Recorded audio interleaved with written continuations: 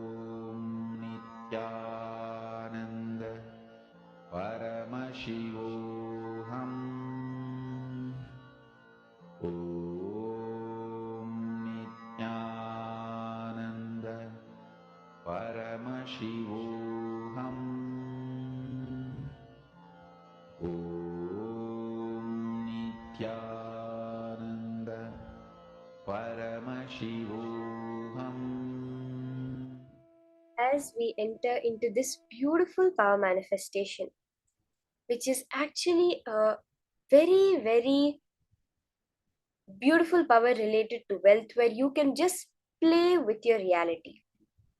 Let's understand as we do the manifestation, let's understand how this power is mentioned in the scriptures, in the life of Swamiji, in the life of various rishis, munis, devatas of Hinduism. The pramanas that Swamiji gives us to acid wash every truth so that you can be sure it will work for everybody.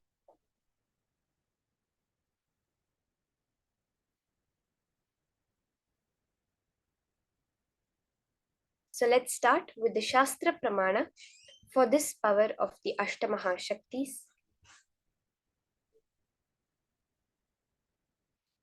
Why we need these pramanas? Very beautifully, Swamiji tells us that the exact necessity for these pramanas is because sometimes some guru might have an experience, but there might be something within him that caused that experience to happen, either his past birth, whatever he has done, or else some lifestyle that he would have lived from a young age which he never realized. When he gets that experience, if he does not refer back to the Shastras, to the Aptas, then when he teaches it, it will not be a verifiable science. It might even get dangerous for his disciples. Swamiji gives us the example of a guru. Let's say a guru got enlightened by practicing the Shirsasana, by doing the headstand. He would have been a natural vegetarian and naturally he would never have had any alcohol from a young age as part of his lifestyle.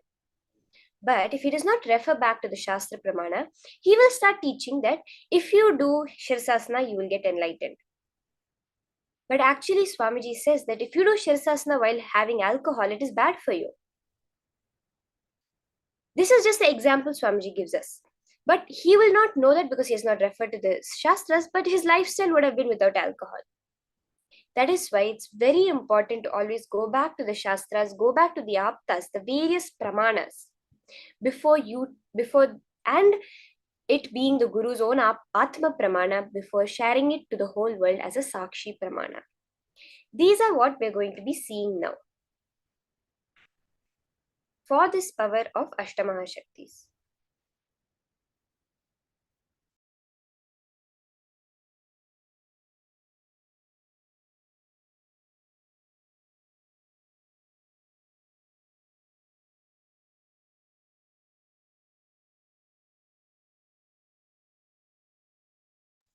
Another very funny example that Swamiji gives for what it is like if the person who's what it requirement of the Shastra Pramana and all the Pramanas are is like sometimes in Indian villages you'll see the compounder, the person who assists the doctor in giving medicines, will go and become a doctor on his own because he knows now, okay, red tablet headache, green tablet leg pain, yellow tablet stomach pain. So he memorizes all this, the compounder, and he goes and becomes a doctor in a small village and he gives. Swamiji says all this is all right until the pharmaceutical company changes the colors. It's exactly like that why it's very necessary for us to have the pramanas. So let's start with the Shastra Pramana for the power of Anima and Mahima and the various Ashtamaha Shaktis.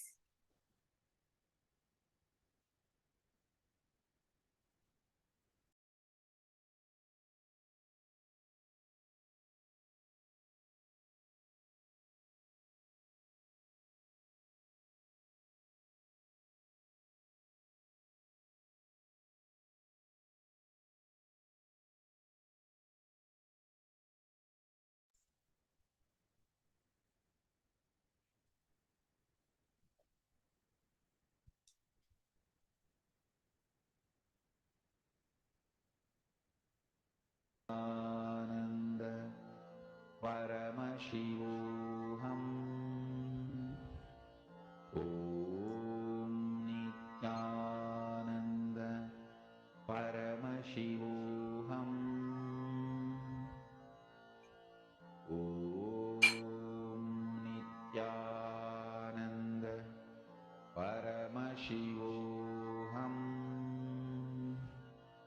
Om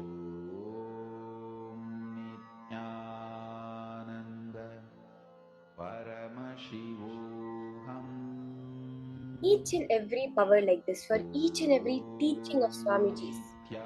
Whatever you're hearing throughout the day in the various jnanas and the various sessions of Swamiji, the various processes you're doing, every single one of them, directly from the source scriptures of Hinduism, the Vedas, Nagamas, it has been acid washed with the Apta Pramana, various rishis, munis, who have also experienced that science, and Swamiji's own experience that is now coming to you. Swamiji has made it very clear. He has even said at one point that there are some experiences which I have not yet been able to find the Shastra Pramana for. As long as I do not have the Shastra Pramana, I will not yet reveal it to the world. So let's see the Shastra Pramana for the power. The Shastra Pramana for the power of Ashtamahashaktis is from the Vijnana Bhairava Tantra. Yes. Mahima vyapya cha sthanam brihadehendriyadibihi tritayam kayatas siddhim aishwaryam animadikam. Bhagavan Paramashiva says, Mahima is the power to exist pervasively with the help of huge bodies, organs and such others. These three lordly powers, Anima, Lahima and Garima, are expressed through the body. Furthermore, Bhagavan Paramashiva reveals about the various other Ishitva, Vashitva, Prakyamya, Prapti also in the same scripture. The Apta Pramana for this power can be seen from the life of Bhagavan Sri Hanuman, where in the Ramayana, when Lord Hanuman was crossing the ocean to see where Devi Sita was held captive in Lanka, when he was crossing the ocean, he was stopped by the mother of all serpents, Surasa, who had taken the form of a demoness to test Hanuman, sent by the Devatas to test Hanuman in the form of a demoness.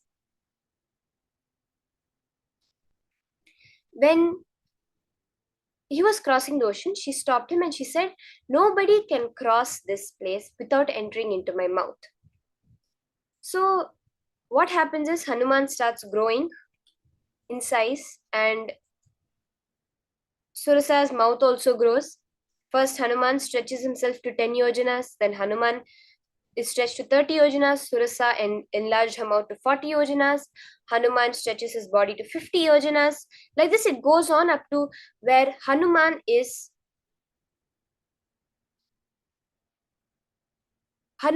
as huge as a mountain. And then he sees Surasa's mouth so wide open and he suddenly shrinks himself to the size of a thumb, enters into her mouth and comes out saying, I have fulfilled your condition of entering into your mouth and now will you let me pass? And she reveals herself as the mother of all the serpents, blesses Hanuman, saying that you will be successful in your journey. This is how Hanuman has shown us the manifestation of the power of both Mahima growing in size and Anima reducing the size. For the Atma Pramana for this power, we see the beautiful incident from the life of Swamiji. So the incident was that the Nataraja deity in the Los Angeles Paramashiva Hindu temple was 6 feet 10 inches tall. The door to the temple is 6 feet 8 inches. So in planning how to move Nataraja into the temple, the disciples told Swamiji about the problem, that Nataraja would not fit. His reply, don't worry, Nataraja will fit. They thought they had made an error in measurement. They went and remeasured both the door and the deity. Still there was a problem with the size of Nataraja. The disciples at the temple suggested to Swamiji that they break this doorway and make a new larger doorway so that the deity can enter. Again, Swamiji said, don't worry, the deity will fit.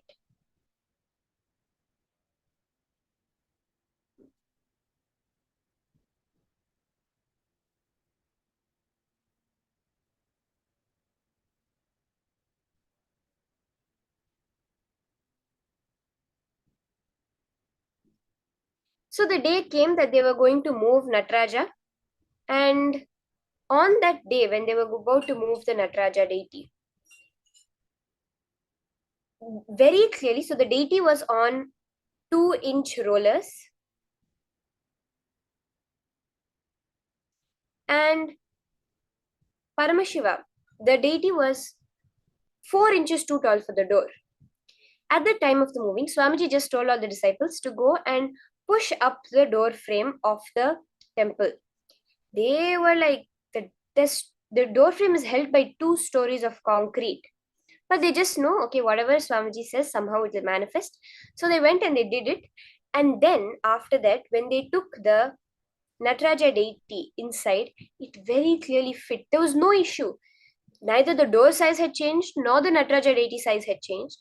But somehow the deity fit through the door. This is how we see Swamiji manifesting the beautiful power of the Ashtamahashaktis. Okay, I see Ma Lita Sage had asked, is the decrease in the height of the object permanent, or does it get back to its normal size afterwards? If so, how long after does it go back to its normal height, please? There are a couple of things related to this. Swamiji has said that beyond a certain change, when you see it, it will be permanent.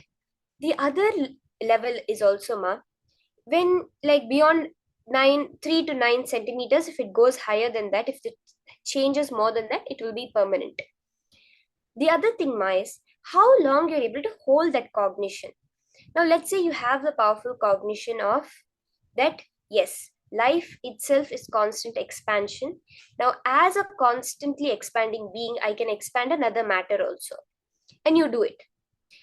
For as long as you're able to hold that powerful cognition, it will remain in that height.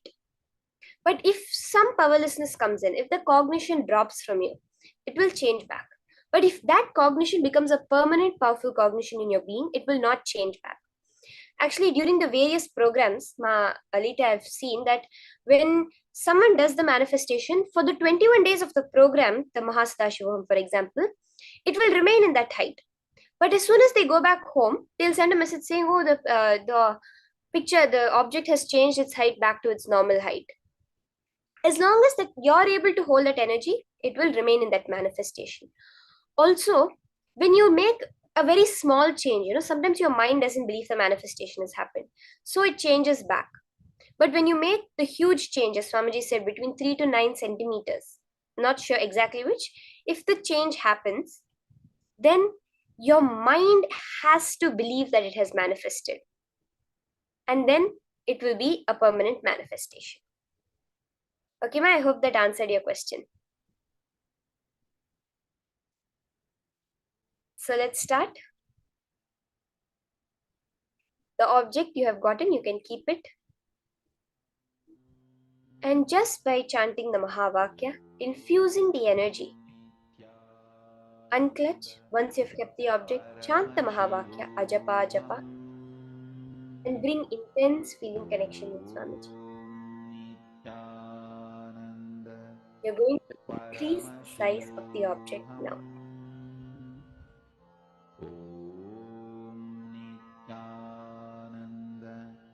Paramashivoham.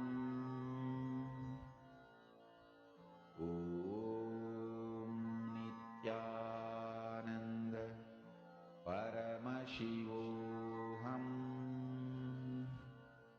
Om Nithyananda Paramashivoham. Om Nithyananda Paramashivoham. Om Nithyananda Paramashivoham. Om Nithyananda Paramashivoham. Om Nithyananda Paramashivoham. Om Nithyananda Paramashivoham.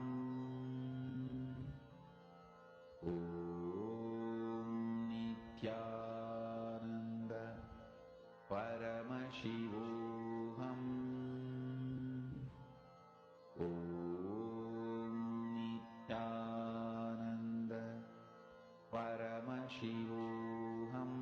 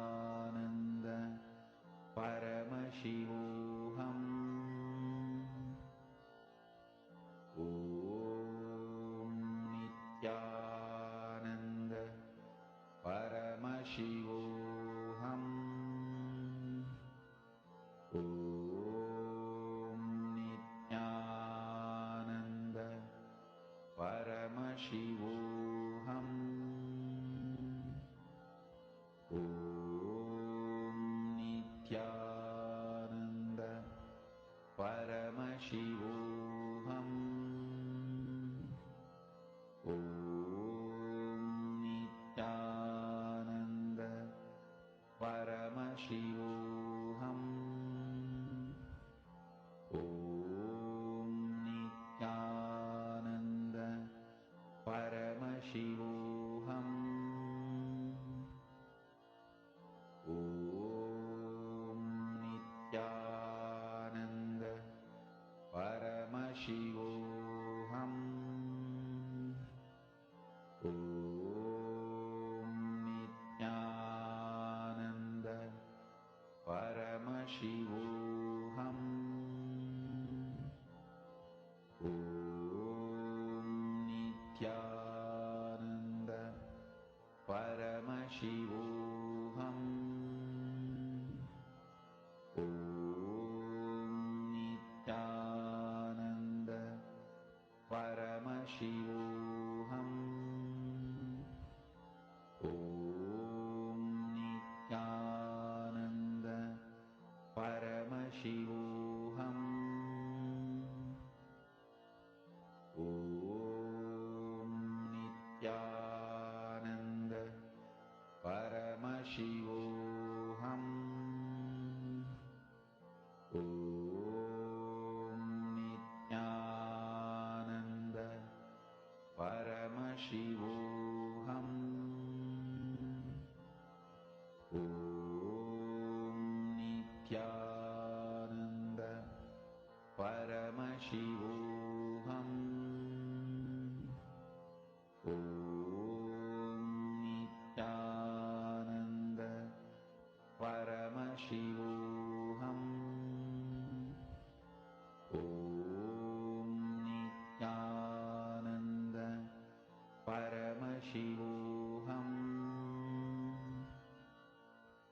Om Nithyananda Paramashivoham. Om Nithyananda Paramashivoham. Om Nithyananda Paramashivoham. Om Nithyananda Paramashivoham. Om Nithyananda Paramashivoham. Om Nithyananda Paramashivoham. Om Nithyananda.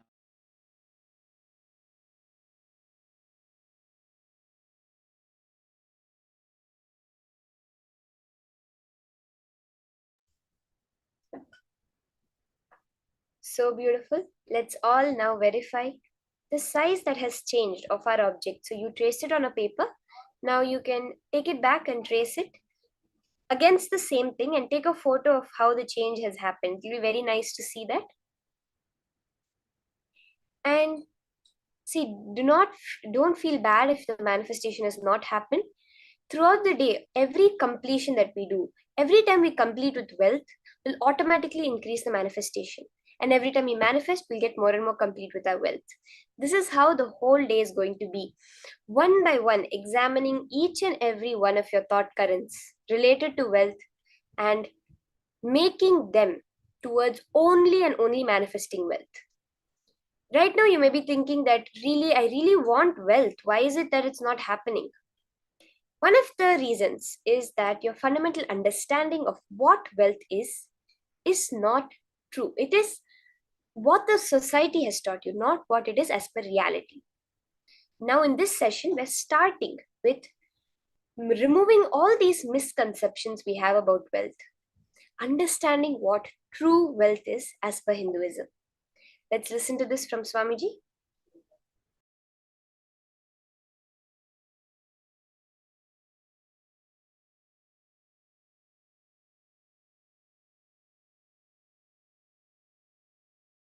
Whether it is your body, health, parameters, wealth, relationships, strategies, decisions, everything about life can just be reduced to numbers.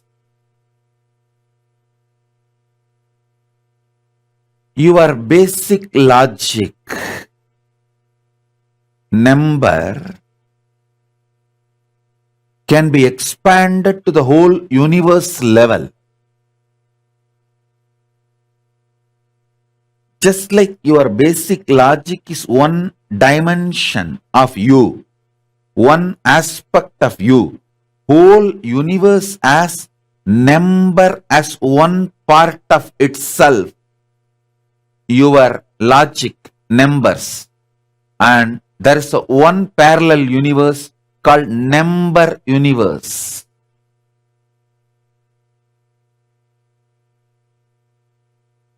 Number universe. Number based identity of you. Number centric universe. How many of you are able to grasp? Actually, if you see all planets, everything can be just reduced to numbers. People who understand everything is number become wealthy just like that. Wealth is nothing but understanding number. That's all. Hey, that's all. I am telling you. If your brain is able to be friendly with the number, I challenge you will become wealthy.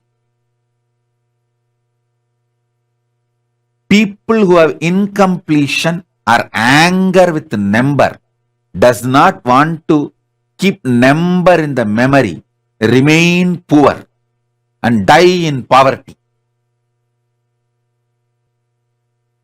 Ramanujam, the mathematician, great mathematician Ramanujam, he mastered this number universe. Number universe Lord is Lakshmi. That is why he says, Namagiri Lakshmi reveals all the mathematics and the number secrets to him. They ask, Ramanujam was interviewed, they asked him, how you just like that reveal the answers and solve the problems. He says, Namagiri Lakshmi, Namagiri Tayar. That Namagiri Lakshmi reveals it to me. Means the number universe was open to him. He was Sahasravatani in the field of number.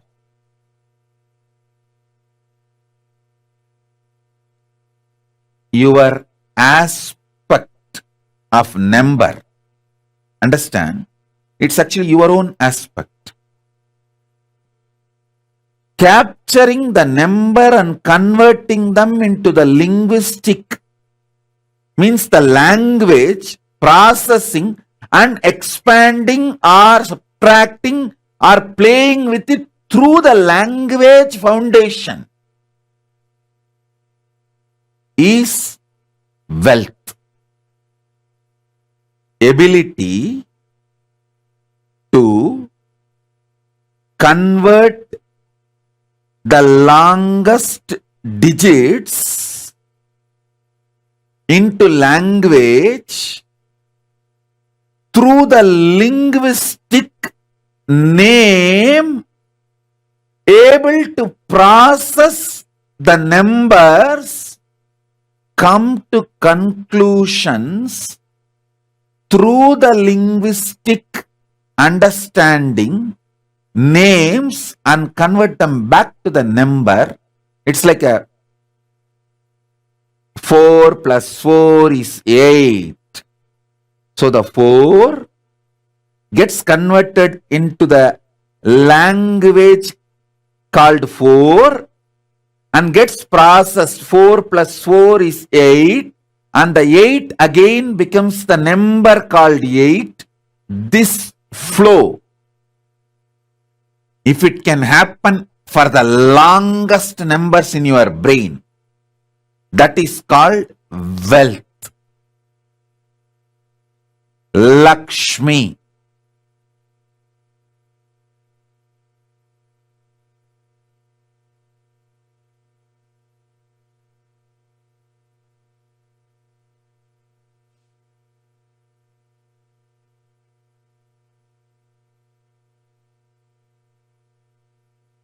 Wealth grew if it is present in your brain. You have to be wealthy. Nothing can be done. This is the wealth grew. Wealth grew means ability to grasp the number and convert them into language you know. It can be Sanskrit, English, Tamil, your mother tongue. And in the language you process it. After the result comes, you convert that back to number. How many of you are understanding this circle?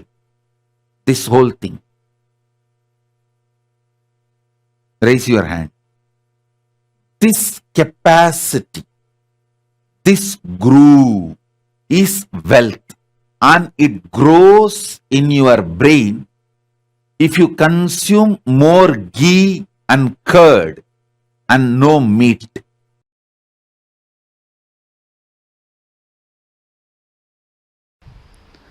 What is wealth? Knowing the knack of how you have to be useful to society and enrich it so that they enrich you. That's all. That's all is money. If you think money is too big, just by making it, you will become tired. That is the biggest poverty. Please understand. Just by making it, if you become tired, you are working, functioning out of the concept of poverty. You will make, but you will not be there to enjoy. Somebody else will be enjoying. That is why I am saying, make money without thinking it is too big. Make money knowing that it is the dust which flies while you walk. I have to here put it on record. One of the statement I heard from my guru, நடக்கும் பொழுது பறக்கும் தூசி என நினைத்து செல்வோர்க்கே செல்வம். I'll translate. While you walk, the dust which flies, the feet dust which flies, equating that to your wealth, and the person who walks, the wealth follows him. Understand?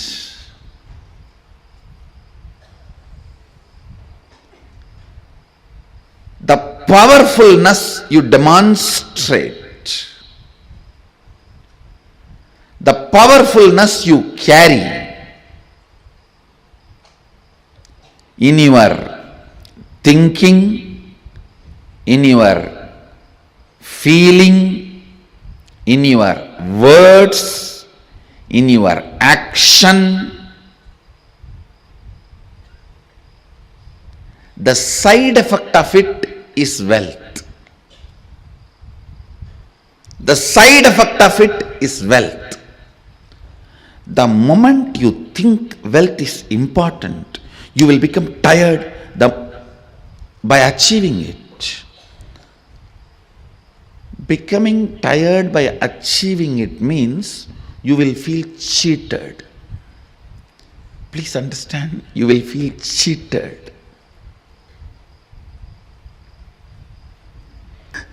Understand? Always be clear. Your focus should be on the powerfulness and awakened state of your being, and push through your life. As a side effect, wealth will be overflowing, you will be enjoying it. Uneducated are those who are educated only in schools. Poor are those who think money is only wealth.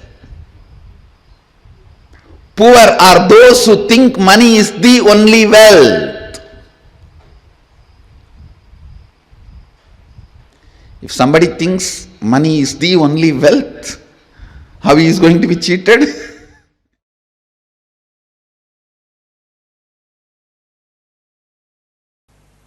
I can say life can be equated to two things. One, the ability to achieve what you want in the inner or outer world, or just getting stuck in both the world.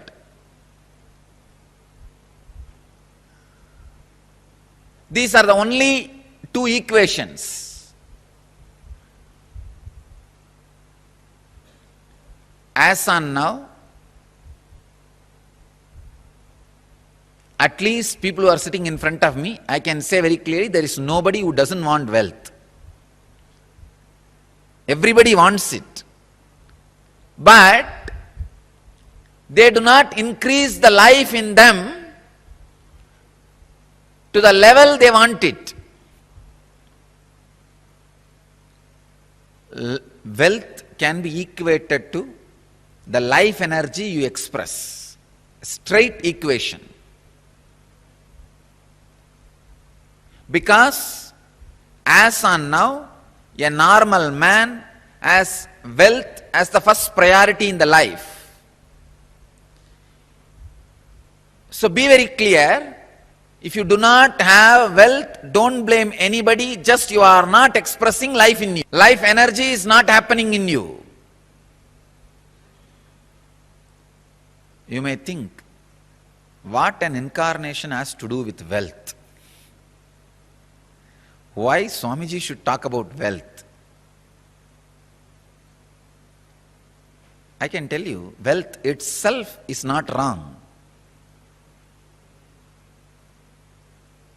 Your concept about wealth, if it is correct and proper, not only it will not be wrong, it will be right. I wanted to present first few basic concepts about wealth properly. First, when a man decides to create wealth, not steal, understand, create wealth, you will have wealth and the great fulfillment you lived.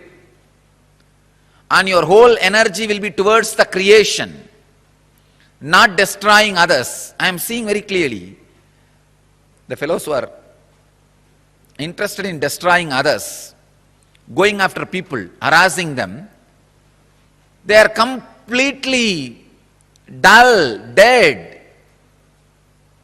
In their very consciousness they are poor. I tell you, the consciousness attitude which works towards creating wealth makes you non-violent, because your whole energy becomes creative. Creating wealth brings tremendous interest in life and non-violence. First I have to clear all the wrong concepts about wealth. Only then I should talk about wealth. Otherwise you will not be able to grasp why an incarnation, a Paramahamsa should talk about wealth, why a sannyasi should talk about wealth.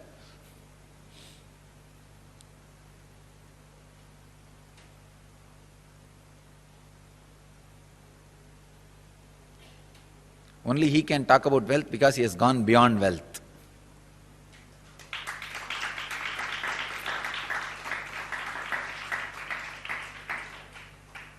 He cannot be made wealthy by wealth.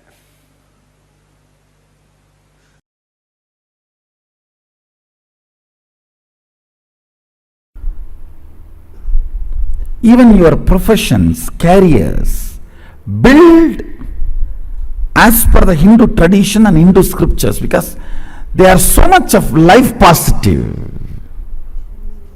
And I tell you, the wealth you generated by being life positive is awarded to you as your richness in any plane. Please understand, with all my integrity to Sadashiva, I give you this cosmic legal advice.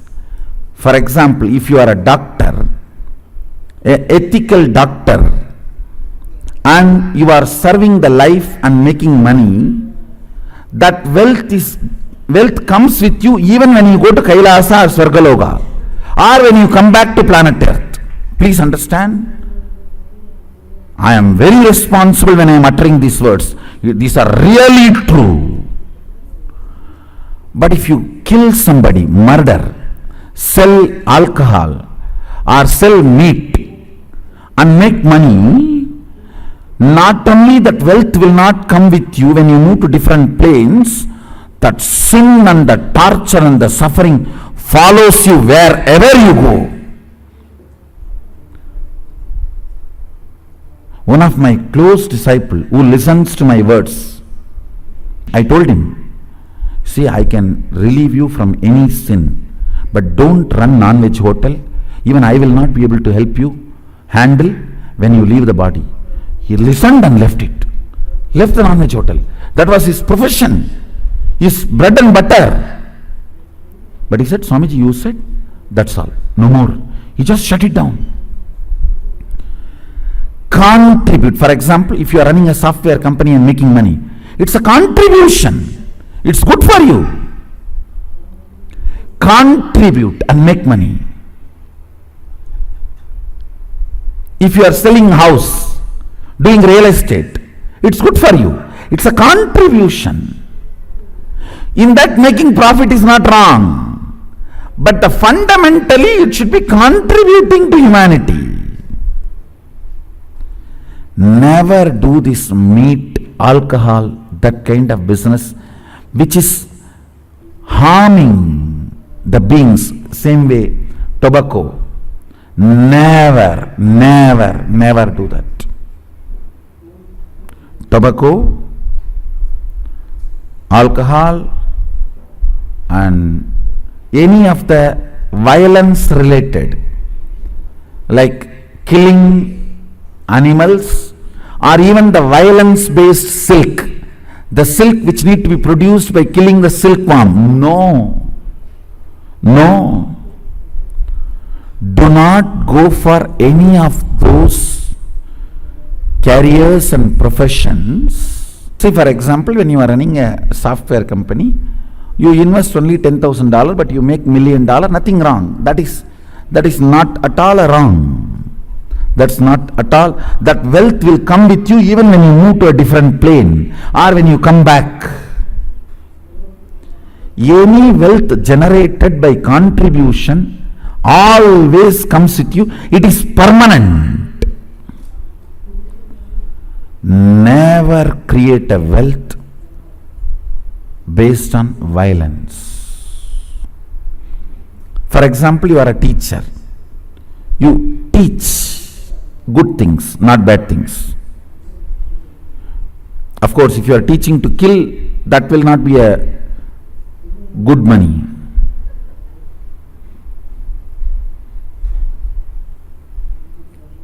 If you are teaching people to contribute and generate wealth, that will come forever with you. Anything done by contribution, addition, will come with you forever.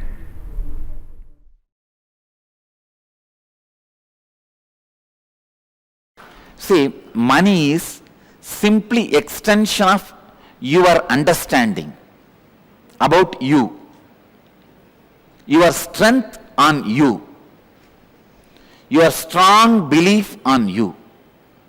I am not talking something impractical, please understand. No, I am not talking anything mystical or impractical. Whatever I am talking is a formula. It is not just miracle happens only in my life. It is a formula which can happen in every one of your life.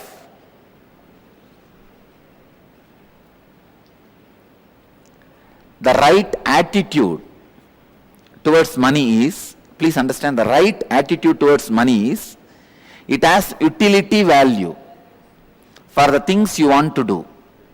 Neither suffer with the feeling I don't have enough, nor be overloaded and develop arrogance or ego or influenced by having it.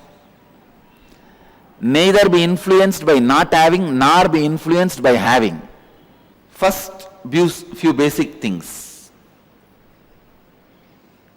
Wealth is not something outside from you. It is extension of what is you. Please understand. You go on accumulating something in your life. If you are conscious, organized, you accumulate wealth.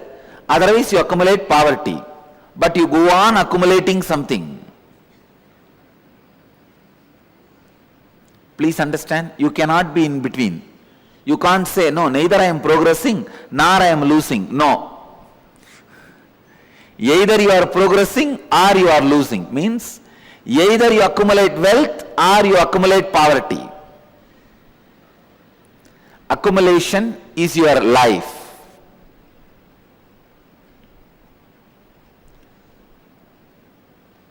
Wealth is not something outside you, it is extension of you.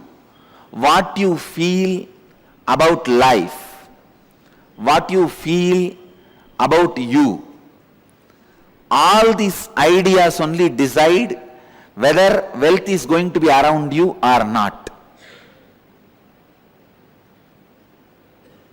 People usually ask me, why is Swami teaching about wealth to us? Who else you think should teach? Only a Swami can teach. I tell you, because your concepts about you plays a major role whether you are going to have wealth or not.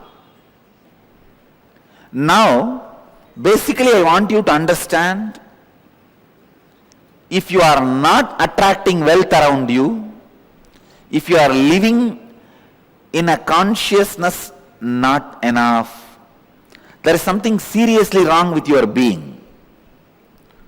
Work on that first.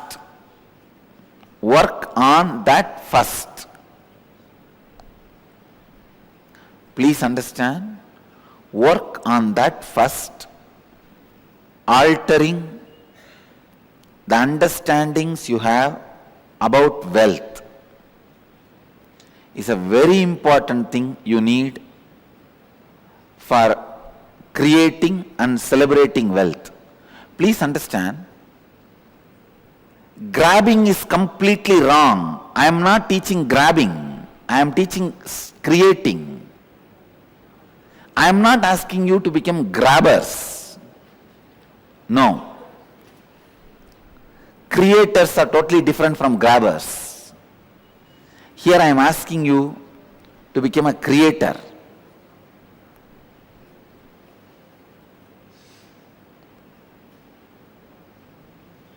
Wealth is not just money and gold alone. It is a space in which you feel abundance. I am not saying without money and gold start feeling abundance. Have enough and have the space enough, both. Have enough, have the space enough, have both.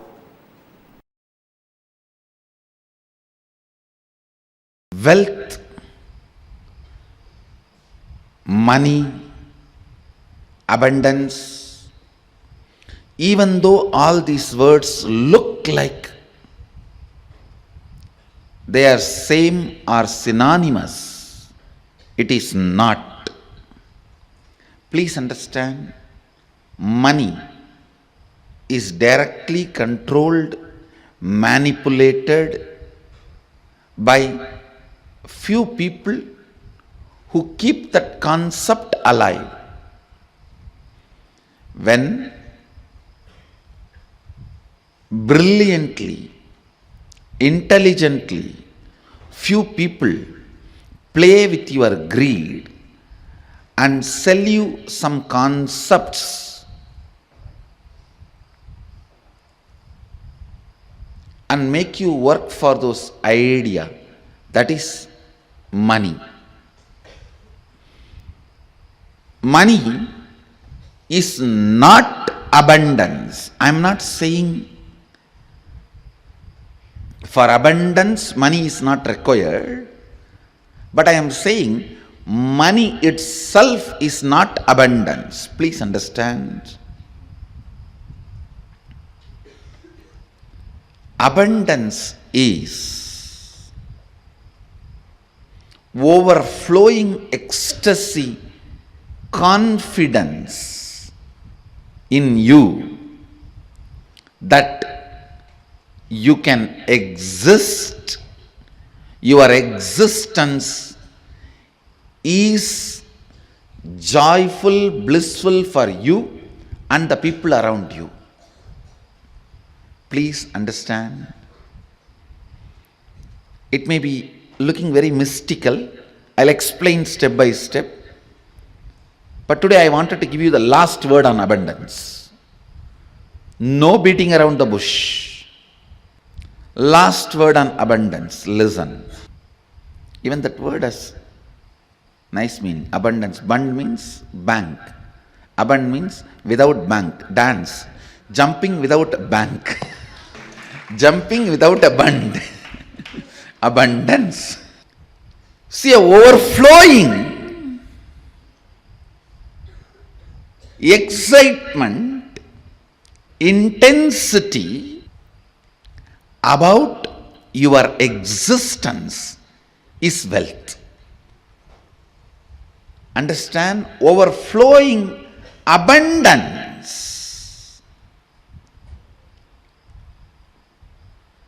about your existence, which expresses as your health,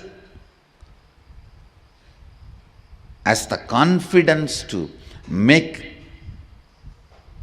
whatever you want, as a strength to manifest everything you need, and not attacked, disturbed, destroyed by the so-called social impossibilities put on you. Please listen. Society puts impossibilities on your head so that you can lose the idea, you can lose the purpose, you can lose the goal of your existence. Please understand. Man who remembers his purpose and goal can never be manipulated or controlled. He will always be living in abundance. If you want to enslave somebody, first thing you have to make him forget his goal. The man who remembers his goal is the wealthiest man in the world. He is the most wealthiest man because continuous remembrance will create an ability to manifest. Some of the basic truths about abundance need to be internalized. Please understand. The real abundance is awakened feeling. That's the essence. experiencing an awakened feeling physically, mentally, in the muscle memory level, biomemory level, and bioenergy level. Experiencing awakening is abundance.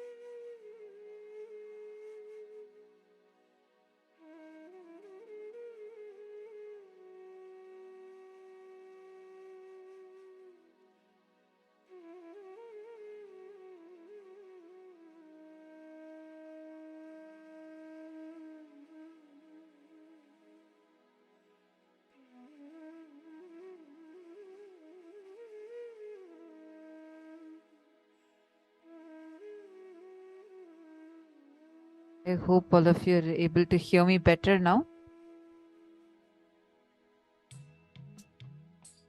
Very beautifully, Swamiji explained to us how wealth as per Hinduism. What is wealth as per Hinduism? Swamiji defined to us about abundance and what's the right way to earn this wealth. Everything so detailedly Swamiji had explained it to us.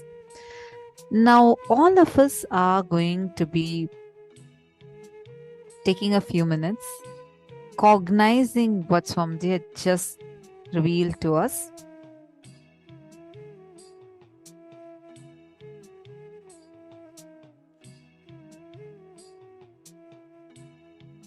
Understanding it more deeply, and any questions any of you have, you all can ask us and we can understand it together.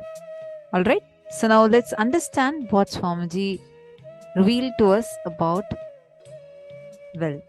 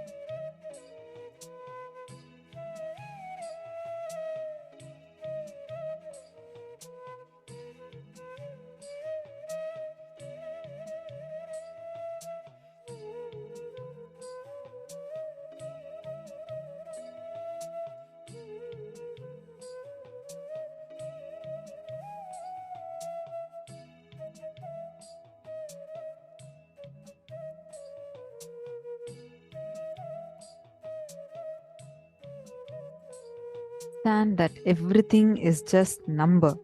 Become wealthy. Swamiji first revealed to us from the number universe session. We saw a small excerpt how Swamiji said, if you are able to play with numbers, if your brain is able to just play with numbers and handle the numbers, be friendly with the number, you will become wealthy.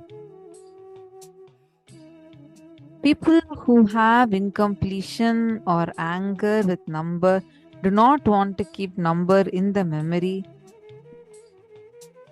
will become poor. So this technique Swamiji had revealed to us. And Swamiji also defined to us what actually the wealth means. What is wealth?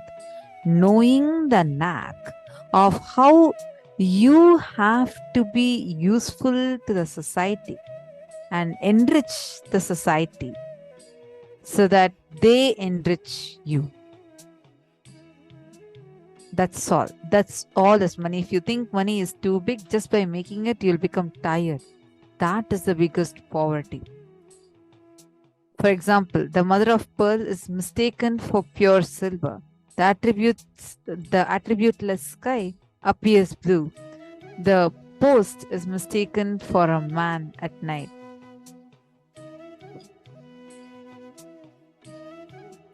Understand, like how Swamiji revealed, the cognition that you carry about wealth matters. How you cognize wealth, what is that you understand as wealth, all of this matters. Now take a few minutes, write down all the desires that you have related to money. In all three forms, earning money or spending money, saving money. Take 5 minutes.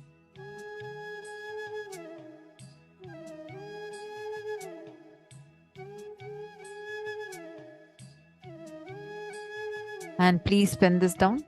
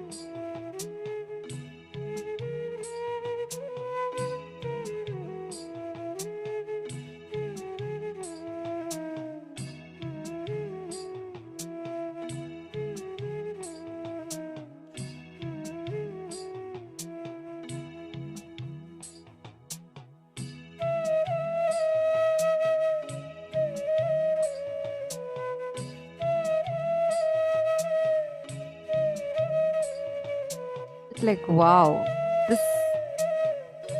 this definition of wealth itself is so empowering, right?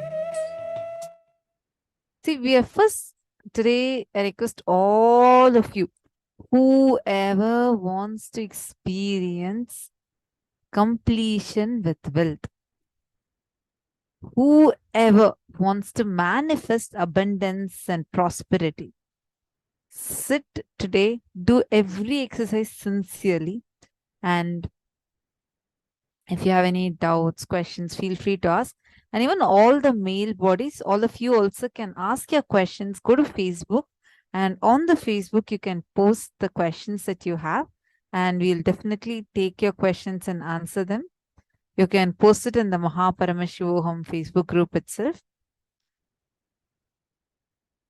We will see your questions there, and we'll definitely answer your questions.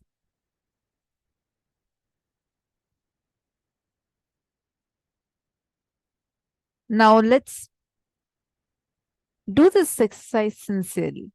All right. See, step by step, we are first going to be working on our cognitions related to wealth. Then we are going to attend to the incompletions that we are carrying towards wealth. We're going to attend to everything layer by layer by layer. So by end of the day, you become so powerful. You'll learn, and then we're also having a session where you're going to learn the techniques to create wealth, to manifest wealth in our life. So this is what we all are going to be learning today. Take a few minutes and do this exercise. Now, for each of these desires, identify if you have any conflicts or contradictions or complications. Clearly describe it. Make a list of conflict-free, contradiction-free, complication-free desires you have in all the aspects of wealth: earning, saving, and spending. I'm going to explain what is this conflicting, contradicting, and complicating desires. This is something very important for us to understand. We do this actually every season. This is something like really a huge click for me every time I see it. If you just see inside of you, many times, like you can all actually just try this. Close your eyes. Visualize whatever I'm saying now. Close your eyes. Visualize these sentences, okay? I am walking. Visualize yourself walking. I am running. I am sitting. I am sleeping. I am swimming. Now visualize, I am not swimming. I am not standing. I am not sitting. Were you able to visualize that? Relax. You can open your eyes. How many of you observed that whenever this word not comes, you don't have a visualization for it? You actually are not able to visualize. For example, when I'm saying I am not sitting, you do not visualize that you are not sitting. There's no visualization for it. It's either standing or some other action, or you visualize yourself sitting and say a word not on top of it. There is no visualization for this word no. Am I right? How many of you are clicking with this?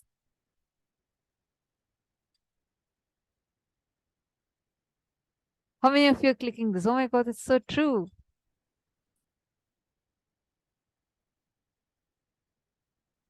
Wow, Mylin, are you understanding? Mylin, say more. Majin Chan. How many of you are clicking with this? Please post in the chat. Great. See, I request all of you to be fully active, fully participative, and do the exercises sincerely. All right? Now, there is something called as conflicting desires, contradicting desires, and complicating desires. What is conflicting desires? In the morning, you feel that, okay, I want to become wealthy. I really today, I have a plan. I want to really plan, do my business well, and I need to reach this target. I have to become the CEO of this company. I have to become a millionaire by this year. You have all these goals in the morning. You're feeling so fresh. You visualize yourself like you just want to do that. And then you're thinking, okay, today all these tasks I'm going to do. Then by evening, almost night, just feel like, God, so stressful. I just don't want to live with any of these. I should just go to some corner of the world and just relax. I don't want to have any of this tension. Morning, you have a desire of having everything, becoming the CEO, taking up more responsibility, becoming more wealthy. By evening, you change. You have one more desire now. In the evening, you feel like, I don't want to have anything. I just don't want to have any of these things. It's so stressful, so much tension. Let me just run away from all of this. This is called as conflicting desires. You're just in a, like, you would have just decided, I'm going to diet today. I'm going to do the fasting today. I'm going to really do it. Then you go and you freshen up, you go and see the menu, and you'll suddenly see your favorite dish being cooked. And you're like, it's okay. Today, one day, I can eat it. And gone. I see so many of you laughing for the second example. All right. Looks like many of us do it. See, we have one desire at one point in time and another desire at another point in time. Both of these desires are, what are they doing? They're conflicting with each other. Now, these desires that are conflicting with each other are called as conflicting desires. And these conflicting desires are the same things that are even obstructing your manifestation of wealth. Now, we are going to see, all of you listed down the desires, how all you want to manifest wealth. You have written down the desires you have related to wealth. It can be bank balance, it can be becoming a millionaire, whatever goals you have written down, correct?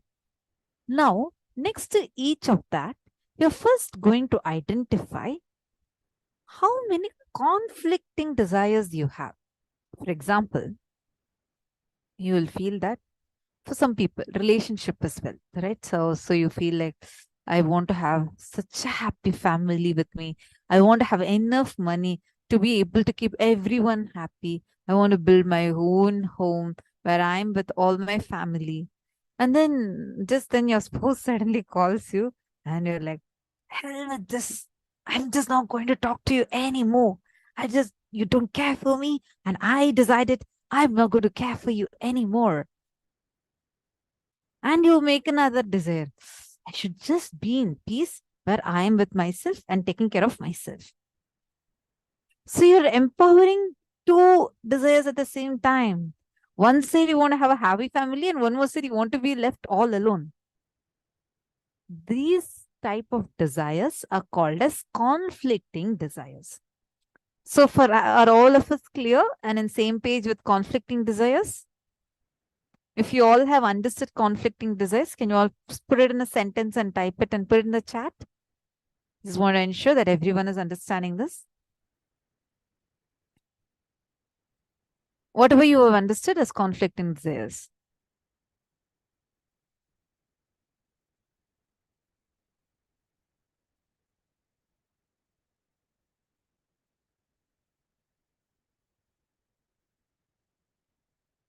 No, I only see so many yes marks coming. All of you post a clear full sentence. so that I also understand, and I'm sure what you all have understood, what is conflicting desires.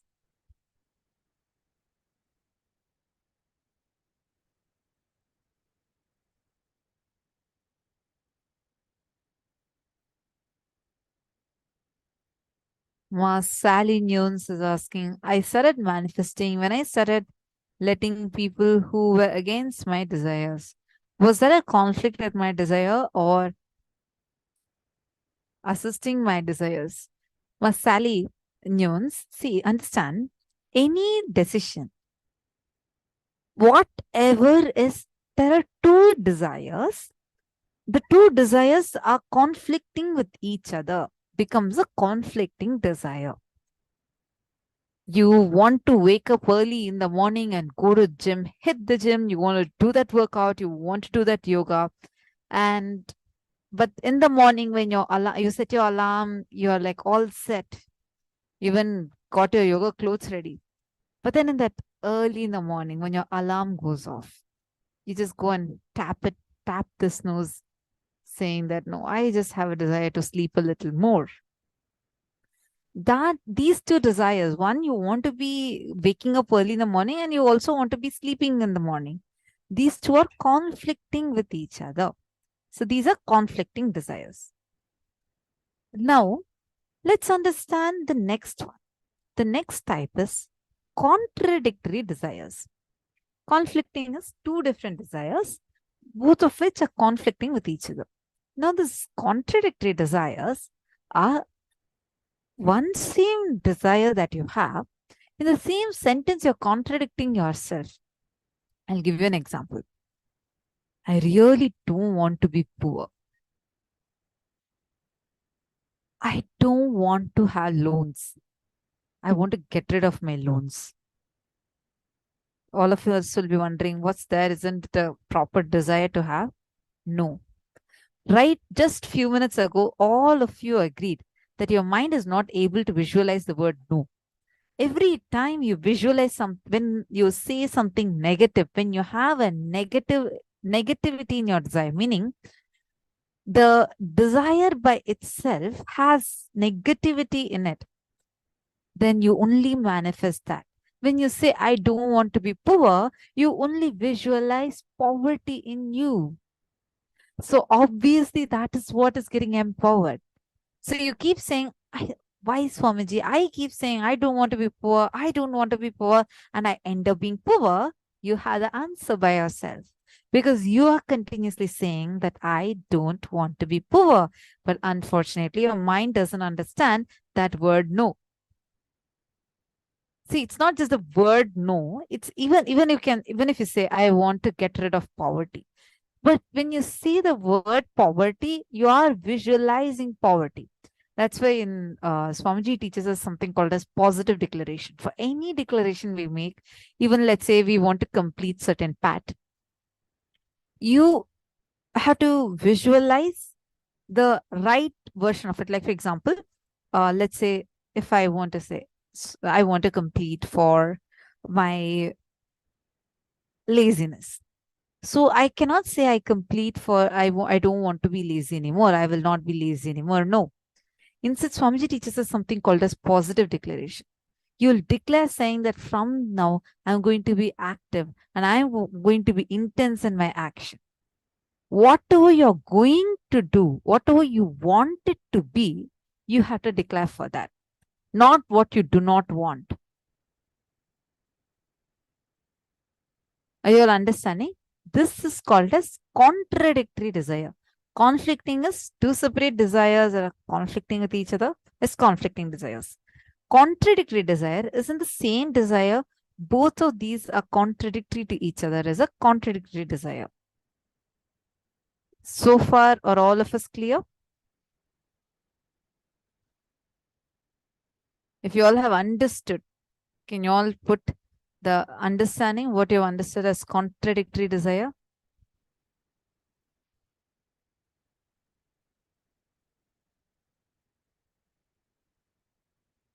See, don't go into analysis of why conflicting desires right now. First, understand the difference between conflicting and contradictory desires. We'll go step by step. Madhananda saying, same as to be healthy. You would say, let me have health. Yes. You will not say, let me, like Swamiji will always give this example. Swamiji will say, you should never say, I want to get rid of this headache. Instead, you should say, let me manifest a healthy body. Let me be healthy. I want to have health. So that you would, so that you are empowering the right word in you and manifesting the right thing that you are wishing to manifest.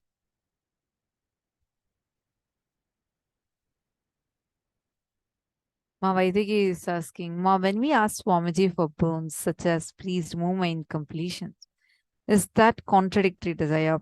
The sentence by itself, when you carry it inside you, yes, it is. It is a contradictory desire. But when you ask it to Swamiji, Ma, see, Swamiji does not answer your question. He answers the questioner who's asking the question. So when he gives you a boon, he doesn't give the boon to only what you're asking there. He gives much, much more than what you're just asking there. He attends to you. He attends to your very being. So with Swamiji, you don't need to worry about it. But yes, you need to attend to that sentence also. Today we are going to focus only on the wealth dimension of us. So right now, look, do this exercise. Do the wealth, the desires that you have related to wealth, wherever you have put. Next, that make 3 columns. In the first column, identify all the contradictory desires that you have, the conflicting desires you have. In the second column, do the contradictory desires. In the third column, write down which all are complicating desires. Complicating means there's some desires you don't know, you don't even know how to achieve that, and you don't know how this leads to that, but you have a complicating desires. I saw someone had posted saying that I want to eat all fatty foods, but I want to be thin. That's a complicating desire. Like somebody will say, it's like trying to have love through marriage. That's a complicating desire. Meaning, just kidding. Meaning, you don't know how to achieve that. Like there's no clarity as to how you can achieve it. Where you go on just complicating it is called as a complicating desire. You want to do it, you don't want to do it. There's no clear desire in you. It's like a complication that you have built up and you're having that as a desire. It's called as complicating desires. Now take a few minutes, sit and list down what all are contradictory, what all are conflicting, what all are complicating. Are all of us clear? Are you all understanding? Great. Now let's sit and do this sincerely. Give you all a few minutes. Please write it down sincerely.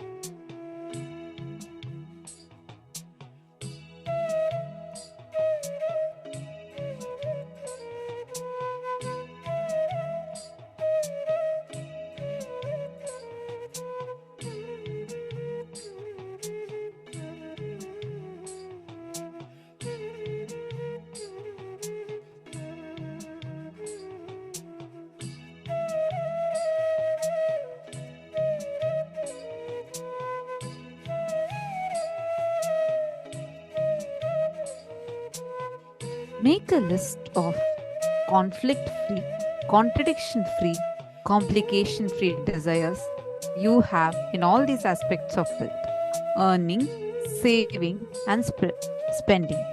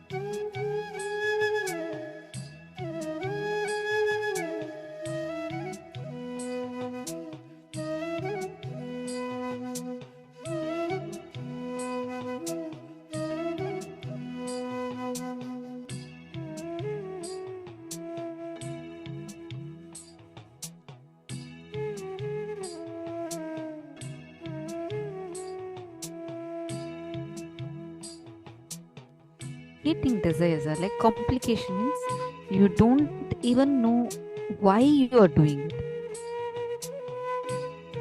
and you just complicate things. For example, if you talk to your spouse about a particular problem, you know it will be resolved, but you think, why should I talk?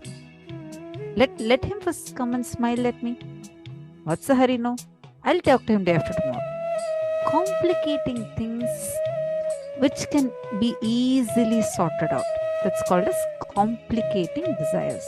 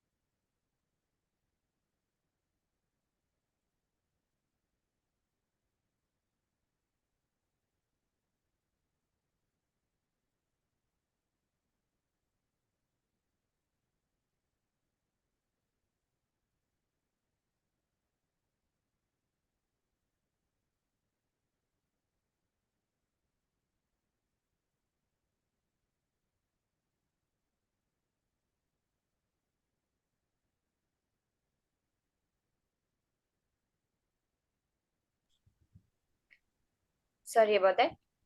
How many of you are really feeling that you never paid attention to the part of you that was actually contradicting what you thought you wanted? Just post a quick yes. You were able to actually identify that there are so many parts of you itself that are conflicting with the desires. And till today, you've actually been blaming it. You're saying that, see, I want it, but life is not giving it to me. But now you're really, really understanding how it's just a small shift and immediately you can manifest what you want.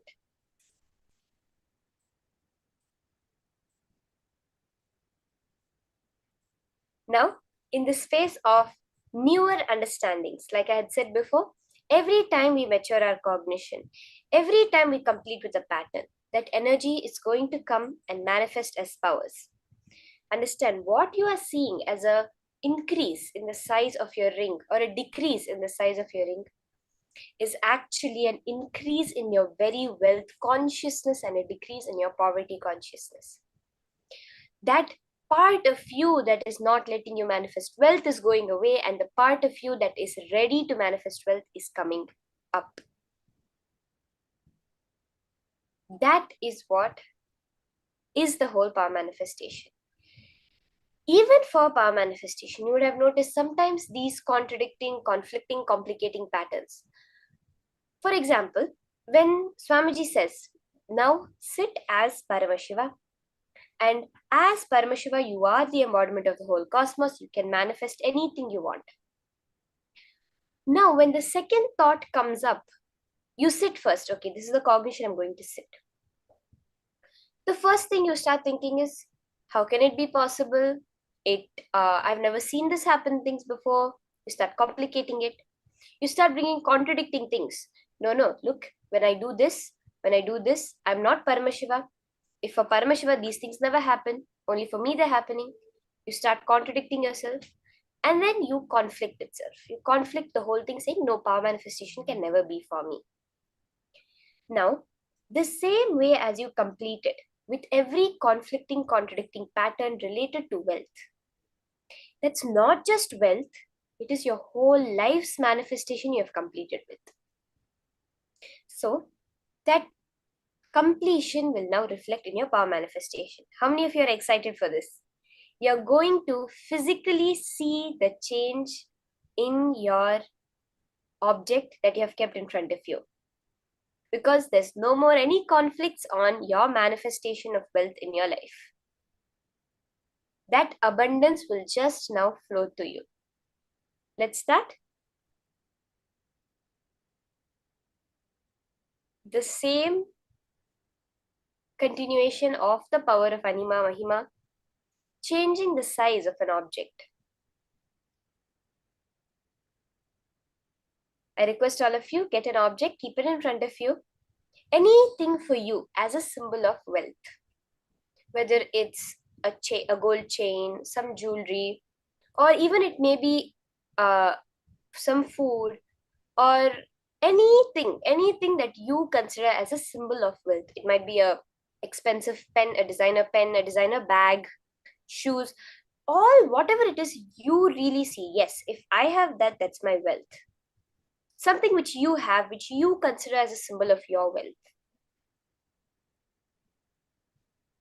Get that object, you're going to increase the size of that object now.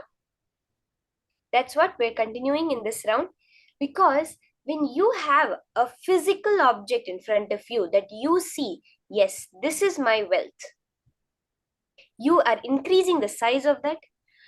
Very simply, you'll be able to understand how to increase the size of that zeros in your bank balance, the number of zeros in your bank balance. So are we ready for this? Let's start. Keep the object in front of you. Connect to Swamiji, chant the Mahavakya. Now, understanding that if you want it, it has to become your reality, because you are manifesting your reality.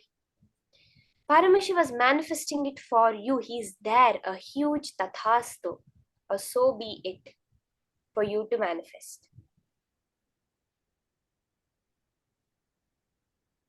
You can close your eyes or you can sit with your eyes open.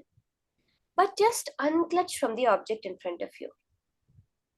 Once you have made that decision and kept it, no more that can affect you in life, as your will is now going to manifest. Do not constantly be in the space of, oh, is it happening? Is it happening? Open your one eye or looking, checking, has it happened? No. Sit, close your eyes, or you can keep your eyes open, look at the object, but be in the space of Paramashiva, power manifestation, whether you're doing it now as this 21-minute process, or you're doing it in life as changing your boss's mind, as manifesting a vacation for your family. Whatever it is, it's the same thing you have to do. As long as you think it's something you have to achieve, it will never happen. As Swamiji said, for one who thinks of wealth, of their manifestation as the dust under their feet, wealth follows them. That's why Vishnu, Bhagavan Sri Vishnu, who we're going to be having the experience of today, his leg is pressed by Lakshmi. Lakshmi just follows him. Why? Because that space within him being unaffected by anything externally. Now, when you're doing the power manifestation, bring that same space within you. Do not let the results of the manifestation affect you at all. It is what it is. You are Paramashiva. That's all. Okay? So are we ready? Let's sit. Start chanting the Mahavakya.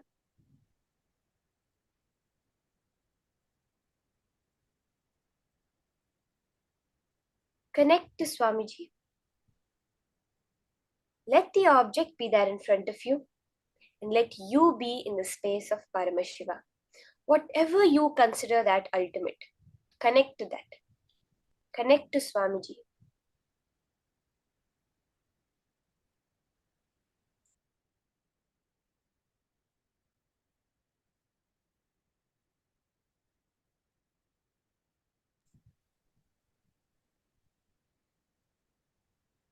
Just by remembrance, he gets reflected in you. When you are connecting to Swamiji in the pure space of unclutching, immediately he flows and you can Photoshop your reality. That's all. You want the ring size to become bigger, it will happen. You can start. Nithyananda Paramashivoham. Om Nithyananda Paramashivoham. Om Nithyananda Paramashivoham. Om Nithyananda Paramashivoham. Om Nithyananda Paramashivoham. Om Nithyananda Paramashivoham. Om Nithyananda Paramashivoham. Om Nithyananda Paramashivoham. Om Nithyananda Paramashivoham. Om Nithyananda Paramashivoham. Om Nithyananda Paramashivoham. Om Nithyananda Paramashivoham.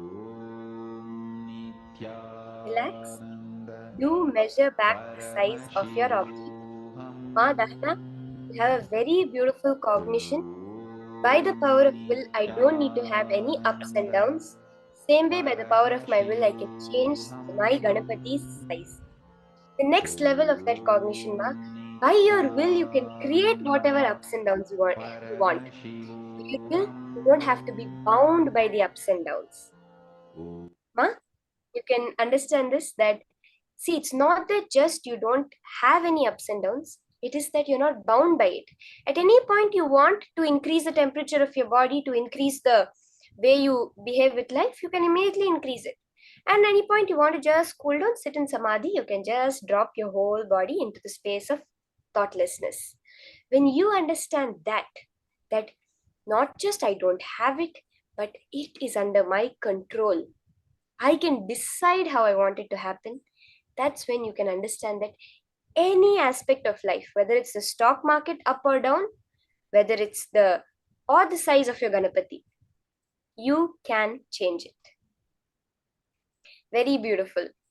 Now we're entering into the further sessions. Another level of what's blocking us in manifesting wealth. Today is such a beautiful day. The whole day is filled with literally bombs towards your understanding of wealth. We just understood how our very fundamental cognition about wealth is what was causing whatever issues in wealth, whether it's wealth in the form of money, wealth in the form of relationships, wealth in the form of free time for yourself, in the form of de-stress, any type of wealth that you wanted, how it's just one cognition change that manifested it. Now, in this next session, we're understanding the next level of manifesting wealth in our life. What is this? All the patterns, the repeated things that you have been taught since the time you were a kid that are restricting you from manifesting wealth. Not just that are in the way of you, but are actually stopping you in the opposite way from manifesting the abundance that you want in life. These are these restricting wealth patterns we have, which now Swamiji is going to be giving us the breakthrough in them, how we can just complete and drop all of these restricting wealth patterns. Let's now listen to this from Swamiji.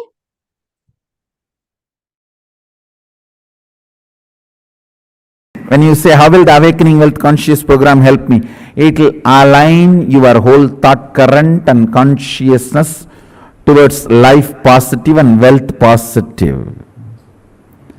Now you may be operating from the cognitions of wealth negative.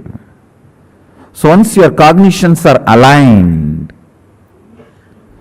please understand, whether you work or not, even your breathing gives life to your cognition.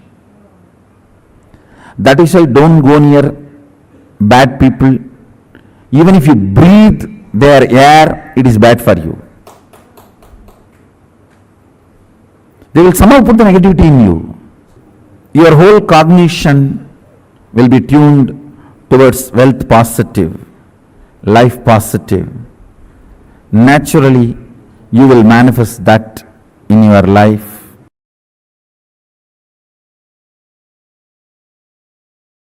Understand, giving 1 crore does not make somebody wealthier.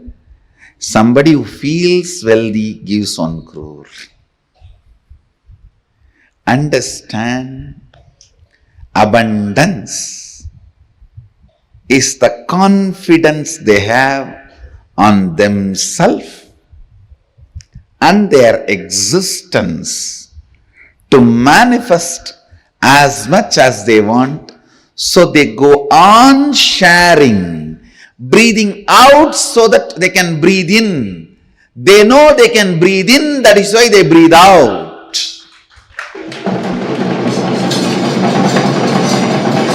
If you are doubting, will I be able to breathe in and hold the breath inside, you will be dead.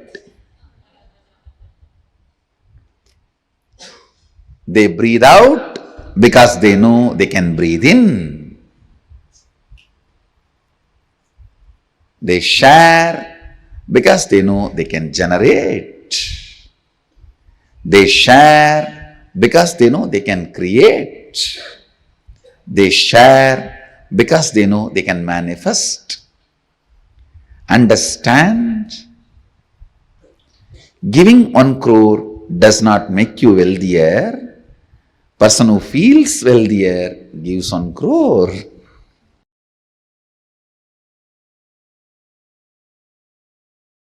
Many of your desires, your movements, your actions, you complicate. Because you have a prejudice, it cannot be solved. All of you understand? How you relate with yourself.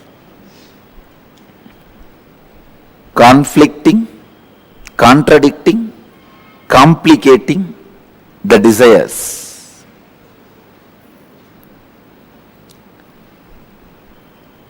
I also wanted you to understand how you relate with yourself. In 2 ways you relate with yourself.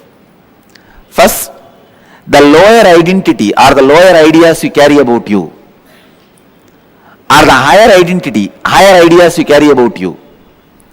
If I have to give an example, very small things sometimes you feel, no, I cannot walk 3 floors and go to my office. So I don't want that job. Sometimes very small things, you complicate it so much and you really believe it is a big problem. I am giving you one example. But look inside, you will see hundreds of examples where such a small thing,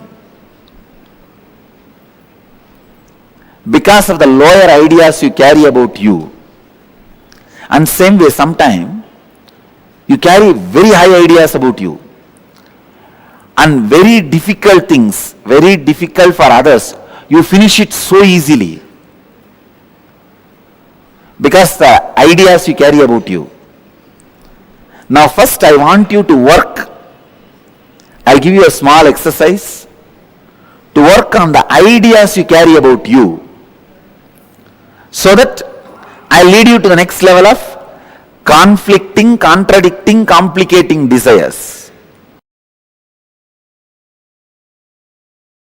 You felt very low and unhappy. Describe the incident and write down the experience you had about yourself. Contemplate and write down the lowest ideas you carry about you. I am not capable, I am not good enough, I am a failure, whatever you are carrying. Second, recollect the first incident in your life when you had the first idea about money. What were your first thoughts and engrams about money? Third, scan your whole life and identify if you had incidents in your life where you are left incomplete in aspect of money. Means feeling unfulfilled because of money. Write down the wounds that got created in you and in your relationships because of money. Answer these 3 questions. I will make you understand conflicting, contradicting, complicating desires, and how the higher identity, lower identity you carry. It is almost like a bypass surgery. Please, I will give you the example. When I say write down any wounds that got created in you in your relationship because of money, somebody asked you money, you did not give and the relationship is broken. Or you gave money to somebody and they did not return it, the relationship is broken. Or you asked money, they did not give and the relationship is broken. Mention all those, record all that. Then I will give you the deeper insights.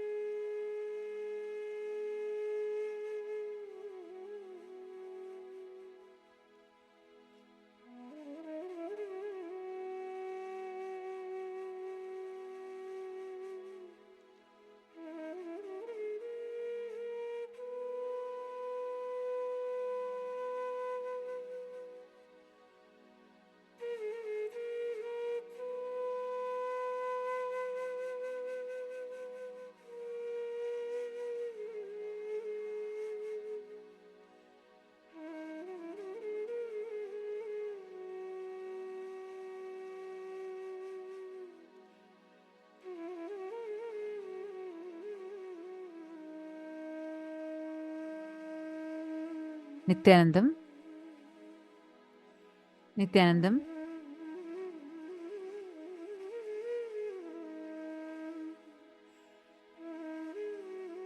Nithyanandam. Yes. Let's now enter into the exercise. This is the very first step we are going to be doing. We have further parts of the session. Step by step, we are going to be working on different aspects. Awakening wealth consciousness will align your whole thought current and consciousness towards life positive and wealth positive. Now you may be operating from the cognitions of wealth negative. Many of your desires, your movements, your actions, you complicate because you have a prejudice. It cannot be solved. In two ways you can relate with yourself. First, the lower identity or the lower ideas that you carry about you. Second, are the higher identity, the higher ideas that you carry about you. For example, very small things. Sometimes you feel, no, I can't walk 3 floors and go to my office, so I don't want to go to job. Sometimes very small things, you complicate it so much and you really believe that it is a big problem. How many of you are able to see this in your life? Now we are going to do the completion process. Take a few minutes. Identify some instance where you felt very low and unhappy about you, where it's like the incidents especially related to wealth. Describe the incident and write down the experience that you had about yourself.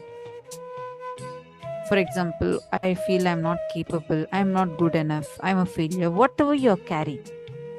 Second, recollect the first incident in your life when you had the first idea about money. What were your first thoughts and engrams about money? Third, scan your whole life and identify if you have had incidents in your life where you were left incomplete in the aspect of money, means feeling unfulfilled because of money. Write down the wounds that got created in you and your relationships because of money. Please take a few minutes and start writing this down.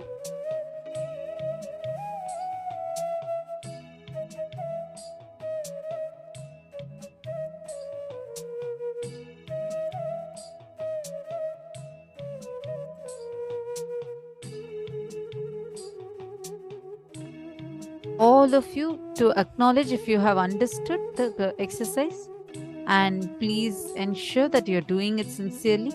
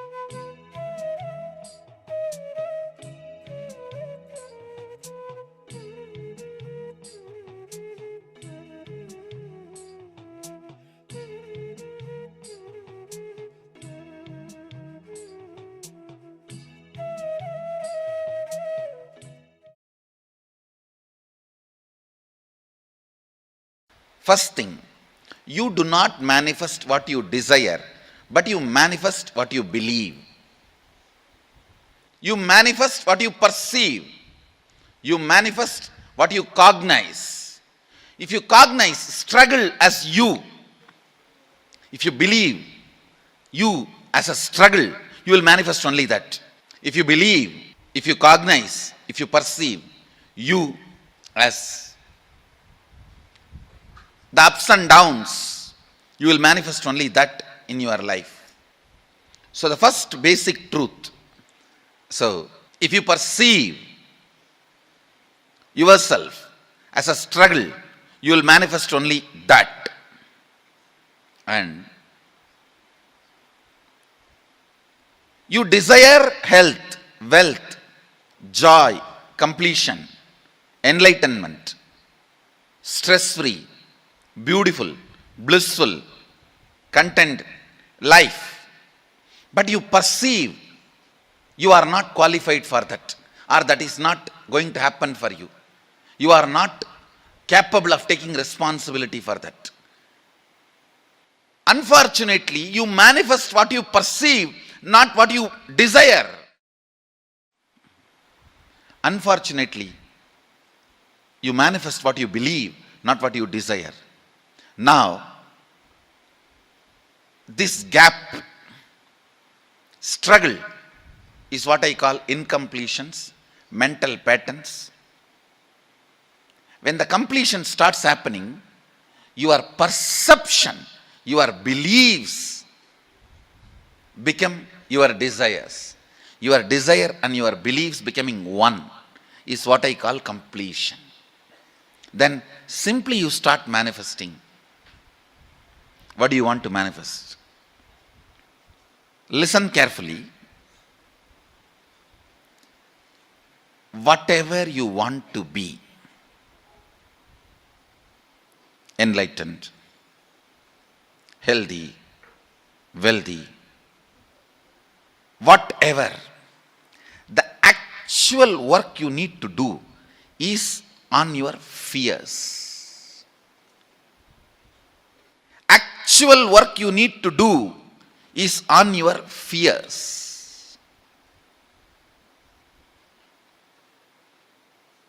You are working on many wrong things. You think you need to work on your desires. You think you need to work on your energy. You think you need to work on your activism. You need to work on your intelligence. No. I am telling you, intelligence is not information. It is ability to handle information. That comes only when you crack down your fears. In the path of enlightenment, if fear is a wall, desire is just a small rope hanging between two poles. Guilt may be a small one thani bush in one corner, which you may not even need to attend. Many things which you may not even need to face, you go on wasting your time on it, working on it. Actually, what you need to face, you need to crack down on your fear. That is the most important wall you need to break. Even here, the secrets of attracting wealth, the most important thing you need to break is your fear. You need to crack is your fear. It's for the courageous. Actually, I see, from my own experience, I tell you, wealth worships the feet of courageous people.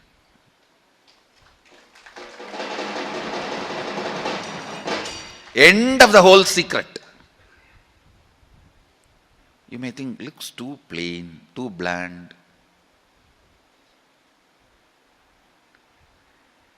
internalize your inner space, internalize this truth, use this truth as a weapon to beat yourself down. Understand?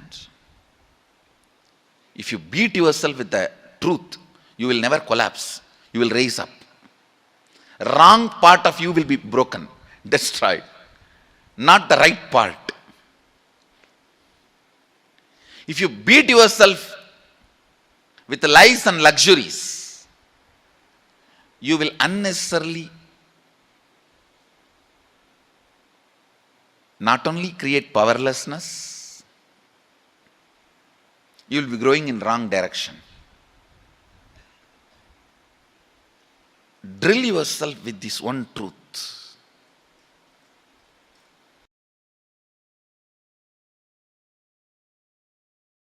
If you carry the idea, oh, if I become wealthy, I may become arrogant. I have seen many wealthy people becoming arrogant, abusive. If you carry that idea, you will never allow the wealth to become part of you. Go deeper into your cognition, biomemory, where the cognitions are stored, biomemory. And remove the cognitions you have against abundance, boredom. If you complete that, you can manifest multiple powers which will just attract. Please understand, you carry certain magnetic power, magnetic energy field in your biomemory, which is responsible for attracting the type of people, situations around you in your life. Sometimes people come and tell me, I all the time attract the people who abuse me, Swamiji. Means you are enjoying it. You are very happy about that victim feeling. You think that is the best safe identity with which you can survive. No. You are not Sati, you are Parvati. Understand?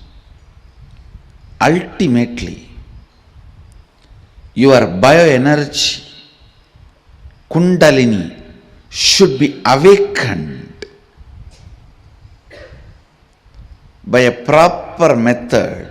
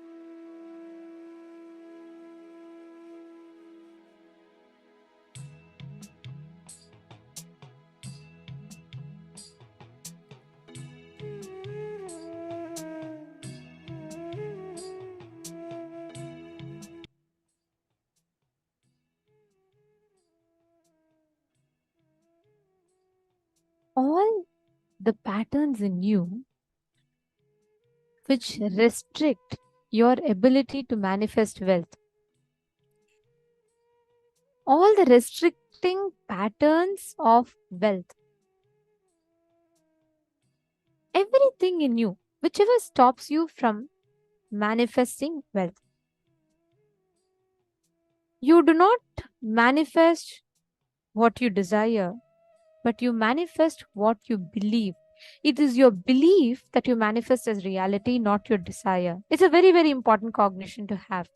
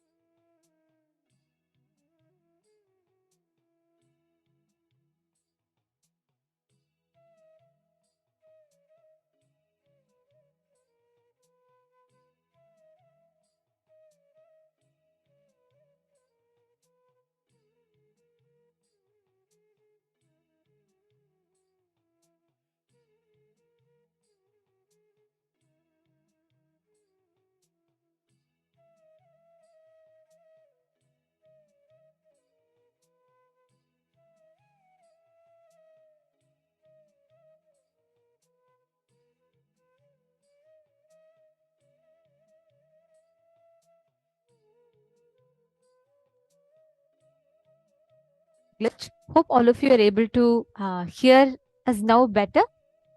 Okay. See, it's a very, very important revelation that Swamiji revealed in this part.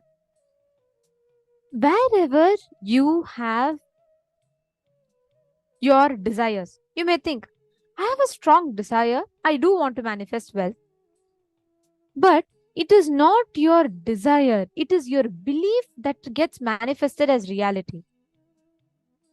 Because our desire constantly keeps changing, dilly-dallying. Your desires is what manifests wealth. You do not manifest your beliefs. You manifest your desires. You do not manifest your desires, you manifest your beliefs. What exactly is the belief that you have in your inner space? That is exactly what you manifest. If you believe, if you perceive yourself as the ups and downs in you, you will only manifest those ups and downs as reality. How many of you are catching it? How many of you are understanding it? All the ups and downs, if you are cognizing yourself, okay, I like to manifest well, but inside you will have a part of you which will constantly believe I am not going to be able to manifest well. That belief that you will not be able to manifest wealth is what manifests as reality, not your desire to manifest wealth.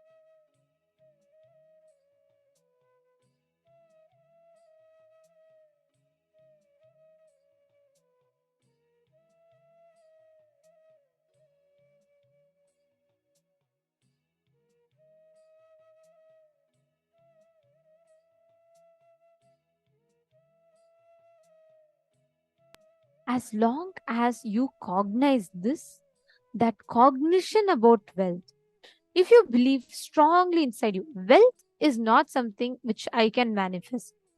Naturally, what happens? Only that belief that you carry, that wealth is a struggle, will manifest.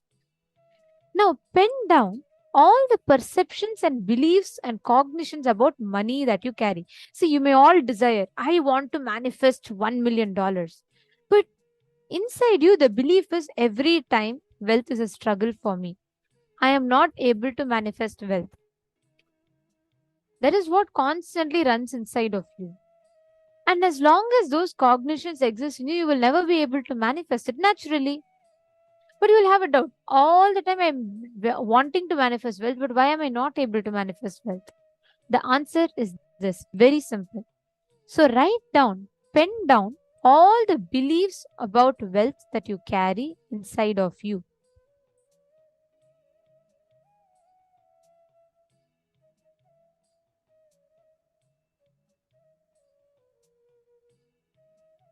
All the beliefs about money, wealth that you carry inside of you, please pen them down.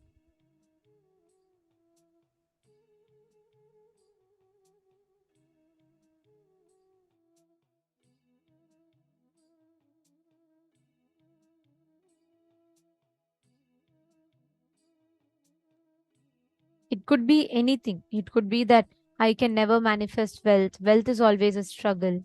Each perceptions, write down exactly the cognitions you carry. Maybe when you were small, okay, you would have seen, really, you would have seen that one of your rich friends suddenly lost all their wealth and they were struggling. So you may believe that wealth is something very unstable. Or whenever you wanted to buy something and you would have asked your mom to buy something, she would have told you, no, we don't have money, we are struggling, and we are trying to make ends meet. And all this would have instilled a cognition in you that wealth is very difficult. We can never manifest it. So look into each of that, write down which incident that it started. Is money causing tremendous pain, suffering, impossibility in you? Is money making you feel like I can never manifest it? It's a struggle. Revisit those incidents and pen them down. Please do this. It's a very, very important exercise. We request every one of you to please pen this down.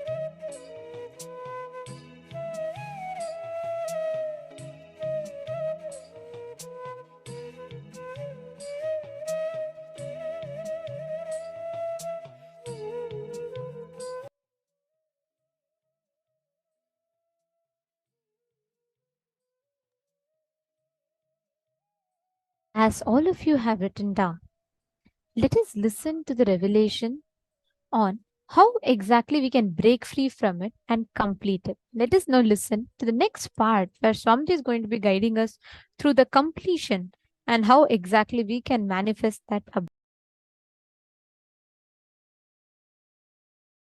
Known or unknown, you can complete. You can be out of it. It is possible. It is possible. I'll explain the science of completion. Understand, this one technique can help you whether you want to get rid of your headache or your whole ignorance and get into enlightenment. Whether you want as simple as healing your headache or as complicated as enlightenment. Anything, this one technique can give you. This one technique, it is a complete end-to-end, alpha to omega.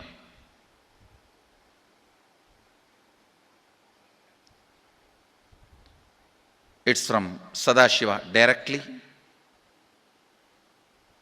In the Agama, 94th verse, 22nd technique. The chapter is called Shivajnanopanishad and also called as Vijnana Bhairava. Chittat yanta kritir nasti mamantar bhavayet iti vigalpanam abhavena vigalpair uchito bhavet. You don't have to remember.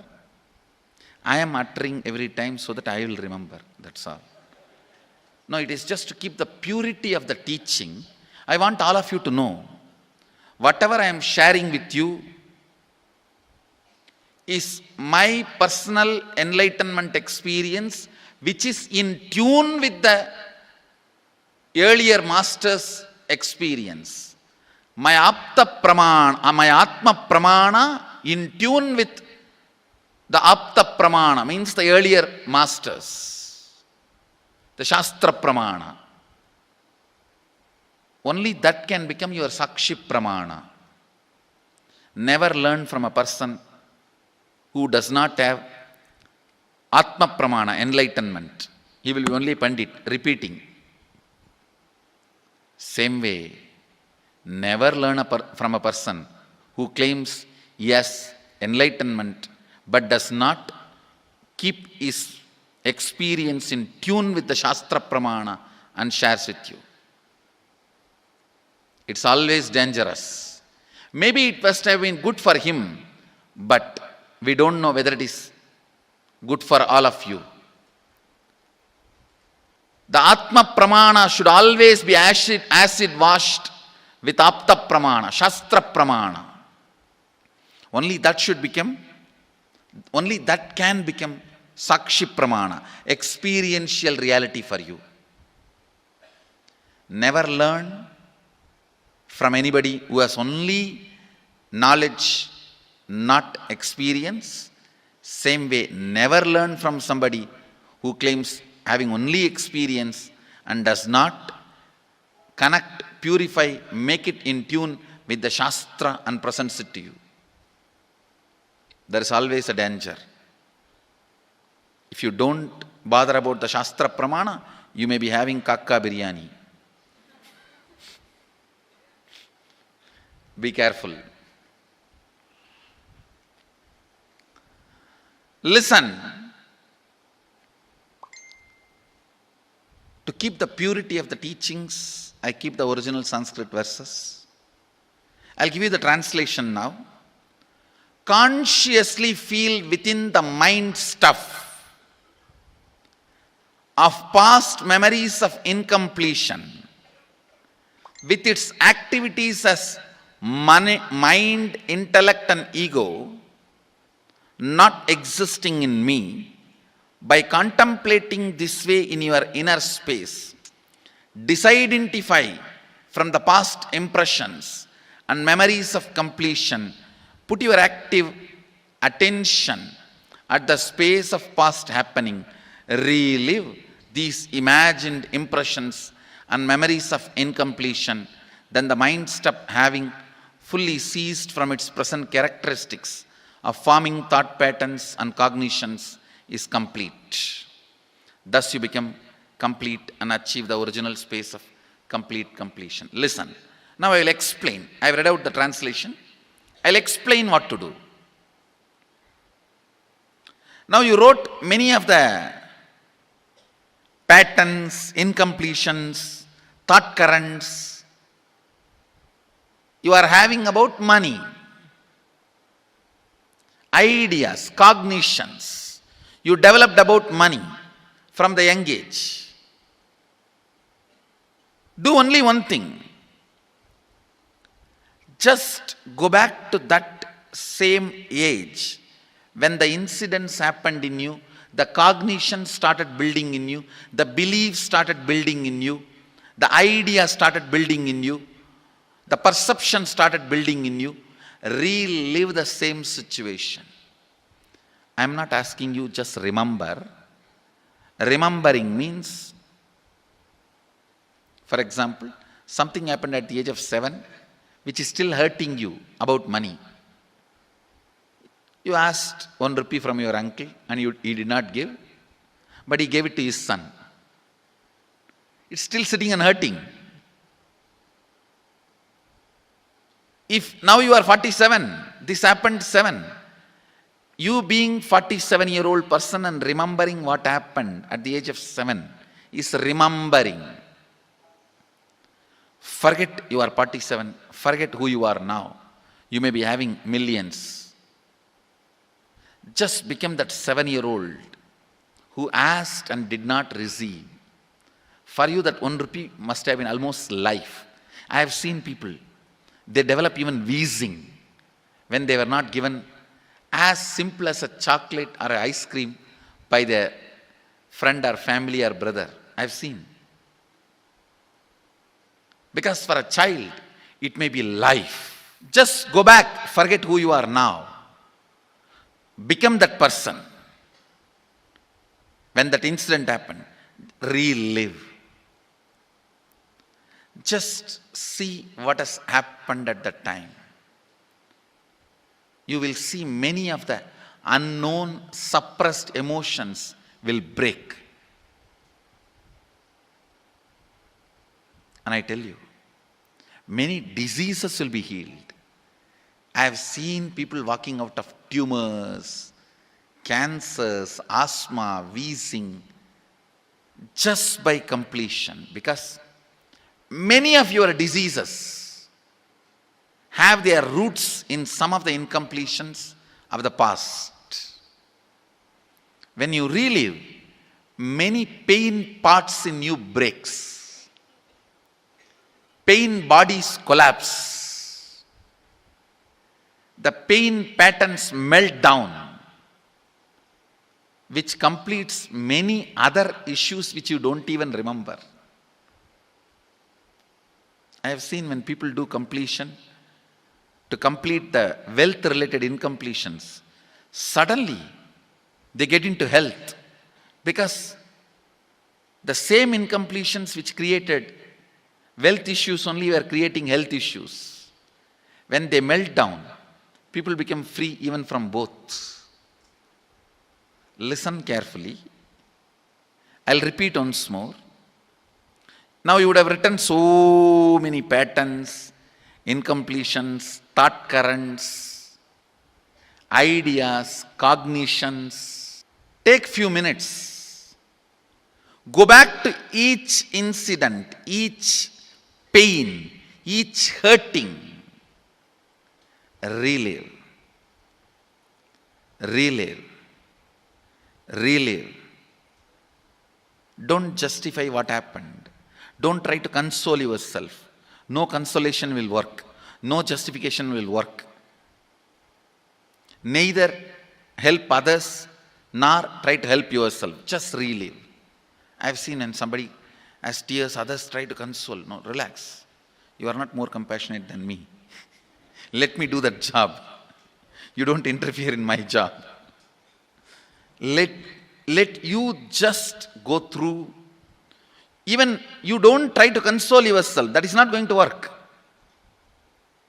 If something has to break inside, let it break. It's okay. When you relive, the powerlessness, incompletion, loses power over you. I'll guide you step by step. And I commit with you, I'll lead you all to completion. And I know how to awaken, trigger the incompletions in you and break them.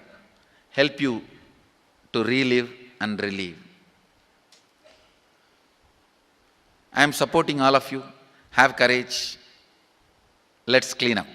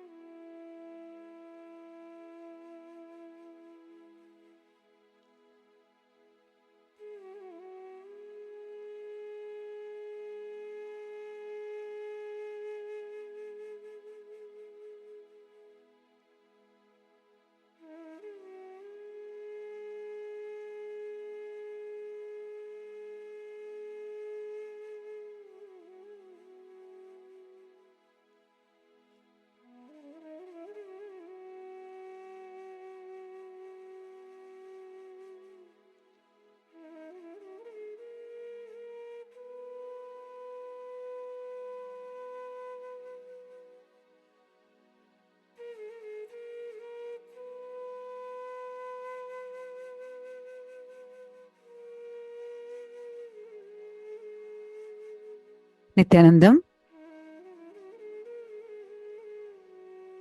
how many of us are understanding this one powerful technique that Swamiji has given to us? The technique of completion. How many of you clicked with it? Understand this one technique can help you in multiple levels. Whether you are looking for getting rid of a simple headache, or you want to get rid of your whole ignorance itself and achieve enlightenment, completion is the key. Just through completion, you will be able to experience that tremendous power, powerfulness, and liberation from all your restrictive patterns. It's the same thing for wealth also. Today, what Swamiji just revealed to us, we are going to be sitting and drilling all those incidents, going back to our childhood, the incidents and experiences that we had. We are going to be going back to that. We are going to be revisiting that and working on that.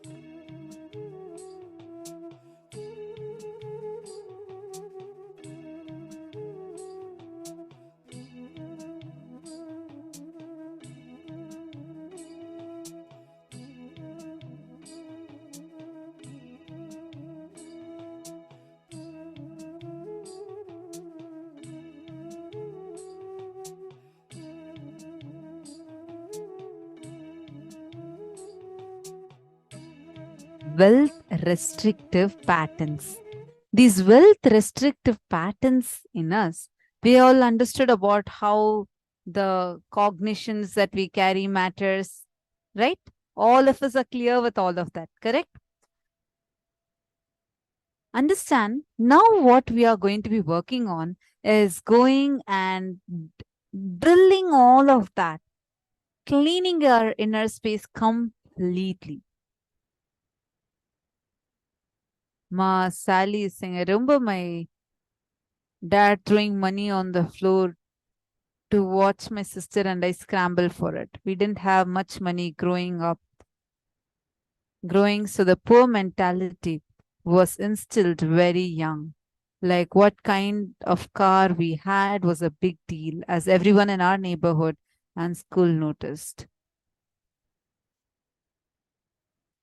See, understand. Now, Masali, you're going to go back to that incident and you're going to look in you and complete with it. You're going to help us all understand like how completion technique is a boon that Swamiji has gifted to humanity. Really. This technique is taken from the Agamas, the 94th verse, the 22nd technique mentioned in the Shivajnana Upanishad, which is also called as Vijnana Bhairava Tantra.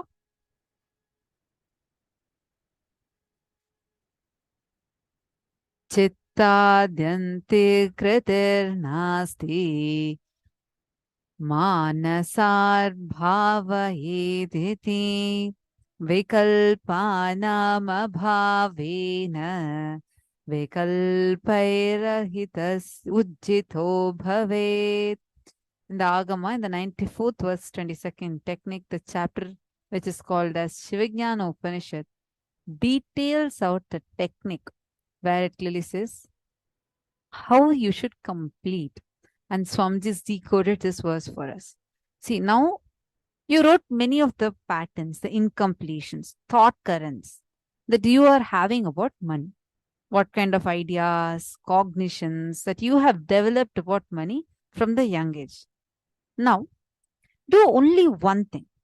Just go back to that same age when that incident happened in you. The cognition, when did it start building in you? The beliefs, when did it start building in your life?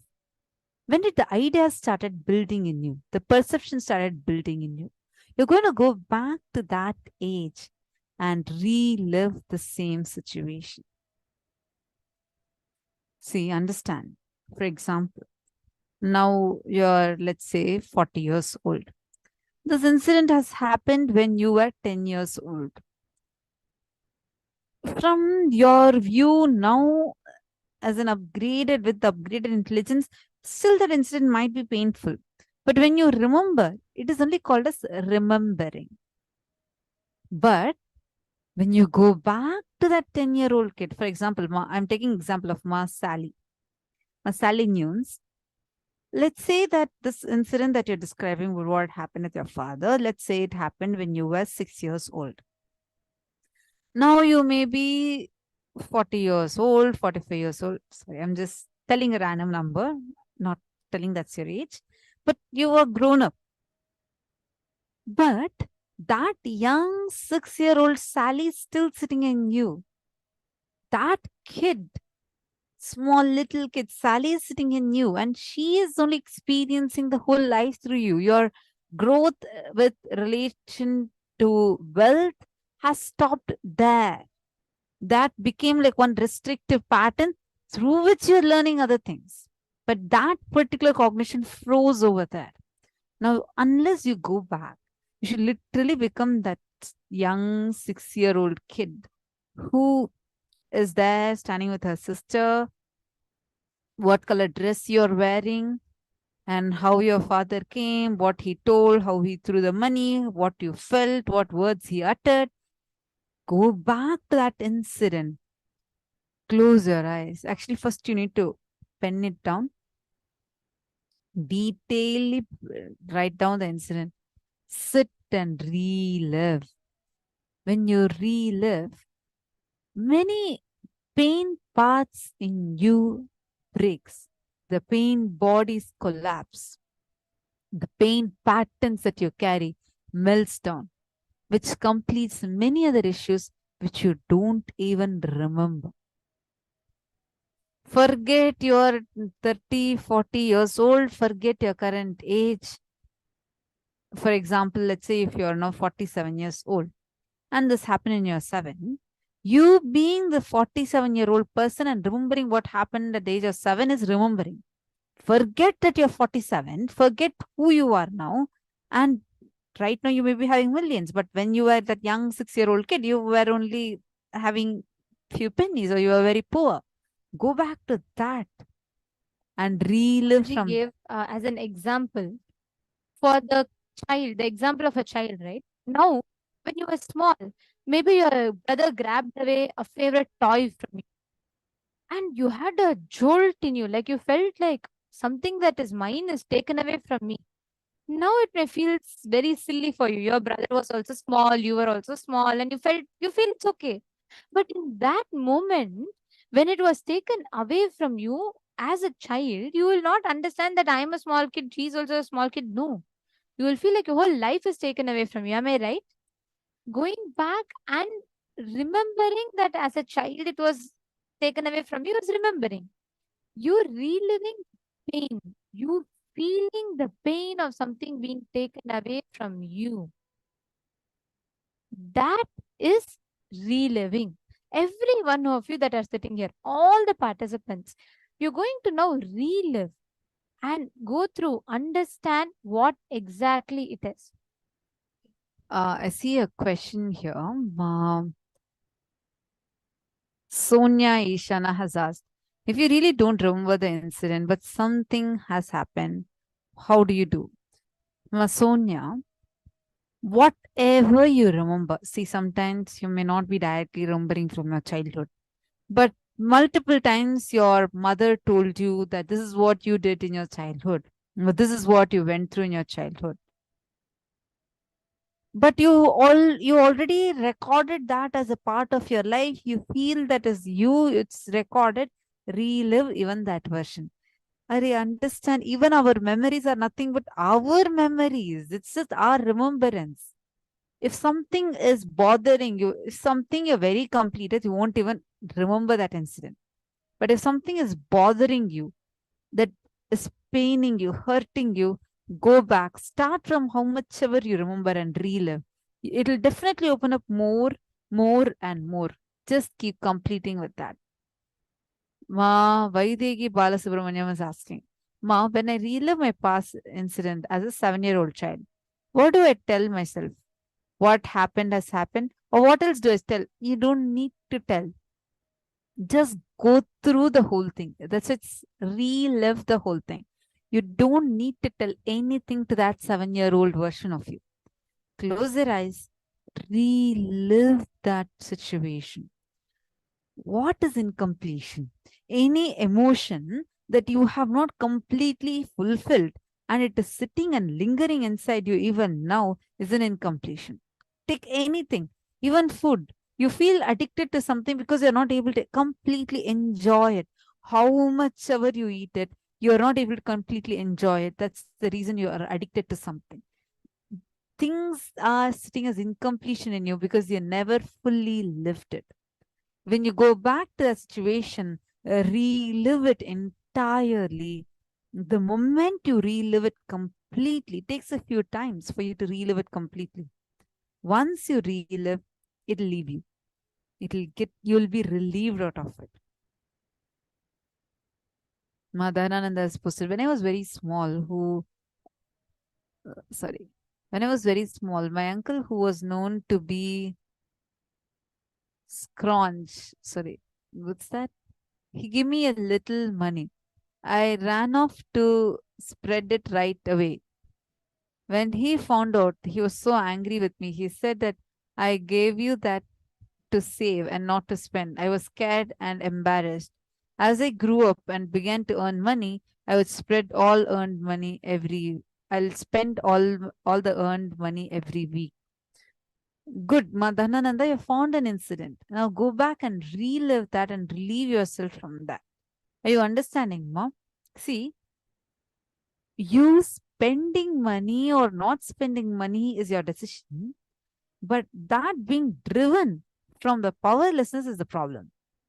You need to complete that powerlessness so that you get the power. You will decide consciously how you want it to be. It will not be a pressure from you internally. Mars, I don't feel any emotions at all during reliving memories. I only have emotions for current circumstances. What do I do? Seema, write down first you write down the current incident that you are having that emotion with.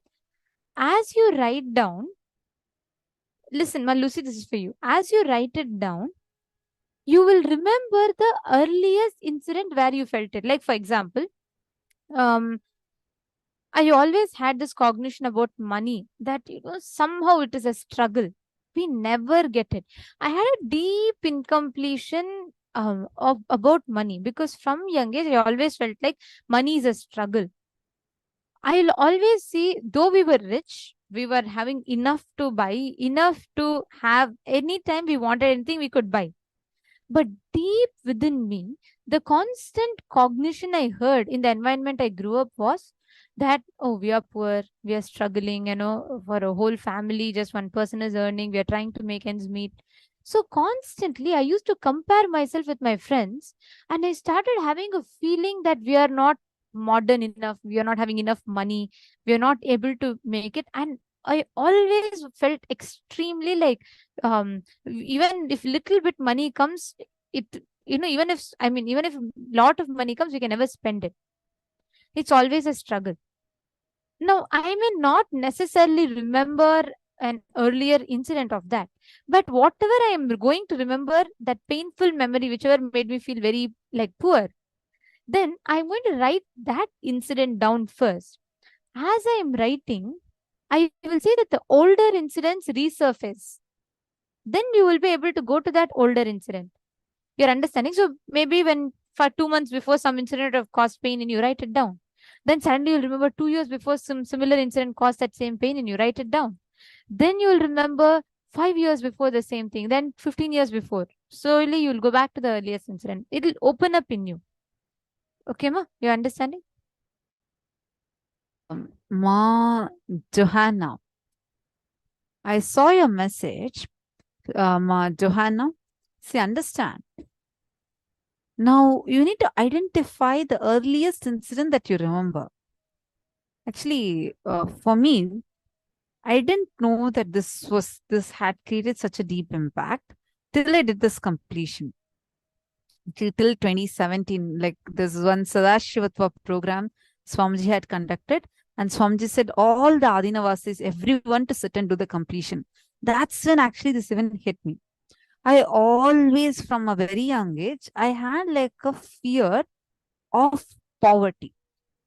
And I was always this poverty conscious, meaning even if money is there, I'll be very, first of all, I was very young, but still, I always had a not a very good relationship with money. I'll always feel that it has to be saved, it will not be enough. The cognition I carried about money was the one that was suffocating me. When I was very young, about 6 years old, there was someone who lived in opposite of our house who was living in a tent, a small tent. A person who was working as a maid. I went to that tent and I saw how they are living, and that shocked me. And I was told that if you don't have money, you will be ending up like this, which shook me. And that always made me feel that wealth is such an important thing. If we don't have wealth, we're screwed up for life. And I can't spend it. I have to always save it. I have to always hold it.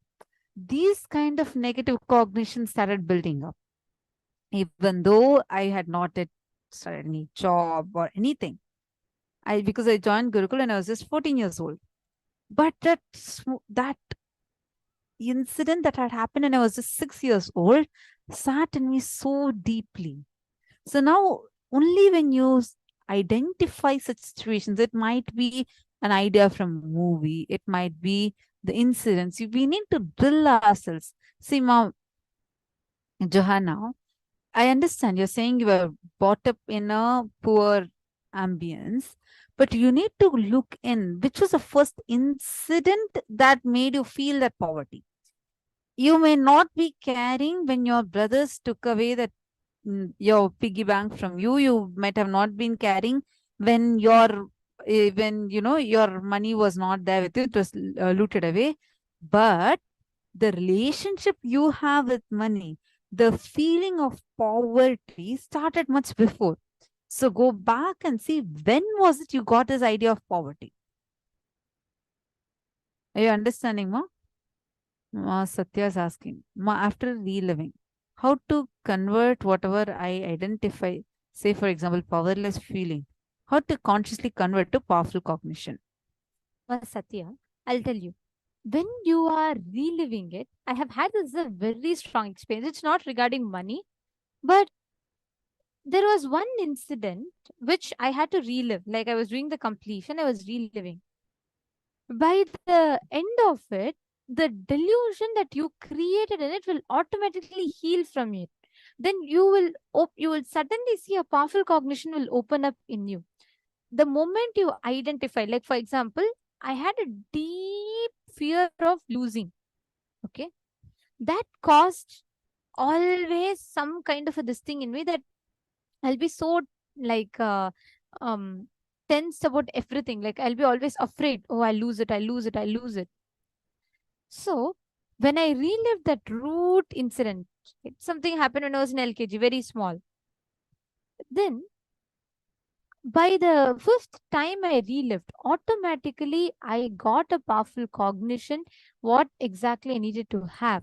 It just opened up. The moment you heal, you will realize, oh, after all, I don't need to lose anything or gain anything. You will see that how the delusory cognition gets into you.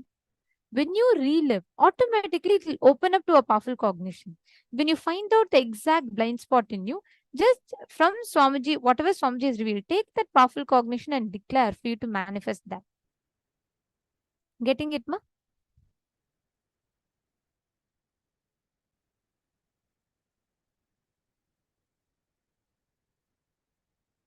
Requesting all the male bodies, all the male participants, please go to the Paramashivoham group and you can post any questions that you have over there. I'll definitely attend to it. You can go to the Facebook group and post any questions that you may be having. You can post it there. See, are all of you understanding how much this wealth-related cognitions are all sitting inside of you? See, and also, Ma Satya, after you finish the completion, after you are reliving and relieving, we're also going to go to the next step. We're going to listen the powerful cognitions from Swamiji, and it'll sit strongly in you. It'll just go so deep in you and sit. It'll just change the very software from which you're operating. Understanding, ma? Are all of you understanding so far? Can I request all the participants to please be on camera?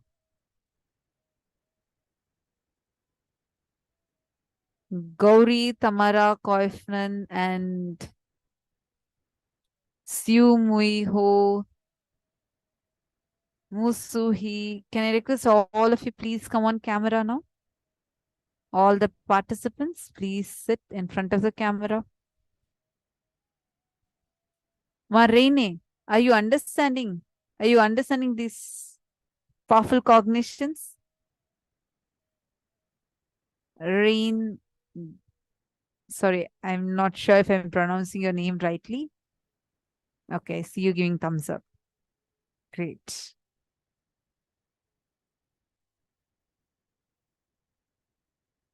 So now let's sit and do the exercise sincerely.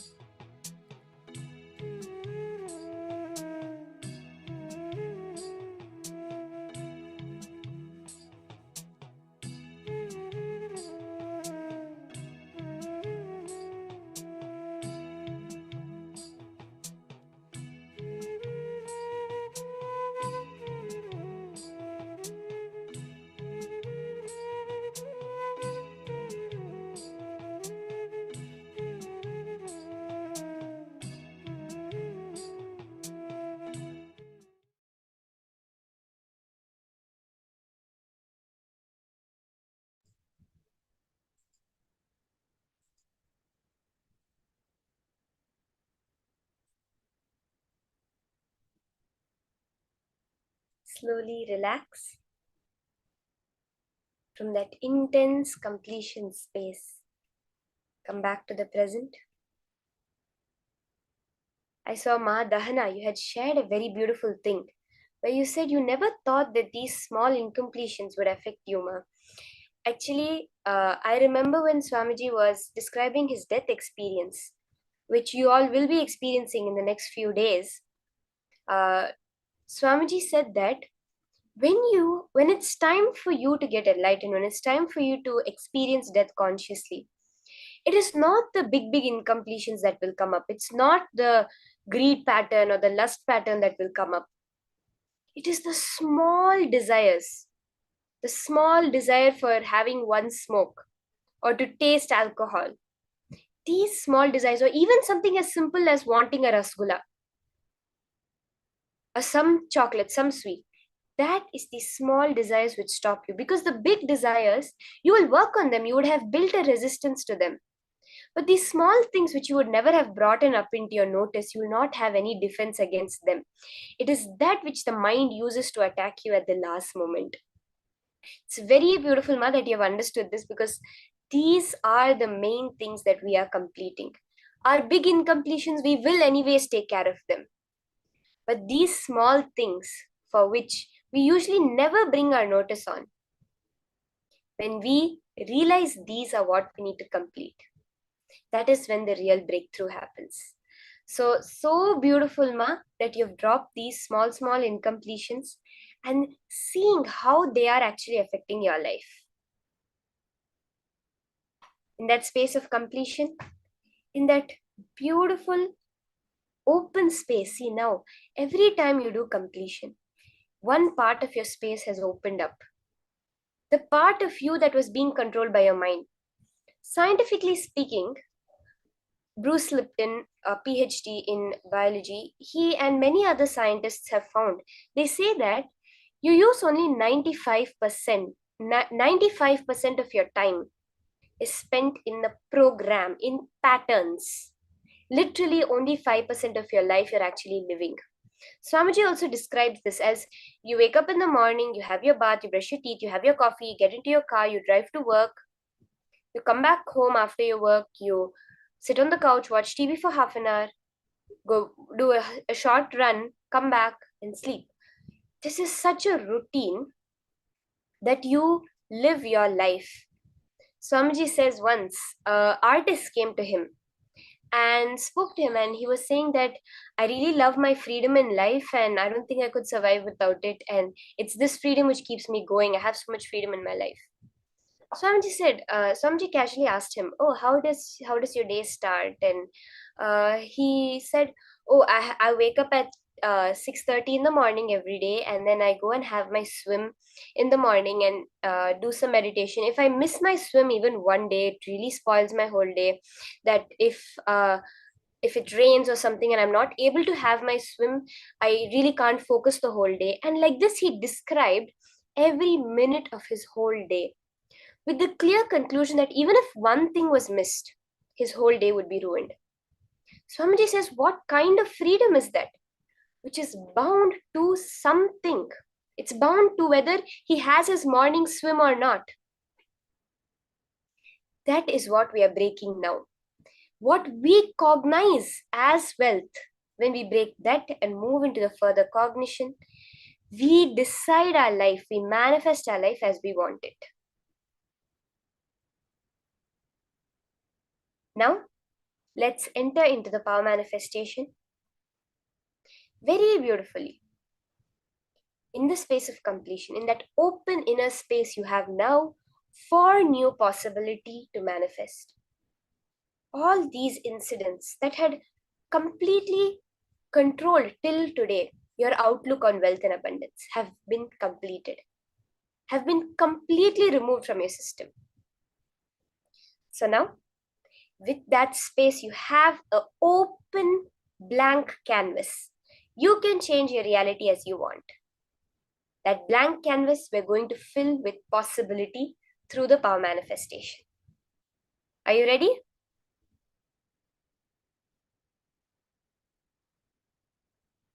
Yes, Madhyana, when you have now completed with that pattern, abundance in every aspect will flow, Ma. It's not just money.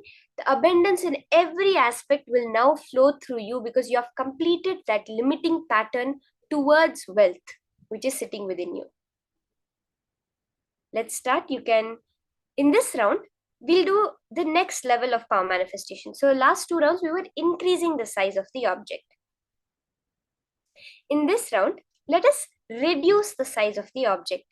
So the first Shastra Pramana said, Mahima Vyapya Chasthanam Brihad Dehendriyadibihi. The power of being all pervasive through large organs to increasing the size. Now, we'll do the power of Anima, the power of reducing the size, which is making anything as small as you want. Are we ready? Let's keep the object in front of us now. You can take any object that you have in your house. You're going to reduce that size.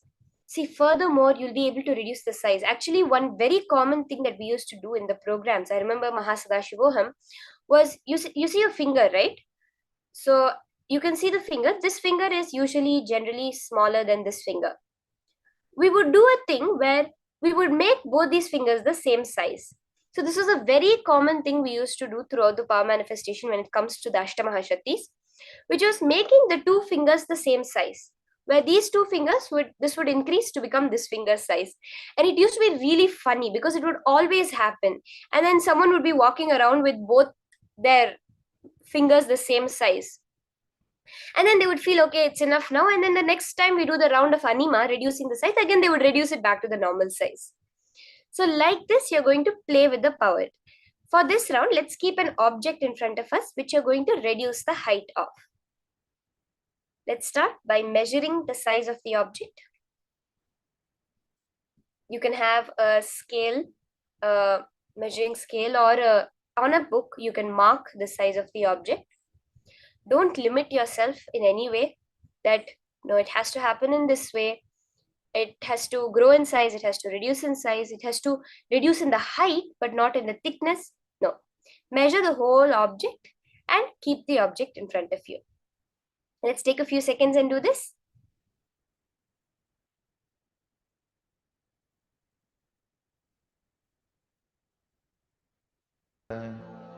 Paramashivoham.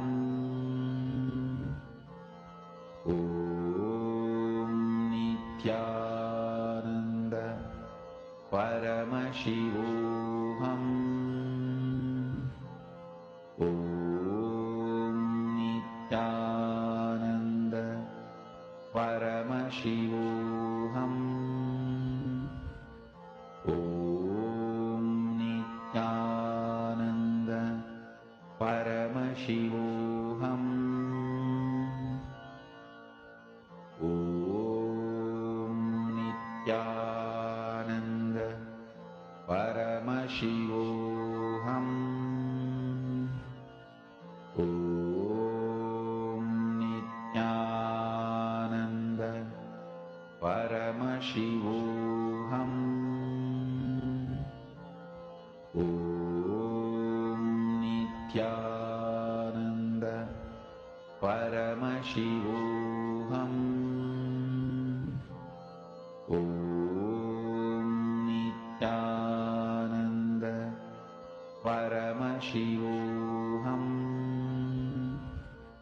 Om Nithyananda Paramashivoham. Om Nithyananda Paramashivoham. Om Nithyananda Paramashivoham. Om Nithyananda Paramashivoham. Om Nithyananda Let's start the manifestation now. Once you have measured the height of your object, measuring out completely. This round you're going to reduce the height of as Paramashiva reveals, Anima Paraman Vadir Api Sukshmatarastitihi. The power to exist in a form subtler than an atom. Actually, Paramanu, which is the atom, the most smallest, being able to exist smaller than that also. Meaning, any object can just reduce its size by manipulating even the very atomic structure of it. Sit straight, close your eyes. If you feel comfortable, you can keep your eyes open, but if you are okay with it, close your eyes and sit. Sit straight with your head, neck, and spine in a straight line. Just connect to Paramashiva. You exist within that object. Paramashiva is there all pervadingly everywhere. Understanding that completion, that open blank canvas, on that you are going to write the possibility of reducing just now the patterns you completed. Now this power manifestation is going to take you to the next level where whatever residue of those patterns may be are also going to completely leave your system. Connect to Swamiji. Chant the Mahavakya intensely. These Ashta Siddhis, Ashta Aishwaryas, great lordly powers, which are one of the most subtle attributes of Bhagavan, of what we understand as the ultimate of God, are these Ashta Mahashaktis, Ashta Aishwaryas. So when you are manifesting it, you are doing nothing but manifesting one part of Swamiji, one aspect, one of the Ananta Kalyana Gunas of Bhagavan, of Swamiji himself. So to manifest this, you are becoming Swamiji himself. Intensely vibrate with the Mahavakya. Just let your third eye's awareness fall on the object and unclutch from it. There is no more object outside. There is no more will to increase the object. There is just Paramashiva, all pervading within you and outside you. Start the manifestation. Just be in the pure empty space. You're not drawing any fixed reality. You're leaving it as pure possibility.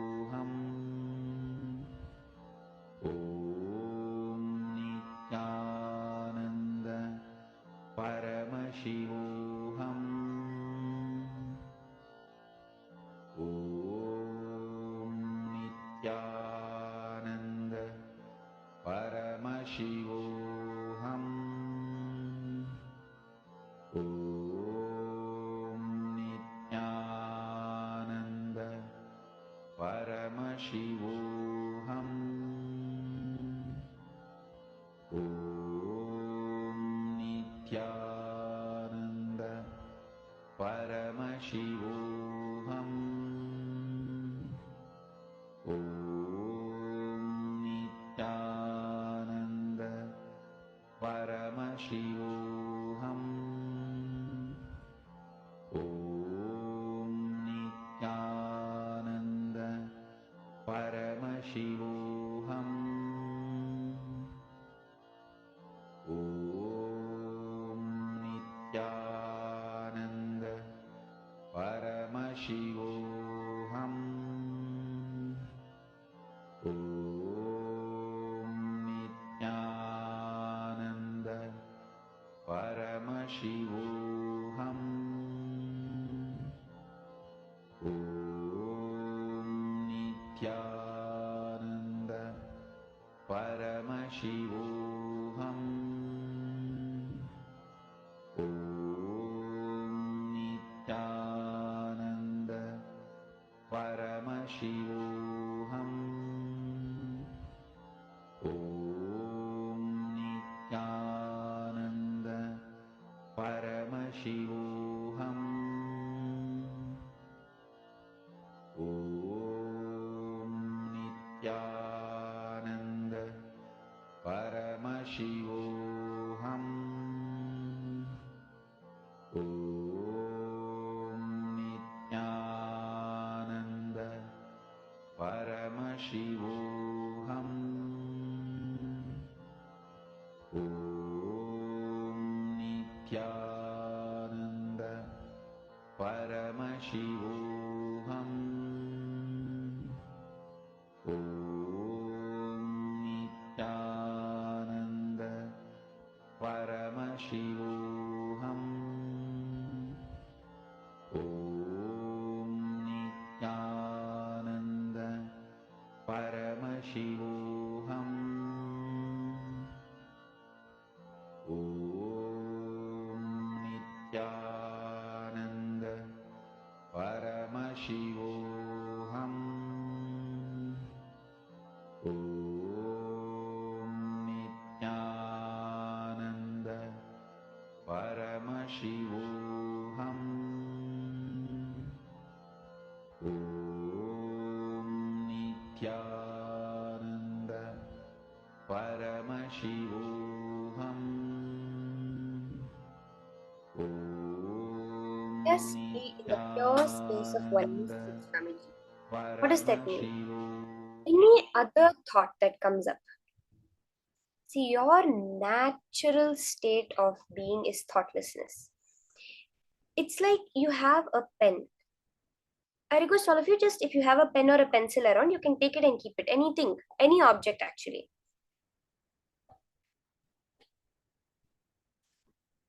All of you, I just request you once, 1 minute, take any pen or some object you have.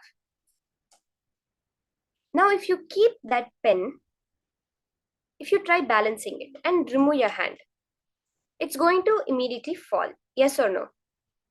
If you keep a pen and you try to balance it and let go of it, it's going to fall down. Why? Being fallen down is its natural state of being. Another example, you have a table on 4 legs.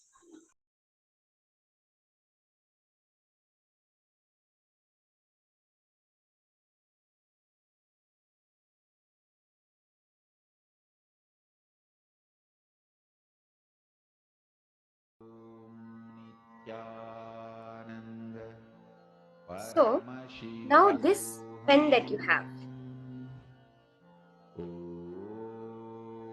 let's say you have a pen, you're trying to place it. Paramashivoham.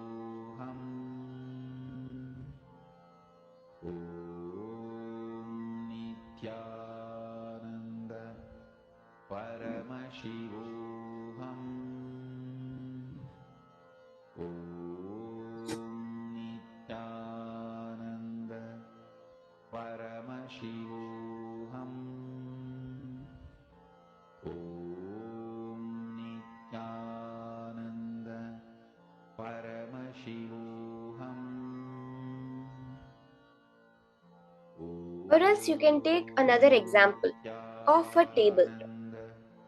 Now the table which you are having, it's balancing on 4 legs, right? If you remove one leg of it, what's going to happen? It might balance or it might tilt to one side. You remove the second leg, one side will fully fall down. Definitely one side will fully fall down. You remove the third leg again, that side will also tilt over. And you remove the fourth leg, the whole thing will be down on the ground. Why does this happen? Because its natural state of being, it's moving towards stability. Everything in the cosmos moves towards stability. That's what this whole entropy idea is. Now, when we understand that our natural state of being, see, whatever we do in life, we're moving towards wealth, you're moving towards happy relationships, towards health, towards being rich, towards being successful, being a political figure, whatever you're moving towards. Even Swamiji says those who are moving towards drugs are trying to find that natural state of stability within themselves, which is Paramashiva. When you do the power manifestation, you're moving more towards that state. Not being Paramashiva is hard. Holding the pen straight is hard. Not letting it fall.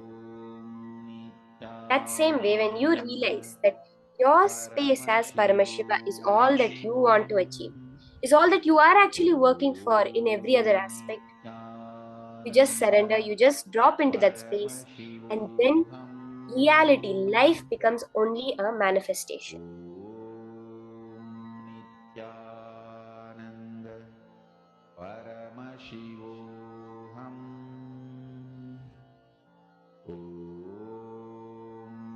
When you will realize that by going into the other things, whether it's fame, whether it's wealth, whether it's drugs, alcohol, whatever else you're going into, all of that is not taking you to that state which you're looking for. When you realize that, then you relax into your original state. That is all we want. We want Paramashiva. When we do the power manifestation, we are giving ourselves that window of opportunity to experience Paramashiva. Okay? So verify how the manifestation has happened for you. You can verify back the size of the object.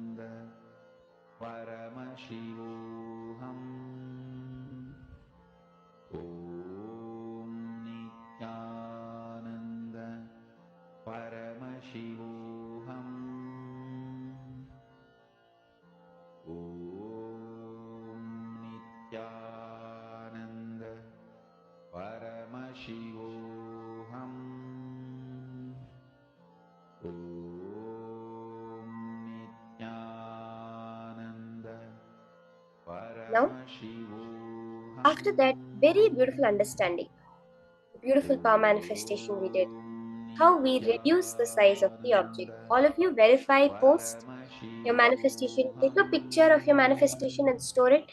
You can post it on Facebook. it will give you the confidence that you really manifested. I saw Ma Ananda Sagara had posted that she reduced the size of her earring. So beautiful, Ma. All of you, as you manifest, take the picture, post it on the Facebook group, facebook.com/group/Mahaparamashivoham. There, your power manifestation will be recorded for you and for the whole world to see. Now, the next level of what we manifest in our life. You see, when you are living in your house, let's say you have an elder brother. Your whole life you're going to compare yourself with him. He's richer than me, or you feel jealous of him. He has more friends in school than me. All these things happen because you've set your standard in life as your brother. But we never set our standard in life as, let's say, Bill Gates, for example. But Swamiji says your ultimate standard is only Paramashiva.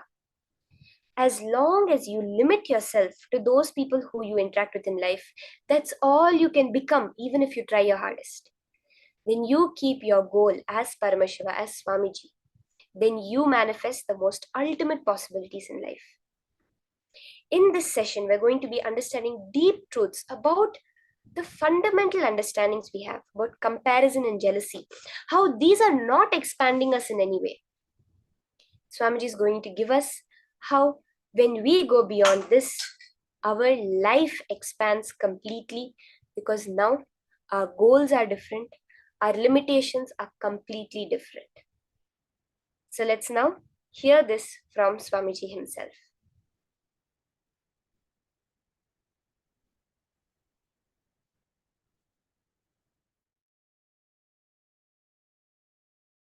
Next pattern we will work on is the pattern of jealousy and comparison. Vishuddhi chakra, throat center. The thought pattern of jealousy and comparison.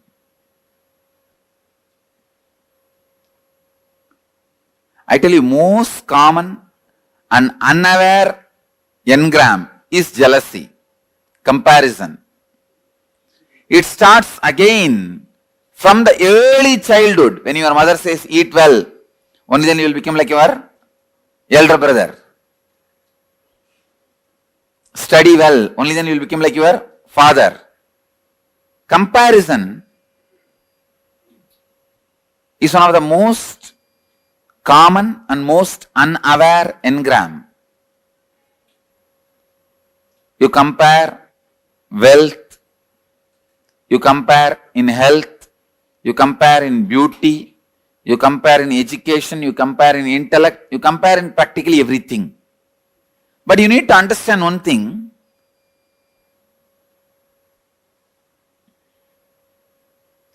God is not an engineer to do mass production. Only in mass production you can compare one product with another. God is an artist. He paints each one of you. He designs each one of you. He carves each one of you. How can you compare between one art piece and another art piece? You are unique. Each one of you are unique. All of you are not equal. No. All human beings are not equal. No. All human beings are unique. It's like each human being is a unique flower. Uniqueness flowers in you. Fulfillment flowers in you when you realize your uniqueness more and more and more.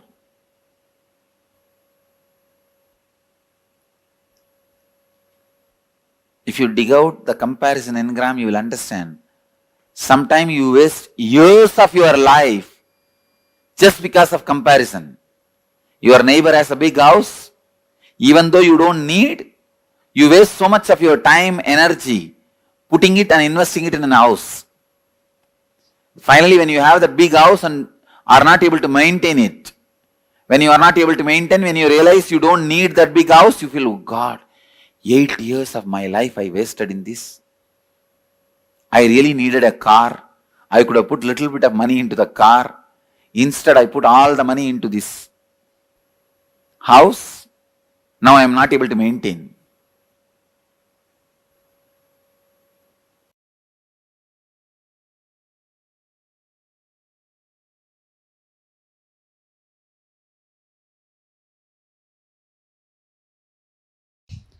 Please understand, if you are struggling with money, you are enjoying the struggle. You are not interested in manifesting. Please at least understand you are enjoying the struggle. You will feel abundance with your struggles. Oh, I want struggles and I have enough, let me enjoy it.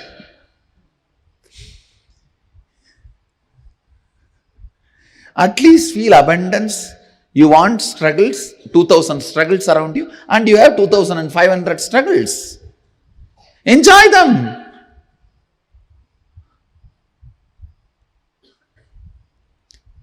Please understand,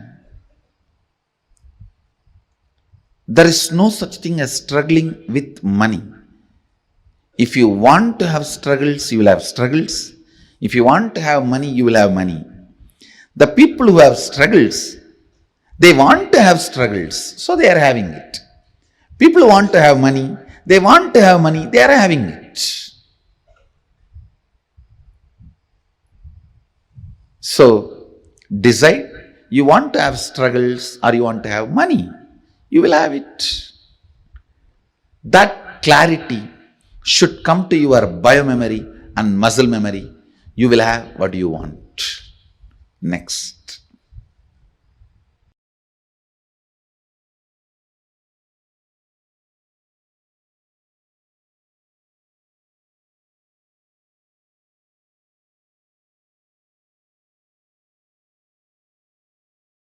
Please understand, in each of this, you have your vested interests. Many times, you visualize in poverty, you are free from all responsibility. You just want to be free from all responsibilities and commitment. Then you constantly visualize, entertain, cherish the poor life. When it actually lands on you, you say, no, this is not what I wanted. Without knowing what is going to come, you cherish, visualize, entertain a thought current. After you attract that, you think, oh God, I think I missed it. Please understand, universe is intelligent and compassionate. It gives you only what you ask for.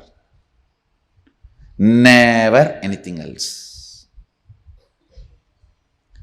And if you have manifested poor health, unhappy relationship, poverty, look in why you manifested. Why you manifested. And dig it out from your muscle memory and biomemory, the root patterns. Why you manifested poor health, poverty, unhappy relationships, and complete it. You will understand you always manifested only what you wanted, knowingly or unknowingly.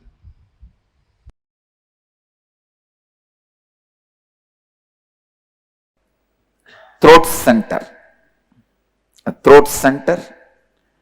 This throat center is blocked when there is a non-alignment between the imagination, expectation you carry about others and the others' expectation about you. Listen. When there is a non-alignment between your expectation about others and others' expectation about you, That is where the jealousy and comparison starts. Listen. You may have a superficial jealousy, superficial comparison, very superficial. Like while you are driving in a Mercedes Benz, if a BMW passes by, a superficial comparison. But those things does not affect you. The root jealousy, the root comparison which affects you is the non-alignment of your expectation and the other person's expectation.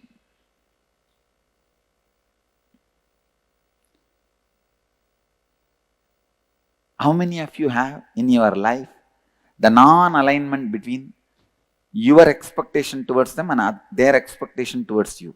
Both of them are not in alignment. Then you have a problem in throat center. Anyakara is what you believe and project others to be for you as per your understanding. Listen, these are all like a legal definition. Anyakara is what you believe and project others to be for you. In this example, what I expect you for me and how I tell that to you. Clear? For example, now I am expecting Bhagavan to build a temple in Dallas, so I am expressing it to him. This is my Anyakara. He expects me should always honor all the words I utter and fulfill them. That is his Anyakara for about me. Clear? But now there is a non-alignment where I am fulfilling but he is not ready to fulfill. Clear? So his throat has a problem.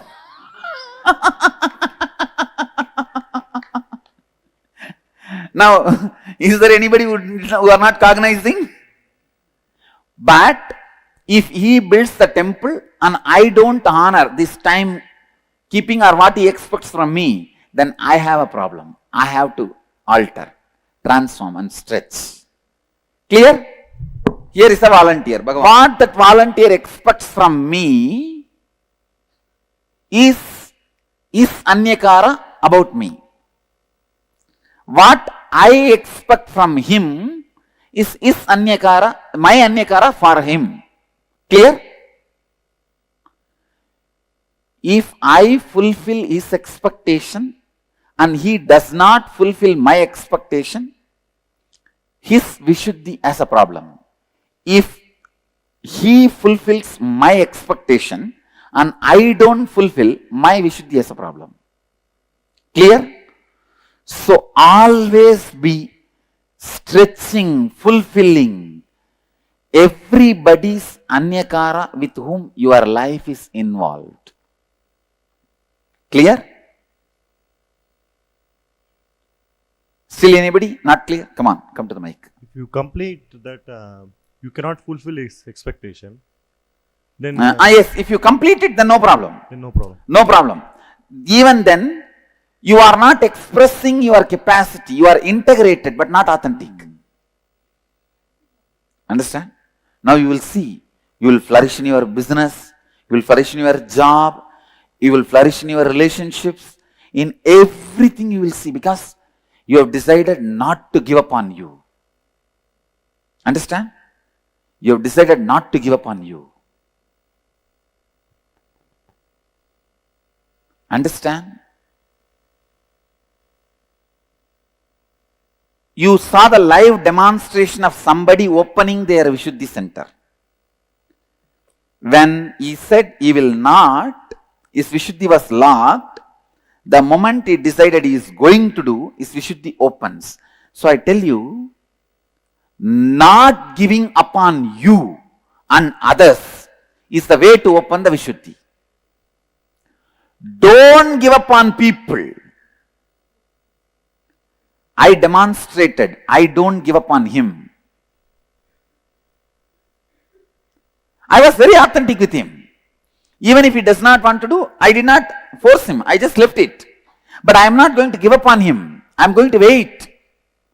I'll wait and see to it he realizes sometime. When I carry that cognition, I am going to wait. Immediately he realizes. He realizes. So in all those moments, understand, my decision not to give up on you is the one which is pulling you up. That is the rope. That is the connection. Clear? Now, I'll repeat. My expectation about the other person is my anyakara about him. The other person's expectation about me is that person's anyakara about me. When there is a non-alignment between these two, Vishuddhi as a problem, who fulfills it as flowered Vishuddhi, who does not fulfill as a collapsed throat center.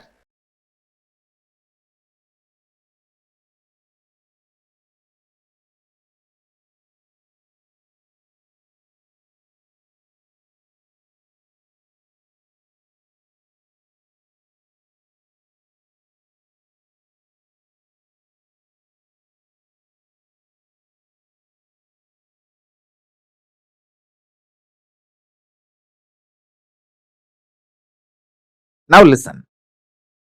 Let me come back to emotion retention and emotion fermentation.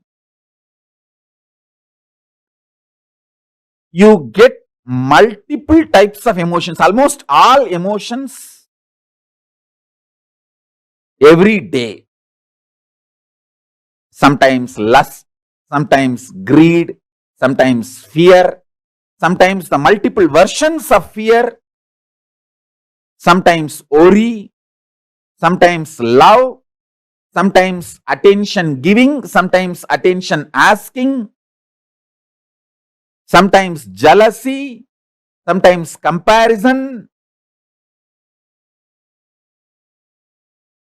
various emotions, sometimes the willpower, sometimes arrogance, sometimes frustration, different emotions I can describe. All kinds of emotions you get. But logically, through your conscious decision, the thought currents or emotions which you cherish stays inside you and starts getting fermented. The good news is, no emotion gets fermented inside you. No fermentation of emotions happens inside you without your conscious support. You should understand that.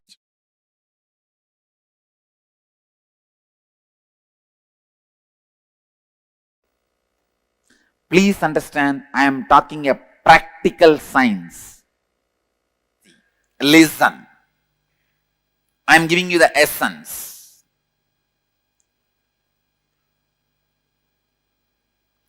Whenever there is an inauthenticity in anyakara, you end constantly comparing yourself and your life with others.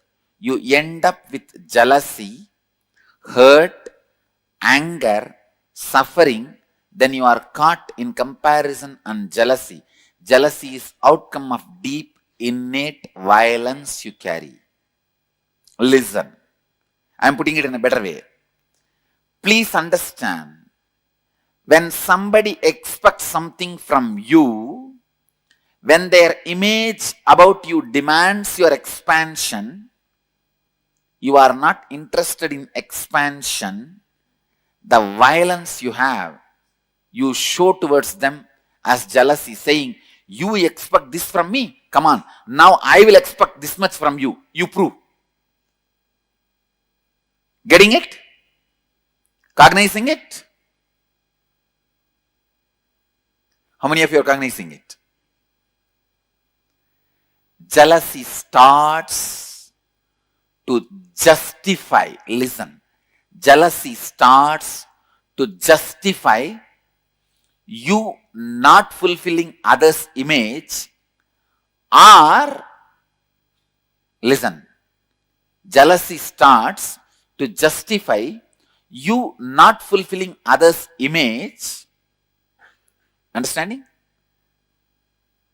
See, I will not fulfill what he wants from me because he does not fulfill what I want from him.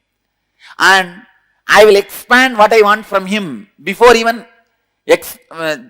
thinking whether he is going to fulfill or not. If he has 10 million, I will put it as 100 million I want from him. Then go there and say, see, he is not fulfilling my 100 million, so I am not going to fulfill what he wants from me. Getting it? Cognizing it? Jealousy starts as the justification. Clear? Then it becomes a violence to declare your supremacy. Let me tell you, cognize, listen. First, hey, you have 10 million. If I ask 10 million, you may give. No. I'll ask 100. So you can't. So now, because you are not fulfilling, I can justify why I am not fulfilling. Why I am not expanding me to you? Because you are not expanding you to me. As a justification, jealousy starts. Then you have justified to many people that why you are jealous. Why you are jealous. Why you are jealous. You are justified to many people. And many people have fallen with your argument. And they say, all right, you are right, you are right, you are right. Then the jealousy doesn't keep quiet. It declares, now I am the supreme. Listen. For example, I say, hey, give me 100 million. You are not giving. So now I am also not going to fulfill your image about me. Then this fellow, yes, he says, yes, right. He falls. Then second fellow comes. For him also, I am not going to expand to you because you are not expanding to me. Justification. He falls. So one by one, when people start falling, suddenly you declare, hey, I am the most supreme. How many of you are cognizing it? Do you see in your life, in some areas, you have declared supremacy? At least one area you have to declare supremacy to keep yourself alive. If you don't declare supremacy, even in one place, you cannot tolerate you. How many of you are cognizing me?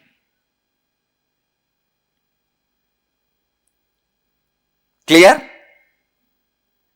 Where you declared supremacy is the root jealousy suffering pattern with which you are struggling. Listen, look in and verify at least 2 situations that happened in your life where you experienced jealousy and used it as a justification mechanism. Means, he is not fulfilling, why should I fulfill? I am justified. Some way. And look in and identify, write down how this jealousy became a defending mechanism, defending you from your own inauthenticity. When you are not coming for morning yoga, you say everyone is not coming, then what is the wrong? Nothing wrong. I also don't need to come. This is the level of the human awareness. I tell you, even the collective consciousness theory is nothing but your justification of jealousy, saying that everybody is like that only. I was also like that. And the third, Look in and identify and write down how your defending mechanism protected your inauthenticity and how you declared supremacy of your inauthenticity.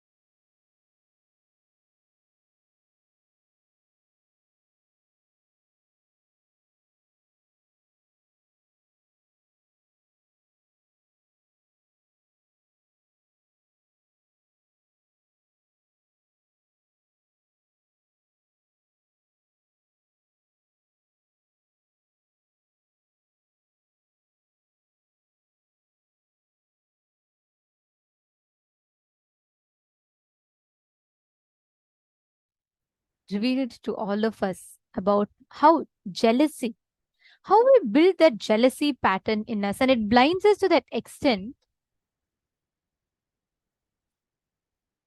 that we all start losing out our touch with reality, and our justification of our non-performance by somebody else's performance is jealousy. Swamiji had so beautifully described it with that example that Swamiji gave.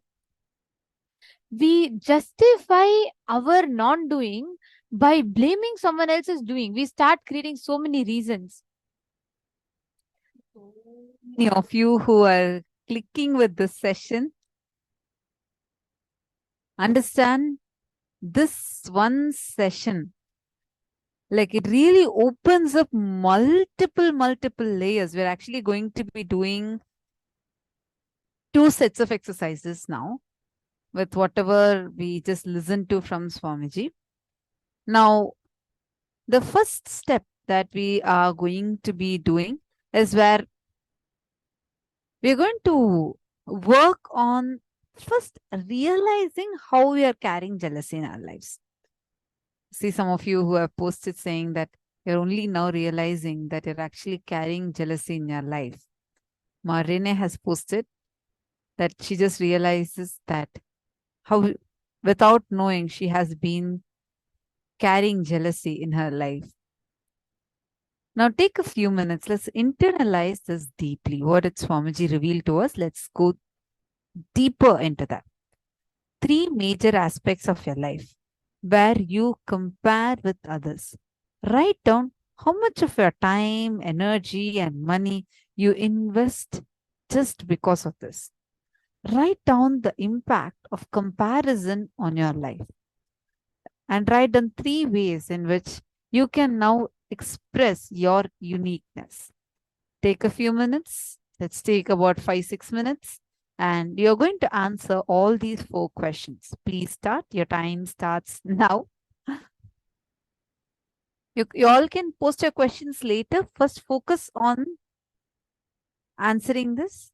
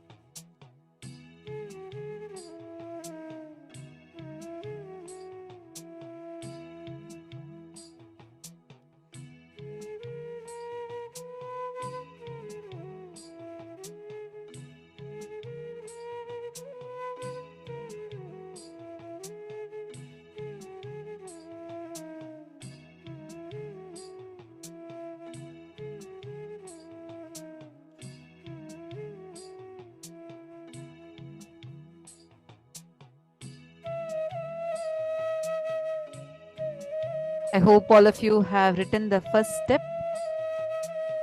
I hope you all have finished writing the first step. I mean, the answer for the 4 questions.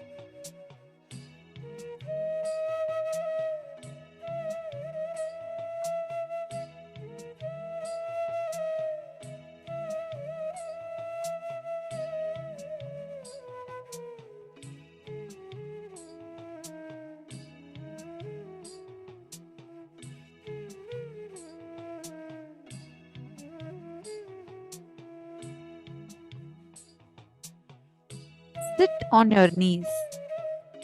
Stretch your tongue. Fold the sides of your tongue.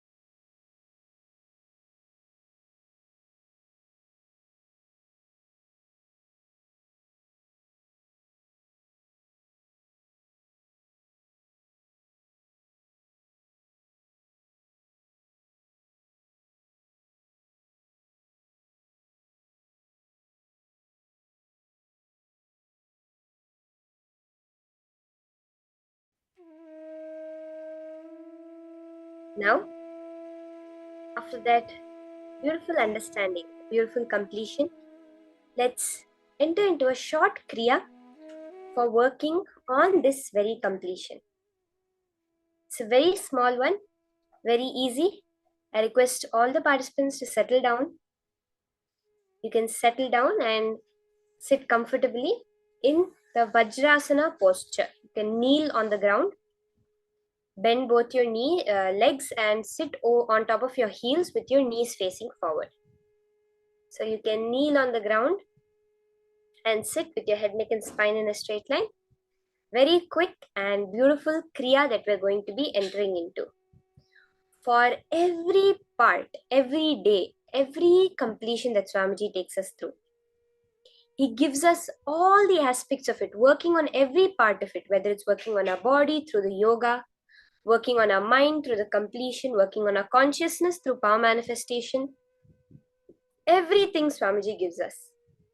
This aspect of kriya is also working on the breath, on the body, combined together. So let's settle down. It's going to be a quick kriya.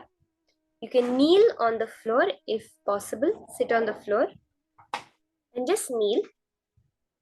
In this kriya, what we're going to be doing is, you're going to be rolling your tongue like a straw. So I will just demonstrate it. You're going to roll your tongue in a straw shape like this.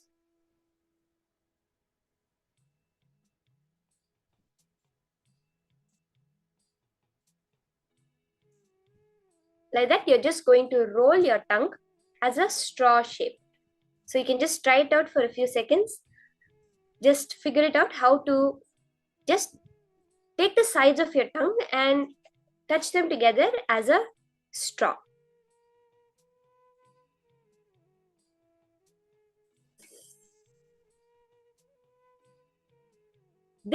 Through this straw of your tongue, you're going to be breathing in. So this process, understand very clearly, very carefully. You're going to breathe in through this straw, your tongue, through your tongue in the form of a loop. And you're going to breathe out through your nose. Very clearly, Swamiji says, do not hold your breath at any point because it will become another kumbhaka, which we do not want. There are three parts. There is Puraka, which is breathing in, Kumbhaka, which is holding the breath, and Rechaka, which is breathing out. So these are the three parts of our breath, any breath process. Swamiji says there should be no Kumbhaka, means no holding or retention of the breath during the whole process. Whether you're holding it in or when you breathe out, you're holding your breath. Don't hold your breath throughout the whole process we're doing. It's going to be very quick. Breathe in and immediately breathe out. Like now how your normal breathing is happening, exactly like that, except you'll breathe in through your tongue, through your mouth, and immediately breathe out through your nose. Are we ready? Anyone having trouble? Take a few more seconds to figure out how to roll your tongue exactly like that. You're just bending the muscles on the side of your tongue and making it join at the top. That's all. You're making like a hollow in your tongue.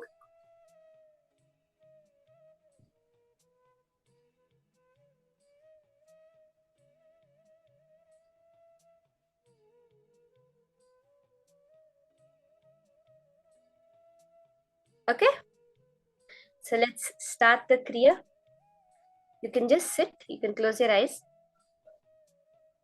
And we're just going to be breathing in and breathing out. Breathe in through your tongue. Breathe out through your nostrils. Okay? Do it continuously. You can do it slowly. But don't hold your breath at any point of time. Remember that very importantly. Let's start.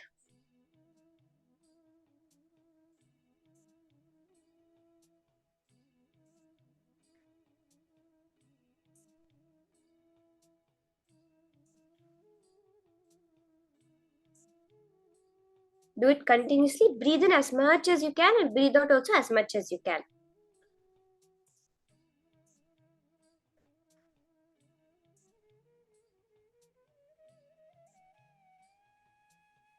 Immediately breathe out. Don't leave any gap when you're doing it. Do as a continuous flow. The continuous breathing in and breathing out without stopping or releasing your breath at any point of time.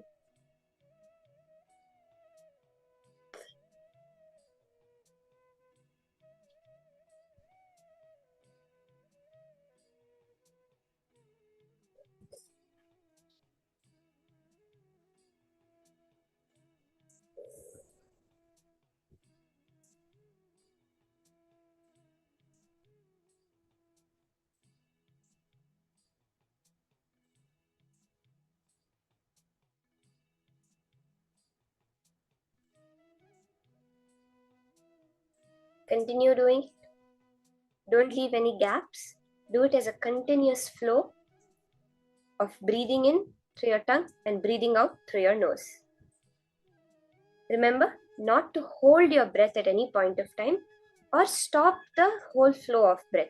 Just continue it as a continuous flow. It's only a few minutes.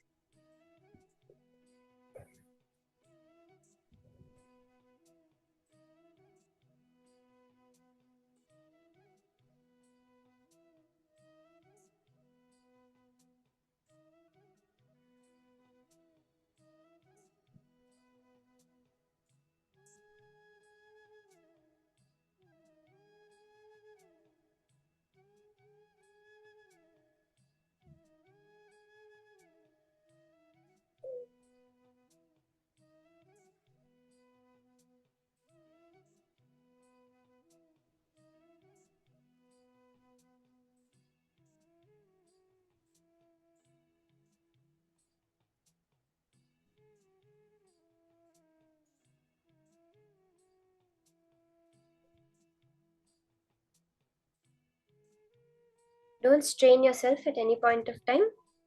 Do it calmly, as much as your capacity is.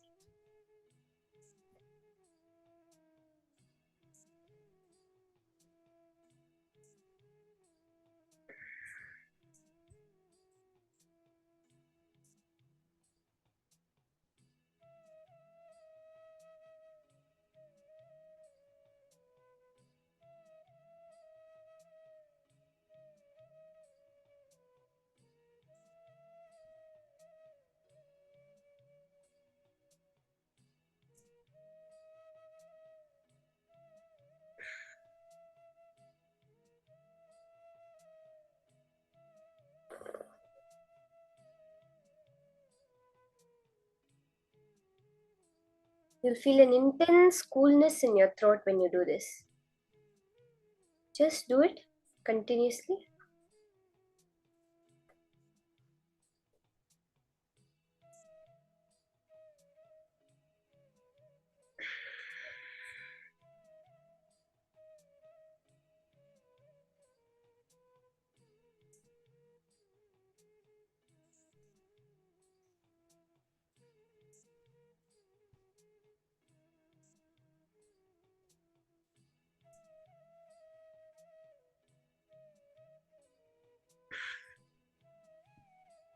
Take in the air through your tongue and release it through your nose.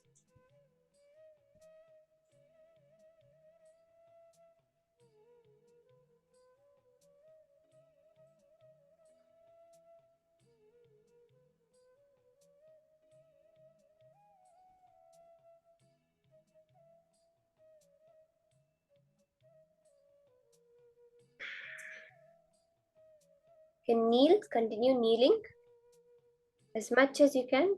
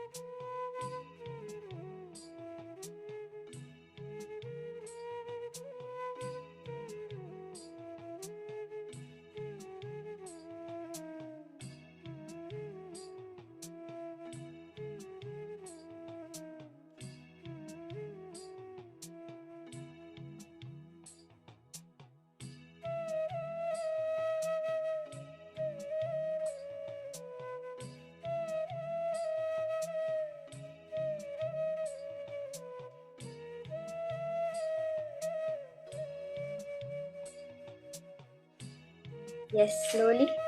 Relax. Relax your tongue, relax your breath. Down.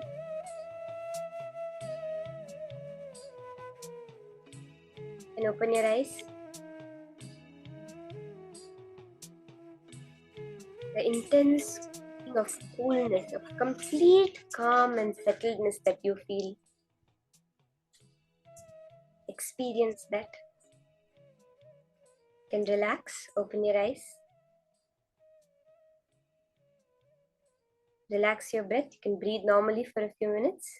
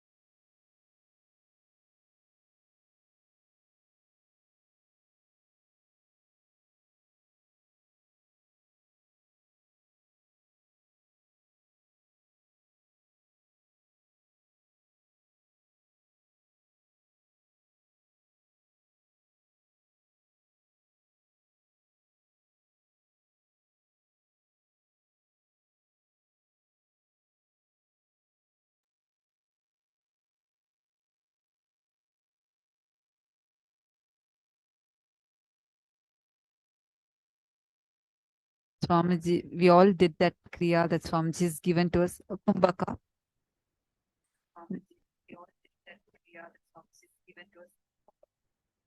Now, all of us are going to be entering into the next step where we are going to be completing with this comparison and jealousy pattern.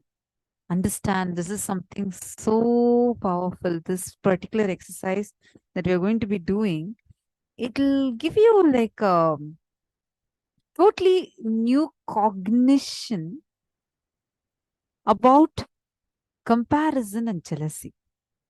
I know the explanation that Swamiji gave itself was so powerful. Like it changes, it redefines the way we cognize this comparison and jealousy. Correct?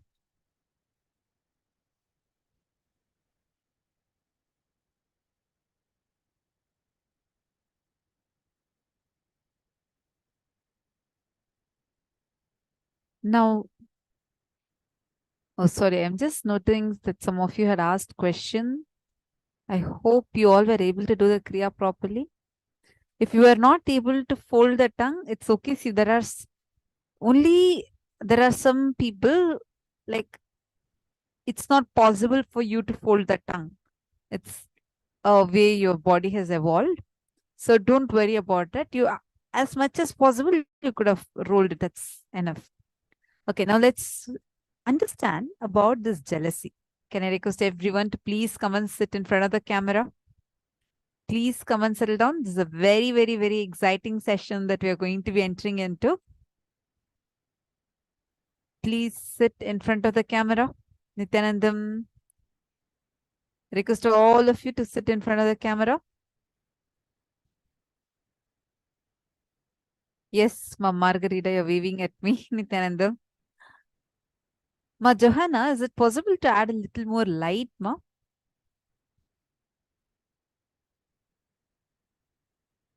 I see it's pretty dark. Maybe a little more light. Ah, okay, better. Now, listen to this carefully. Jealousy. We all think, okay, if I compare myself with my friend, that's probably jealousy. I compare myself with my colleague, that is jealousy, or we think about jealousy in one level. Today, Swamiji has literally busted that myth that we carry. First and foremost thing that we need to understand, I still see a lot more people without camera. Meena Mohandas, Bhavna Parmar, UQ Chen, Manuradha, Ishan Meow. Can I request all of you to please come on camera? Maraji Krishnan, Sarika Chuni, please sit in camera.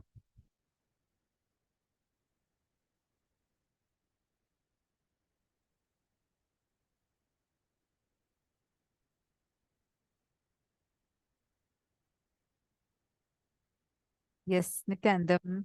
Nice to see all of you.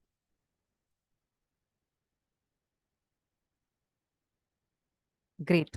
Listen to this very, very carefully. Okay, don't miss out on this jealousy workshop.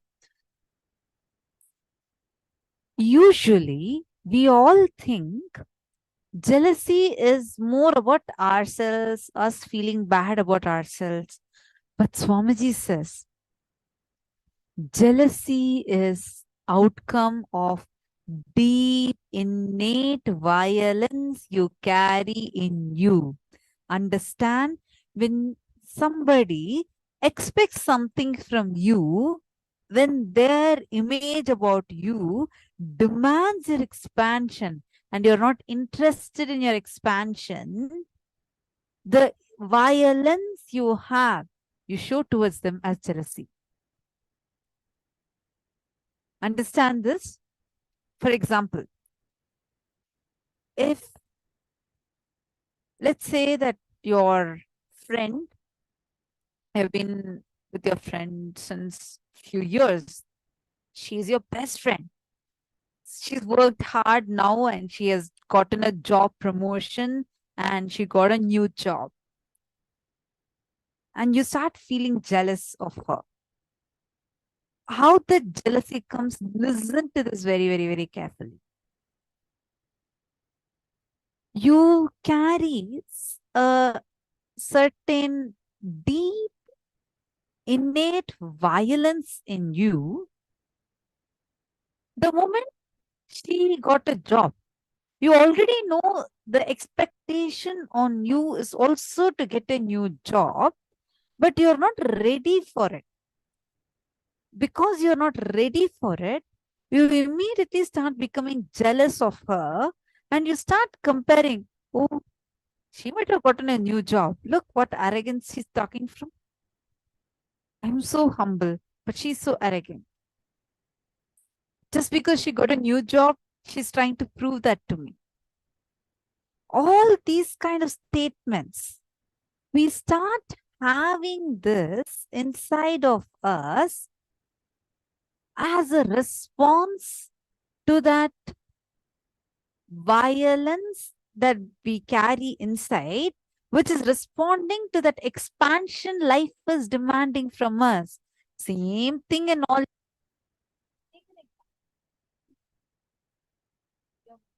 Your friend is much more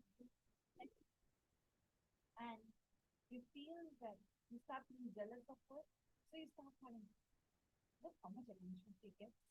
She's not even as intelligent as she's so beautiful. Like, oh, so now you expect all these from me? Let me show you. I will expect all this from you. You expect me to now start big. See, when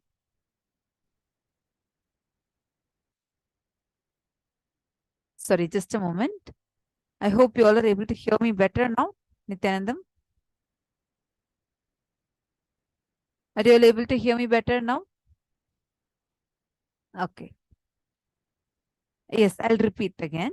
See, listen to this very carefully. It will help you in multiple areas of your life. Your friend, let's say your friend is pretty, and you're feeling jealous of her because you feel that you're not good looking enough and you're feeling jealous of her. What would you start doing? You'd start saying that, look, she may be pretty, but she is not as intelligent as me. She doesn't have this intelligence. There's one violence in you. It will start slowly even cherishing if she is having something bad happening to her. You may outside externally say, okay, I'm sorry for you. But internally, there'll be that innate violence that we carry, which will enjoy that suffering. Catch it. Look inside of you, be able to catch it. Take any example of a person that you have been jealous with. You will always see when you are seeing that that person is pretty and you're saying that, okay, I'm jealous of her because she's prettier than me. Why do you feel that? Because you already feel that there is certain expectation for you also to look that pretty. You feel there's a demand for that expansion, but you are not ready for that expansion. So, because you're not ready for that expansion, the response you start giving would be, oh, so now you expect me to look pretty? Now look, I'm going to expect this from you. Where look how rudely you're speaking. Oh, she's so rude. She's so arrogant. She is like this. She is like that. Hundreds of such statements would start coming in you to justify your violence. You start carrying jealousy. Jealousy is not the real pattern. It's a shadow pattern. The root is innate violence that we carry. How many of you are here? Like you start using your violence, jealousy, as a shield to defend your violence, a shield to defend your inauthenticity. That's why Swamiji so beautifully explained. If someone is expecting something from you, let's say you are saying you are committing to help someone, okay, and you're not able to help, automatically the innate violence in you gets shielded by the jealousy. Under the cover of jealousy, what do? You say, after all, even he could have done it by himself. Why do I need to help? He maybe just asked simply. You start using jealousy as a means to shield your violence, and whenever you have to justify your inauthenticity, you bring in jealousy. You will ask, oh, as if he's all the time integrated, only one time I missed, as if he does the work fully. Automatically, how many of you have experiences whenever someone asks you something? Let's say your boss asks you something. He says, why you have not kept up with the timeline? The first response in you is, it's not that always I miss timelines. It's not that he always keeps up his timelines. And why is he expecting that from me alone so much? Yes? Are you all able to relate to it? How many of you have this conversation running inside you when someone asks you something? You have a conversation within yourself which says, it's not that that person does it always. Why only with me he is expecting it every time? Why he wants me alone to do this every time? Yes, understand. That is precisely how that violence starts. You start comparing, bringing jealousy as a shield to protect your inauthenticity, to protect without you wanting to look into this aspect. And you protect it. I see some of you asking the question of like, why is it there? So first, understand where it is. Just look exactly where it is. One moment you realize it, you'll be able to get out of it. You just need to catch it first. Right now, we are not able to see, we are living a very unconscious life. We are very unconscious of all these patterns that are there. Because we are unconscious with all these patterns, we tend to think like, okay, there's no solution for it. Many patterns of ours, see, just like how the cloud comes, it will feel almost like it's able to cover the sun itself. But it just takes few sun rays to pass through the cloud. The cloud just disappears. Same thing. Only the rays of awareness is needed for most of the problems that we are struggling with. So don't worry. And solutions are never difficult the moment you realize where the problem is. Right now, first let's work on analyzing and identifying where the problem is. If you are able to identify the problem, you will see how just like that, so many newer dimensions of you open up. Swamiji will say, each of God is not an engineer, he's an artist. He doesn't put the same mold and make every man in the same mold. No, he's an artist. Every art of us is unique. Each of us are unique. But how are we going to tap that uniqueness of ours? Only when you realize how unique you are by completing with all these. First, how many of you are able to realize and see, yes, I use this violence. I justify my jealousy. I justify my violence with jealousy like this. How many of you are able to realize that? Can you all put yes in the chat? Yes, I realize it. Can you all put that in the chat?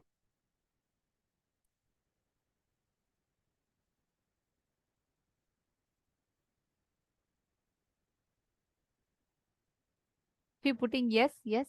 Understand, that's why Swamiji will tell. Swamiji makes a very, very beautiful statement. Swamiji tells the biggest violence taught to humanity is everyone should be treated equal. Equality is the biggest violence taught to humanity. You cannot be unequal. You can, an elephant and a giraffe cannot be compared with each other. A giraffe is a giraffe, an elephant is an elephant. If we treat animals like that, then how can we compare a human being with another human being? Swamiji tells that whichever organization or nation runs behind equality is the biggest violence, because unless we do not identify the uniqueness of each being, each manifestation, then we will never ever be able to celebrate our happening constantly. That is why today so many people run behind these cosmetic procedures. Why? They want to look like something. They want to look something other than them. This makes that constant violence inside us, trigger inside. Just today, I was reading in the news that one of the actor, just because she was not looking like others, she went and did a surgery on her face, and it just ended up not happening properly, and she lost her features. The face completely went. And she said she had made a post saying that, I'm shocked, I don't even know why I did what I did, but I felt bad because people were all saying I was not looking like others. It is so sad. People, when I say people, you, me, every one of us that live, we see something. We want to look like someone. We want to walk like someone. We want to talk like someone. And we constantly run behind this comparison. And every time we are not able to achieve this scale that we create for ourselves, we justify our inauthenticity with jealousy and violence. We not doing, for example, we not doing exercise and we gaining weight. When we look someone who is more thinner, who is more healthier, what do? The innate violence in us gets triggered. We immediately justify, oh, what is that? She's always focusing only on her body. I have so many things to take care of. It's just looks for her all about, and we start making comments about the other person, justifying, constantly getting that jealousy triggered in us as a shield to defend our inauthenticity. You not waking up and doing yoga and not taking responsibility for your health will, instead of looking at that, we start focusing and justifying, oh, how much responsibility I take. Ma Susan is asking, why is that violence? Understand, Ma, most of the times we refuse to expand. We are very cozy and comfortable. But because we don't want to expand, we cannot tolerate others' expansion also. Swamiji will tell a very nice example for this. In typical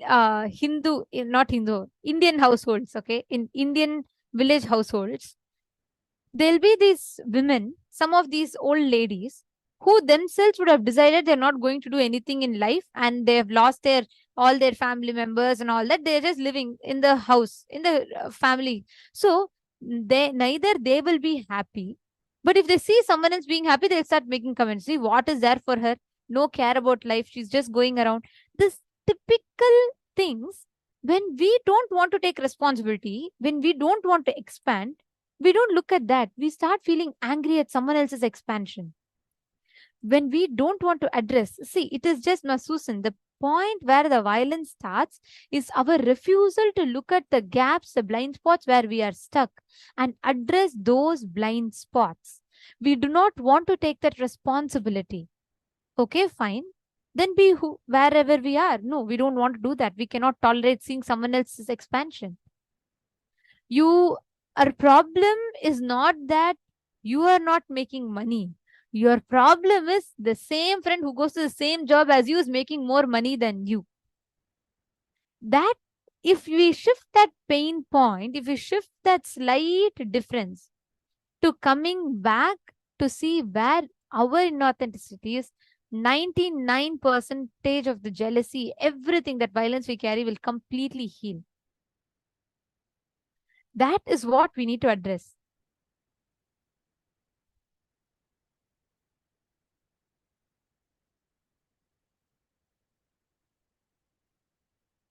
Ma Stephanie is asking, I am not jealous or violent. No, please understand, Ma Stephanie, it's very important that we catch it. Many times in different levels. See, our idea of jealousy is what we just see. Oh, if someone is angry at the other person, if someone is comparing with the other person, don't look at what society defines as jealousy. Wherever you are refusing your expansion, if you look in a little deeper, at some subtler levels, I'm not saying fundamentally all of us are evil and jealous of the other person. No. Unfortunately, people who entertain it so much go to that extent. It is not everyone is very. Have you all seen? If I don't know if you all watch the Indian soaps, you'll literally know what I'm talking about. In Indian soaps, they'll show this. There'll be this one character whose whole life, the sole mission of his or her life is just always conspiring continuously about the other relative in her house. She cannot tolerate the other person smiling. She cannot tolerate the other person laughing. She cannot tolerate the other person going to work. Typical Indian soaps will describe this. Any Indian serials, TV serials that you see, all of them will have this one character. One woman with a big bindi who will all the time sit and conspire, and her life's mission is to conspire. I'm not talking that, I'm not saying all of us are like that. No, that is not the thing. But at some levels, at each subtler levels, we all carry a certain amount of violence towards us, towards others, for our own inauthenticity. Every one of us have it in different levels. That is what separates us from experiencing oneness with existence. The moment we drop those layers, see, it starts, for some it's very gross. Like for some people, it's like straightforward. They're straightforward jealous. They start doing something to destroy someone. That is different. That is one level. But for each of us, we have different levels at which we entertain this jealousy, entertain these cognitions. Very important thing that we need to understand is there's something called as innate violence that we all carry. Until you become enlightened, this innate violence exists in everyone in different levels. See, why do you think we have self-sabotaging pattern? Is violence against yourself. You may not be telling this to someone else, but you'll be telling it to yourself. Look in, identify where that is starting from. See, I saw one more question. I think Sudadandapani had asked, what if the action that other person expects are not in sync with what my purpose is? See, if someone is expecting, like how Swamiji said, see, Swamiji had in the satsang that Swamiji had given, I think day before yesterday that we watched, right? Like where Swamiji is explaining about the 4 identities. That very beautifully Swamiji will explain how if you make a declaration, like for example, Swamiji said, I am an avatar. Like now I've made a declaration that I'll fulfill whatever you want. Now I'm going to be manifesting whatever you want in your life. Now this is the Anyakara, like this is the Anyakara and Swanyakara that Swamiji is holding for every one of us, where we pray to Swamiji and we manifest, when Swamiji blesses us and manifests our boons. Now, if someone is expecting, okay, I want this boon to be manifested, that is in alignment with what Swamiji has given as a declaration. But if someone is expecting that Swamiji should go and play cricket and win the World Cup, that's not in alignment with what Swamiji has declared for the world as his Anyakara, right? His inner image or outer image or others' image or life image. So, when someone who is not is expecting something completely different from what you are declaring yourself as to the world, you are not obliged to fulfill it. But for all of us, it's most of the time, 99% of the time. See, for example, your child is expecting you to understand him, and you are expecting that your child should understand you. And you are having an outer image. You declare that you are a mother and you are going to be caring for your kid. So the kid is having that expectation from you from that context. So always first look and analyze, is the expectation that your child is having towards you, or like whoever is having towards you, from the declaration that you have made for them. As much as possible, fulfill it. If it's not, at least complete it. Tell them very clearly that this is not in alignment with what you are standing up for, you are holding in your life, and complete with it. You're understanding, Ma Sudadandapani? And second thing, see, first identify where you're having this jealousy pattern. Because only when you understand your inauthenticity, where are you resisting that expansion? Identify that. Only then you will be able to even segregate all of these, clearly understand all of these things. We identify the parts where we are jealous, we will know where that inauthenticity is. Right now, don't look for where the inauthenticity is and where others are expecting. It's not about others' expectation. It is wherever to shield your inauthenticity, you use anger, you use violence to defend all those places. Ma Hongsu is asking, Swamiji can do all this, which I cannot, because he's an incarnation. Is that also jealousy? That is not jealousy, ma. It is what to say? Swamiji will say, right, that it is self-destroying or self-doubting patterns. Because Swamiji has given a declaration. Swamiji has told, I am here. I am doing everything to show that because I am doing, you also can do it. One of my favorite quotes from Swamiji. I think it's so many of our favorites. I am not here to prove that I am God. I am here to prove that you are God. So Mahongzu, this one declaration is enough. You just need to tell yourself, hey, my mind may not believe, my mind may tell me all these things. That's because it's what society has taught me. But my guru has told, whatever he is doing, I can also do, because he has told that he is only showing us the possibility. He is also living in this human body. He has gone through worst ever problems, some things that I can't even imagine. But despite of all of this, he is still continuing to be who he is. So when my guru is like that, nothing can touch me, nothing can shake me, and I will definitely be able to do. Understand, Ma? Anytime Your mind is trying to give you this powerlessness. Don't even call it as jealousy and all. It is a powerlessness, a self-doubt your mind is trying to insert in you. Tell your mind, I am not going to give legitimacy to you. Paramashiva is my guru. I am not going to give legitimacy to you, and just drop it. You will see every time you tell that, Swamiji will manifest through you more and more. You understanding, ma?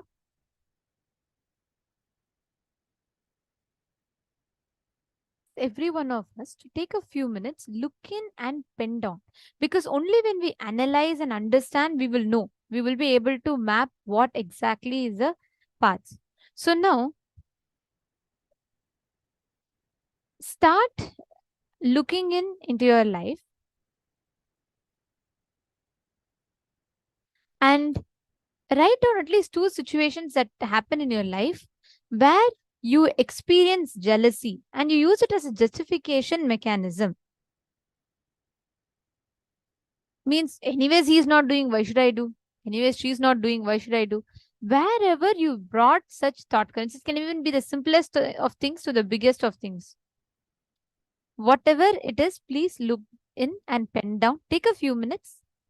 Write down how this jealousy started becoming a defending mechanism inside of you.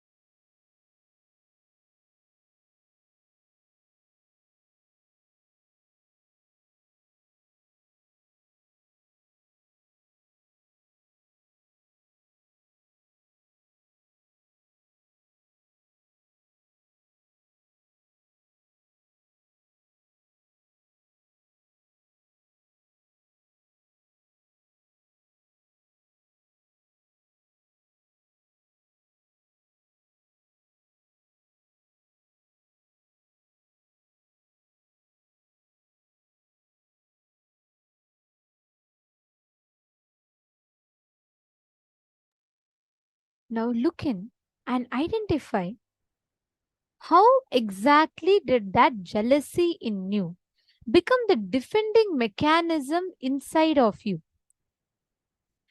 defending you from your own inauthenticity. Which was that exact situation where you started using that jealousy as a way to defend yourselves from your own inauthenticity?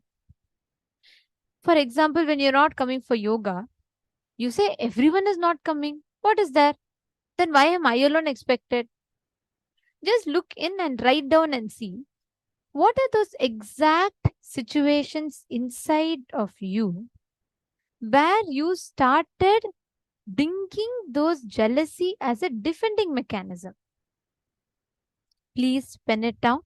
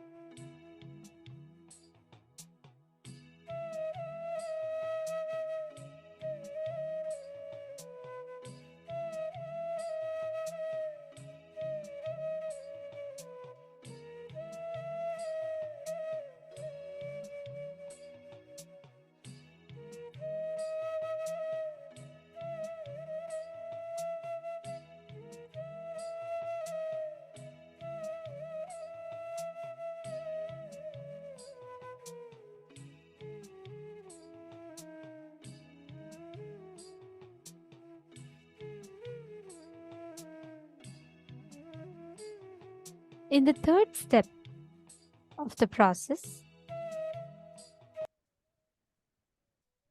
looking deeply, identify and write down how your defending mechanism protected your inauthenticity in that part and how you decided for to use that itself as your defending mechanism. Analyze in that how you started using that itself as your defending mechanism in life. Please write them down.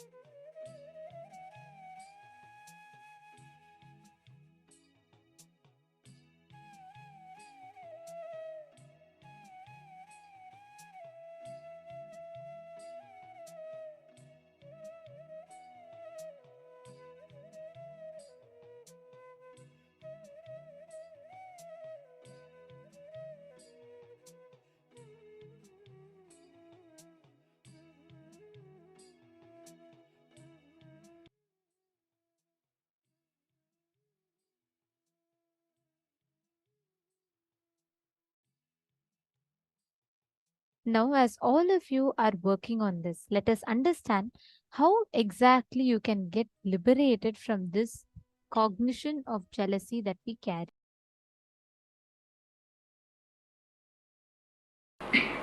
You see,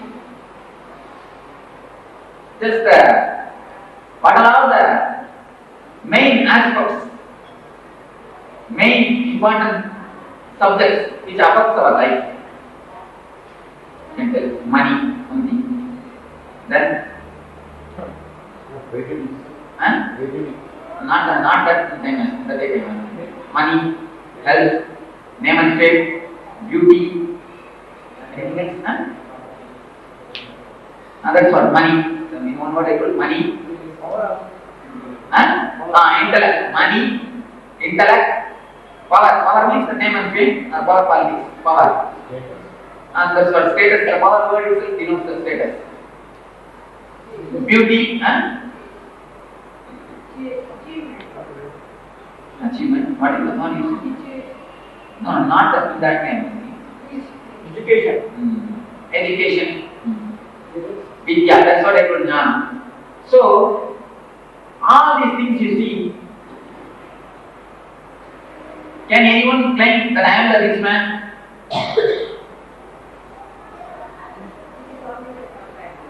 Compare.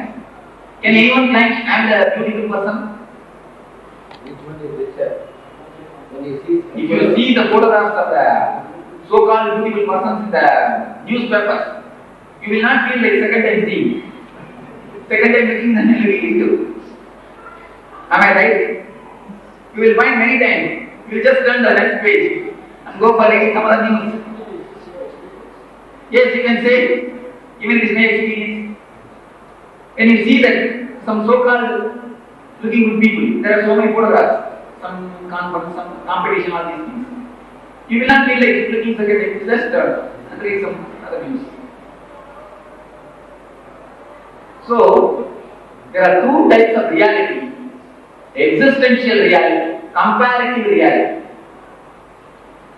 Comparative reality means, now you are rich. You think you are rich. But can you claim that you are rich? No. So, this is not existential reality, this is comparative reality, which is not existing.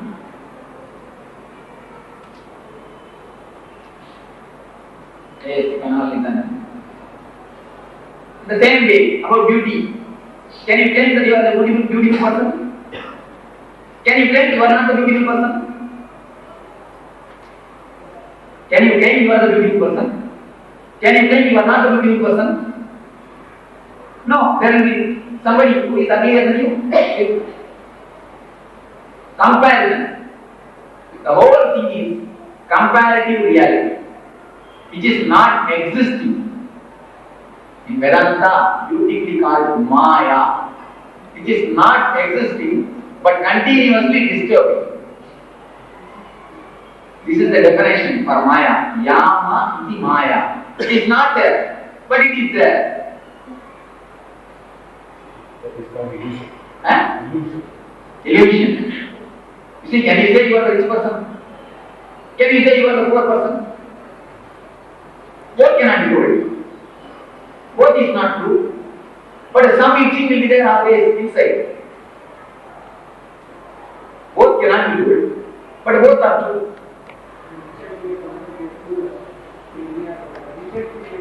But that is the greatest hindrance for enlightenment. That is the greatest hindrance for self-realization. That is the greatest hindrance. That is the greatest disturbance for joyful life, to attain the Satchidananda. You understand? Yama iti Maya. It is not there, but it is there. Do you say that I am the most powerful person in the whole state? No. Do you say that I have no power at all? No. A fluid reality is called comparative reality. All our life, all our disturbance, all our depression, all our problems is based on this comparative reality only. If you look at this side, the things which you have. Make a big list. You can make a big list. Starting from a pen, notebook, space, house, car, so many things you can make a big list. And this side, you make a big list which you don't have. You can make a big list. Rolls Royce car, helicopter, aeroplane. You can make a big list which you don't have. This side also infinite things are there which you don't have. This side also infinite things are there which you have. It is up to you to decide whether to look this side and be happy, or whether to look this side and be unhappy. What do you mean? What do you understand? You understand? Selection. It is up to you whether to be happy or unhappy, whether to be ananda or in dukkha. Now I am giving the key to you, please be very clear. Better not to see both the sides. That is the one way of beautiful life. Better not to see both the sides. If you are able to live without looking at both sides, you can, I think you are able to. It is utterly impossible to live without looking both the sides. Can be. To some extent, No.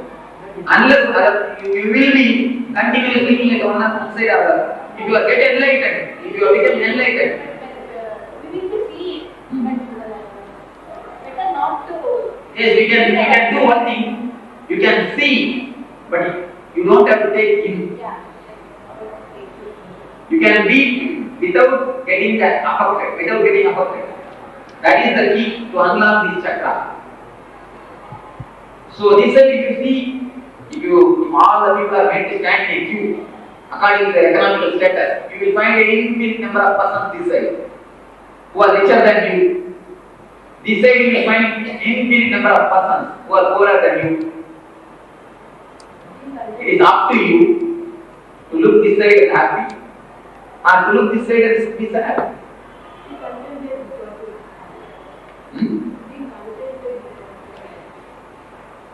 These words are all already used traditionally and given so many meanings which I don't want to use.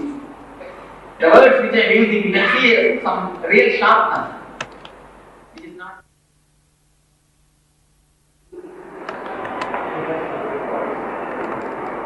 Happiness is a choice. You see, I am telling you, it is up to you whether to be happy or to be sad.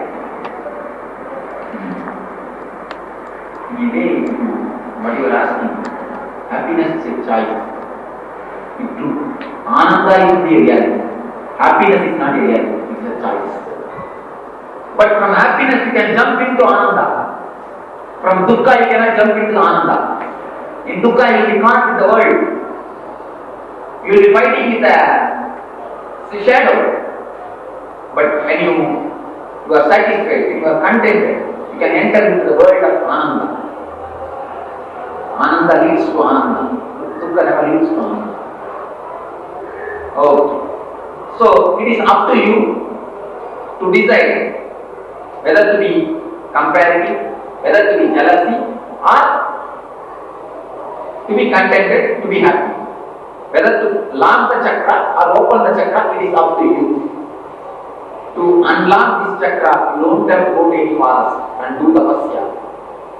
The so-called old Vedantists always advise, go and sit in a forest, do some tapasya, do some hard tapasya, go for these chakras.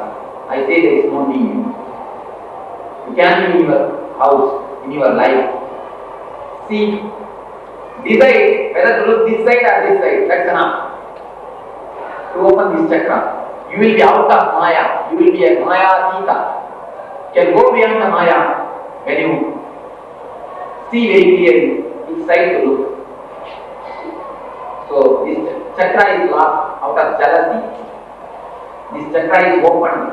When you feel that I don't want to bother about somebody else, I will live my life. I will fulfill my desires. I will fulfill my life.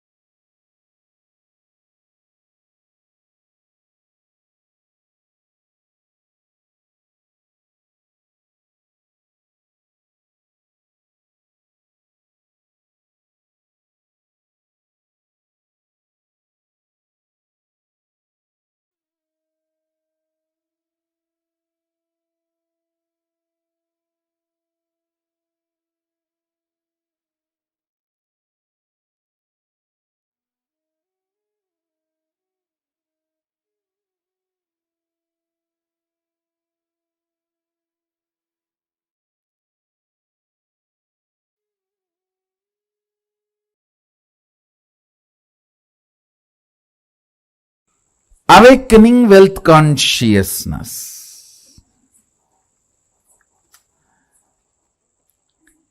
Let me describe fundamentally what is wealth as per the reality. Understand?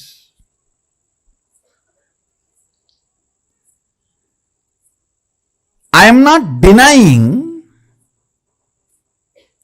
the crude form of the wealth currency as some meaning. No, I am not denying. I am not saying that crude form of the currency, the country currency you use, the raw form of the wealth. I should say the crude form of the wealth which you use for any transaction. I am not saying it has no role, no value, no. I only want to declare that is not alone wealth. Understand? Current which keeps the currency current is wealth. Understand? The Vedic definition, current which keeps the currency current is wealth. What is fundamentally currency? 100 of us are sitting here. One has 1,000 rupee and he wants food. He gives that to somebody who supplies food. Then he gives that to somebody supplies raw material. He gives that to somebody who gives him health. He gives that to somebody who gives him a house. He gives that to somebody who gives him clothes. Continuously when it is moving, by the time that 1,000 rupee moves between many hands, its value has increased. Understand? The current which keeps the currency moving is the value of the currency. We may ask, why some countries' currency has high value, why some countries' currency has no value or low value. It is our ability to keep our currency moving. The current which moves the currency keeps the value for currency. If you have too many reasons to use that currency, which you can buy only through that currency, that keeps the value. That current keeps the value of that currency.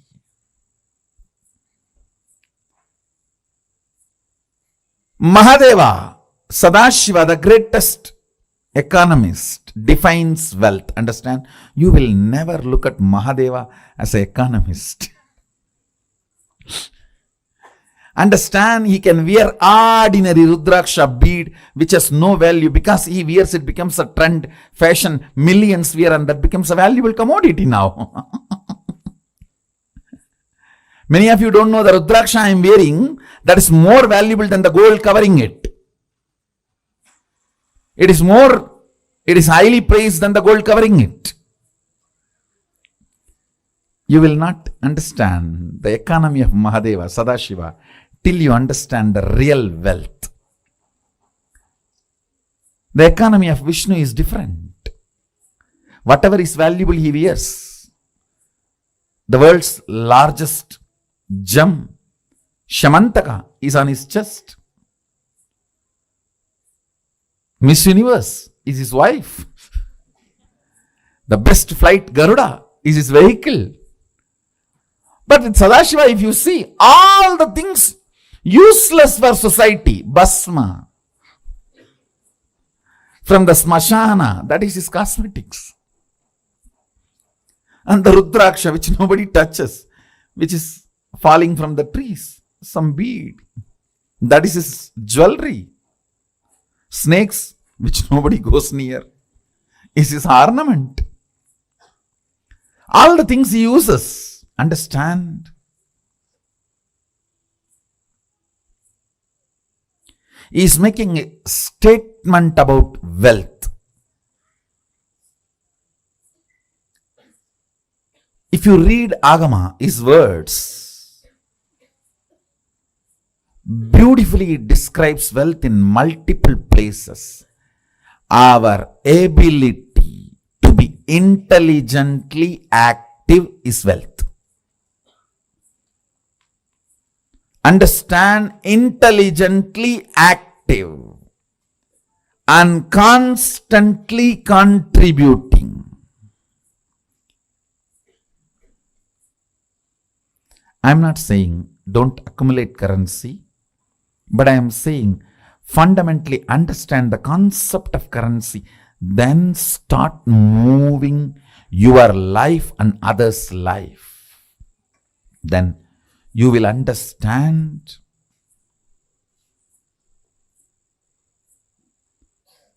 not only the wealth consciousness is awakened in you, you will never bother about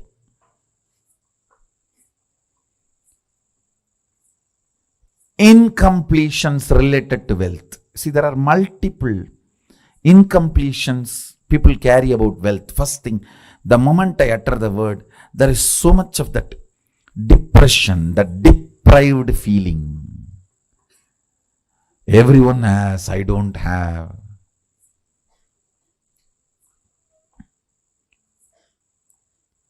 For what I am contributing, I have not been given my share.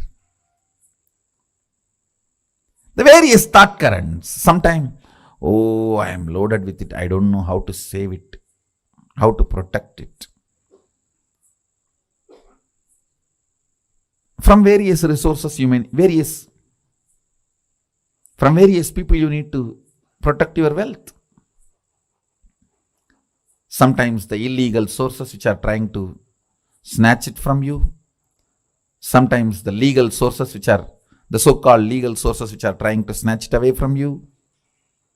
Sometimes illegally legal and legally illegal sources trying to snatch away from you. So you are worried about protecting. That is also an incompletion. Understand? Any incompletion related to wealth will disappear if you are awakened to the wealth consciousness. And awakening to the wealth consciousness is not becoming fool, irresponsible, careless. No. No.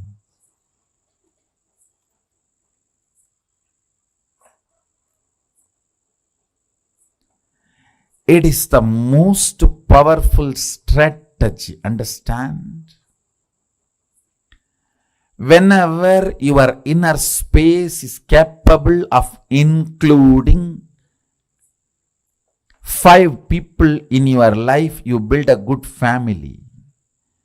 If your inner space is capable of including 50 people in your life, you build a good team. If your inner space is capable of building few hundred people in your life, you become a social leader. If your inner space is capable of including few thousands, you become leader for your region. If your inner space is capable of including a state in you, you become a leader of the state. If your inner space is capable of including a country in you, you become the leader of the country. Understand? If your inner space is awakened to understand and include the concept of wealth, you will see wealth becomes just part of your life.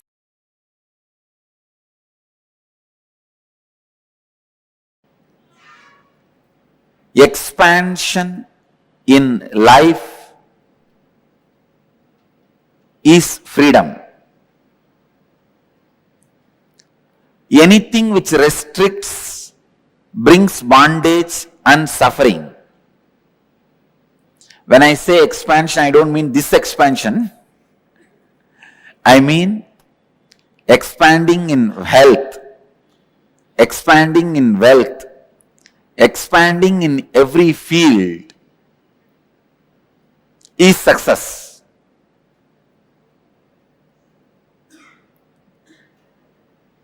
That is life. But there are many patterns which stops the expansion, restrictive patterns, which restricts you in your health and wealth. Please understand. There are thousands and thousands of engrams. Engram means engraved memory. Thousands and thousands of engraved memories, thought patterns in you, which are restricting you experiencing the ultimate,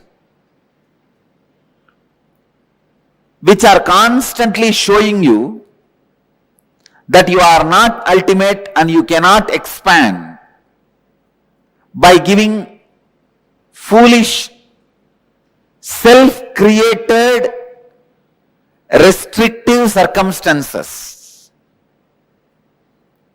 Never ever think circumstances are more powerful than your reality. No. Our reality is more powerful. Our capacity to create the reality is more powerful than any circumstances. Let me define engram. Engram means a memory gets into your system, makes you work in the same way, even if you don't want. For example, you are addicted to smoking or drinking pattern. That engram gets into your system very strongly.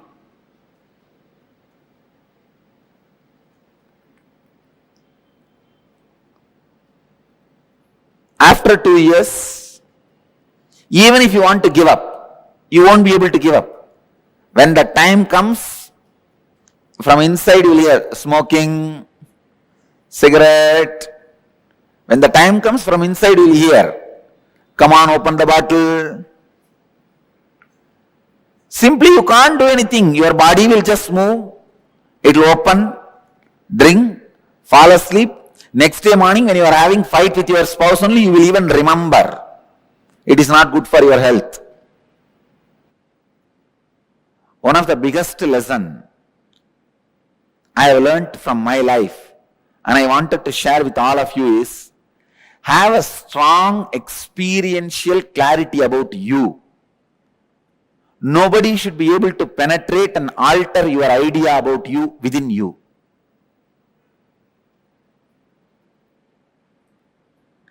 Constantly if people tell that you are a miser, you are a miser, you are a miser, you are a cheat, you are a cheat, you are a cheat, you should not start believing it. That strong clarity about yourself, if you just have that, that's enough. You won the game of life. Nothing else can protect you other than the clarity about you. If that is there, nobody can harm you. Please understand, you are so weak. When people around you doubt, you also start doubting you. That's one of the biggest weakness human beings carry. Destroying others' opinion about you is not that big failure. But if you are also influenced by the others' opinion about you, you are a failure. In my case, the only reason I won the game, they lost the game, is they are able to convince the whole world about me, but they are not able to create one doubt about me in me. Have a strong fort nobody can take away your kingdom.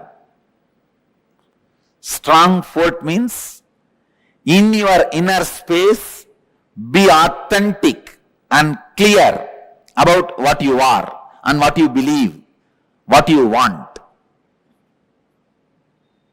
Many times, in you, when the clarity is not there, when you have restrictive patterns, suffering starts for you.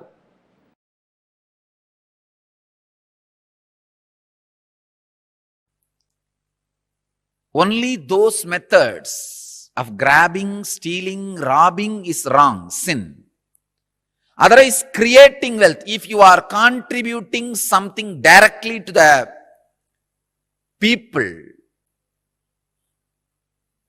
universe, if you are grabbing from others without contributing anything, that is what is sin. So creating wealth is intrinsic part of life.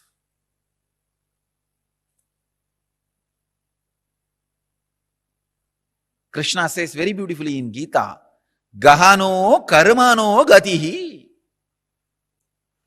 The universe by its nature works. If you have at least the goal of creating wealth, you will be creative. Your energy will be channeled properly. I can give you the clear guidance. The first priority should be in the life for moksha, enlightenment. Till that happens, the second priority can be creating wealth. Understand? Not grabbing or robbing or stealing. Creating wealth.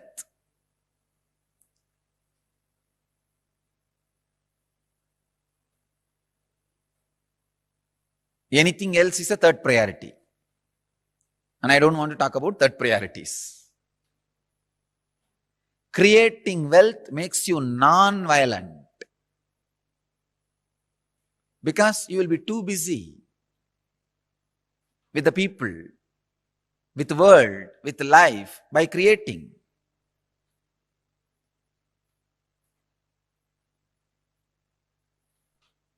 First, remove the guilt about wealth from your inner space. Second,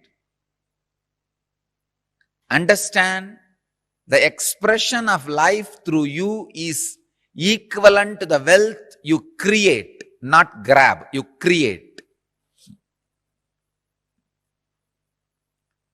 So the more and more life energy starts expressing through you, more and more you create.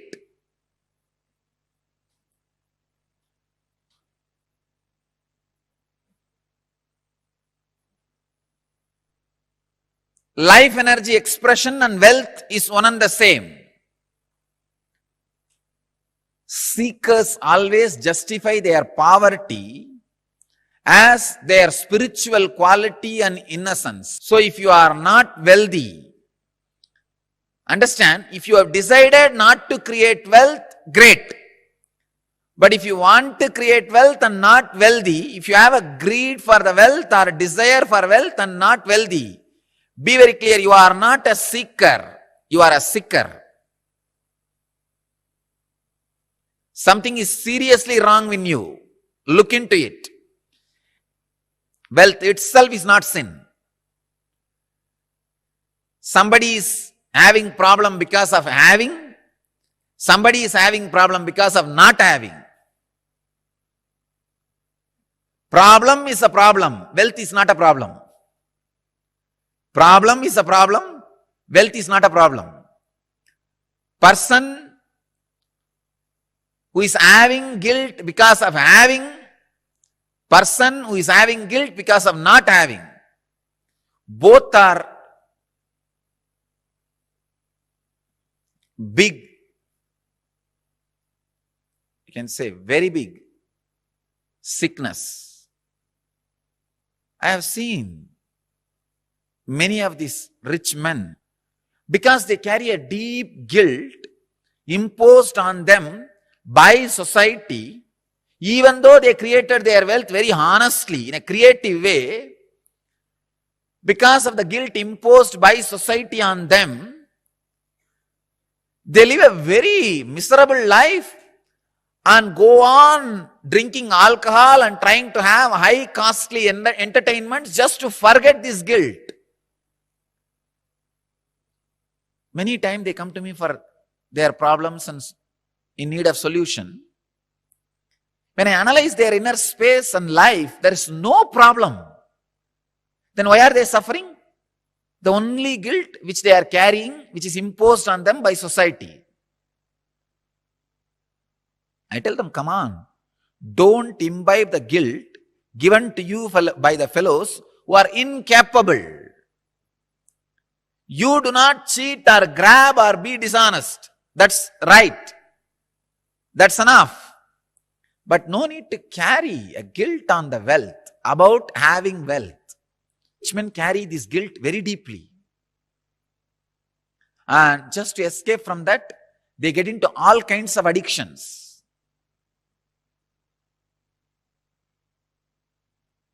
And their life is hell as a fellow who doesn't have money.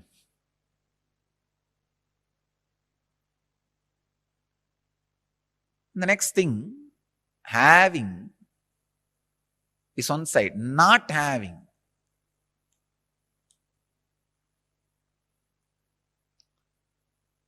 This is a very funny side.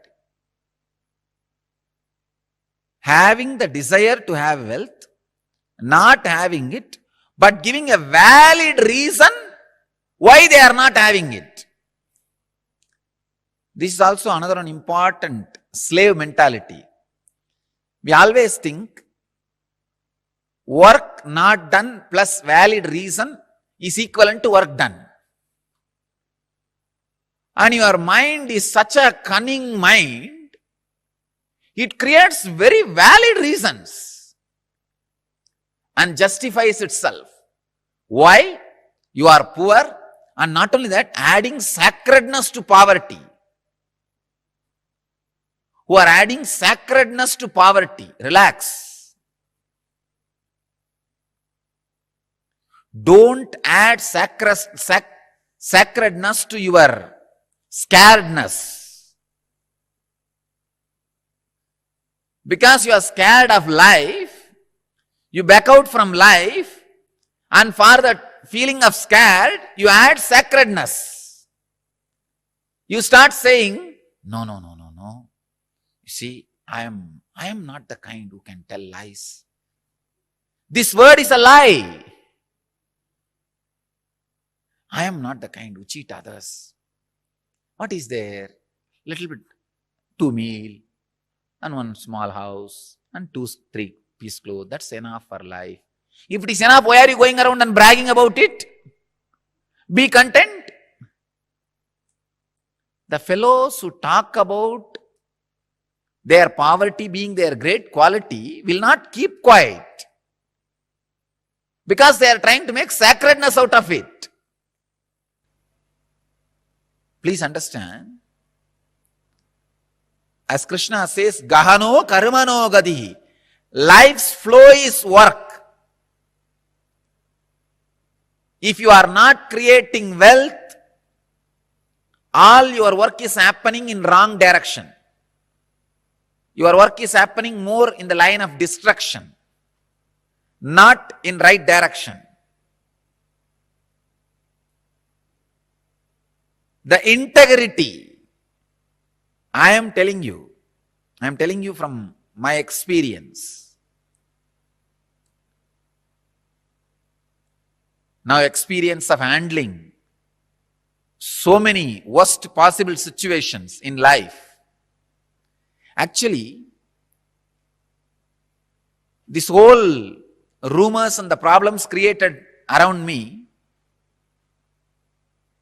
has made me really rich in life. Economically, I may not have become rich, but in life I have become very rich.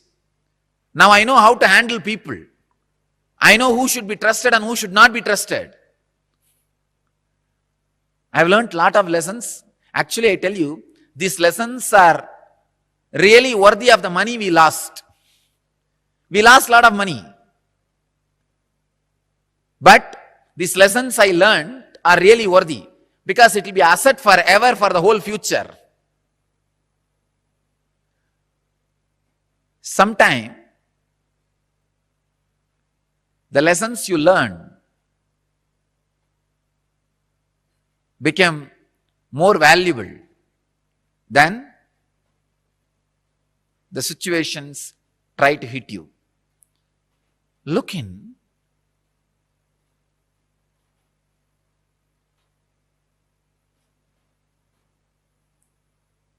Remove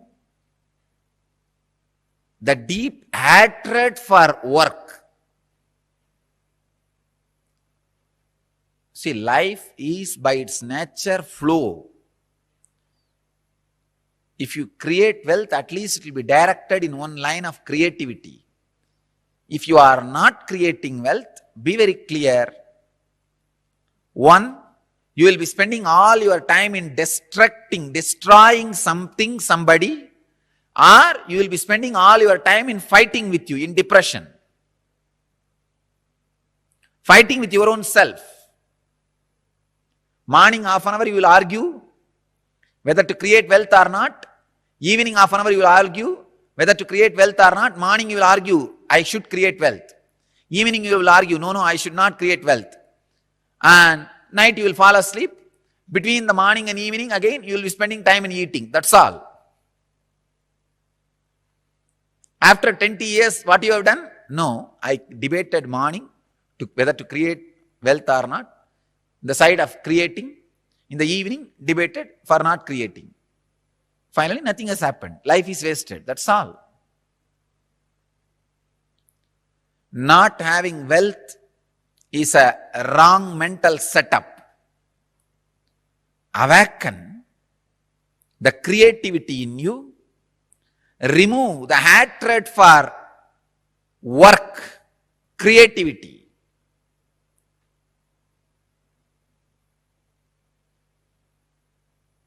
I'll give you further, deeper, exact techniques and process to create wealthy consciousness. First, you need to create a wealthy consciousness which is ready to take the responsibility to create and sustain, which is ready to take the responsibility of being creative. For being creative, you need to take many responsibilities.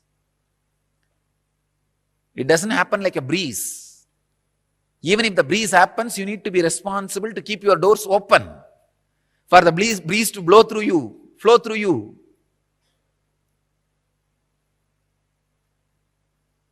In Vedic tradition, we have two major gods representing wealth, Kubera and Lakshmi. Kubera is a guy who holds stock market. Lakshmi is the bank circulating. Lakshmi gives, circulates. Kubera holds, sits on it. Treasury and currency. We have another two dimensions of wealth in Vedic tradition, Sanganidhi, Badumanidhi. Understand? Badumanidhi means flowered wealth, like a lotus, created. Sanganidhi means conquered wealth. Flowered wealth, conquered wealth. Conquered wealth is not robbed wealth. Please understand. Conquered wealth is not robbed wealth. It is not like a Gajni Muhammad coming to Somnath temple and robbing the whole temple, grabbing all the gold and taking it away. No, that is not Sanganidhi. Sanganidhi is conquered from the natural sources. Badmanidhi is made to flower from natural resources.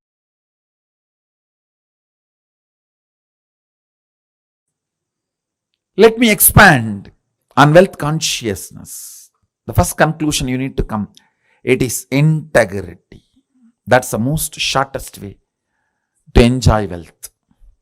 Second, owning but not possessing means go on sharing. I have seen sometimes people, when they take up a job, they develop vengeance towards boss. Hey, you are giving only 50,000 salary for me. I'll work only for 8 hours minimum just to handle your questions, not more than that. So this is the way he starts. He thinks he's cheating his boss. In 6 months, he himself starts believing this much only is his capacity. He has cheated himself. Understand? Cheating your boss. In 6 months, you will believe that as your capacity and you will cheat yourself forever. You making your boss believe this is only your capacity because you want to take revenge on him. First conclusion you need to arrive is integrity is the best strategy. The next conclusion you need to arrive, own but don't possess. Go on be sharing, whether it is you or your space or your qualities or your qualifications. I tell you. The words you utter, people may listen, but the way you behave, people feel it. Let your behavior is all about owning, not possessing. That's the second conclusion. Third, let your enriching be most authentic, means every day upgrade yourself. Ultimate should not be final. Ultimate grows every day. Ultimate is not final. Today's ultimate is not tomorrow's ultimate. Tomorrow's ultimate is different. Brahmanda expands, cosmos expands. For you, something is ultimate today, which is not ultimate tomorrow. It expands. So, go on becoming authentic in your sharing, enriching. Next, important conclusion, do not feel shy to encourage people to support you back to enrich the world. Be confident, courageous about what you are doing.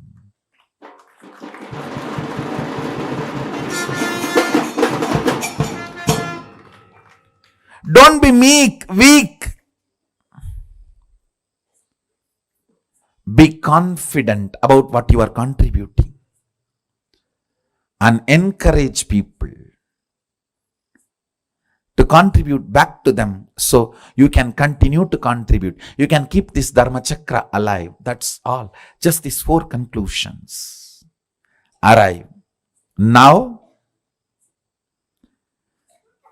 one good news I have for you is our Vedic masters, Vedic rishis, Vedic visionaries, starting from Sadashiva, they have mastered a science to bring these highest thought currents and ignite your inner space through certain rituals and processes. That's what we call Homa. And making Aushadha. Understand? Thought is as matter as any item which is seen by you in front of you. Please listen. I am repeating. A thought current is as matter as the mic, camera, TV, and all the items you are seeing in front of you. If this hand key can be given to you, a thought current also can be given to you. Our Vedic visionaries have mastered the science of bringing a thought current and infusing it into the people. It is called initiation. They mastered this science. It is possible. It is reality. There is no placebo effect range. Understand? There is something called placebo effect. Any doctor gives any medicine, 40% of the patients will be cured. That's called placebo effect. The effect of this initiation is not the placebo range. It is undeniable. It can stand the scrutiny of the verification, follow-up, documentation, and scientific research and analysis. It is not placebo effect range. Understand, our masters have mastered this science of making the thought current come in a space through yajna. Means the thought current from the space will be brought into the air through the mantras and into the fire through the offerings, into the water in the kata pot and sprinkled on you, and into your mind through that water being sprinkled on you. The Dhanagarshana Bhairava Homa, the thought currents of awakening wealth consciousness in you, deciding to be ferocious within you and awaken your wealth consciousness. Ferociousness is not anger. If you feel society has cheated you, you are angry about the wealth, you will never manifest wealth. Ferociousness is different, anger is different. Kala Bhairava, Dhanagarshana Bhairava is ferocious but not angry. Understand? To infuse the ferociousness to manifest wealth consciousness in you.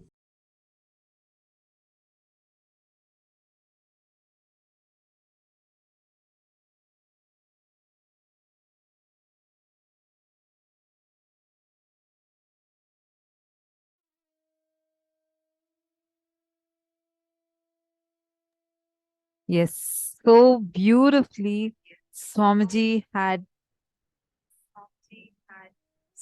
so beautifully Swamiji had explained to us, took us all through a very powerful understanding about the economic principles as per Hinduism and how you need to relate with wealth in the right way. I request all the participants, see if you have understood whatever you have understood from this session, can you all take a few minutes and post that in the chat?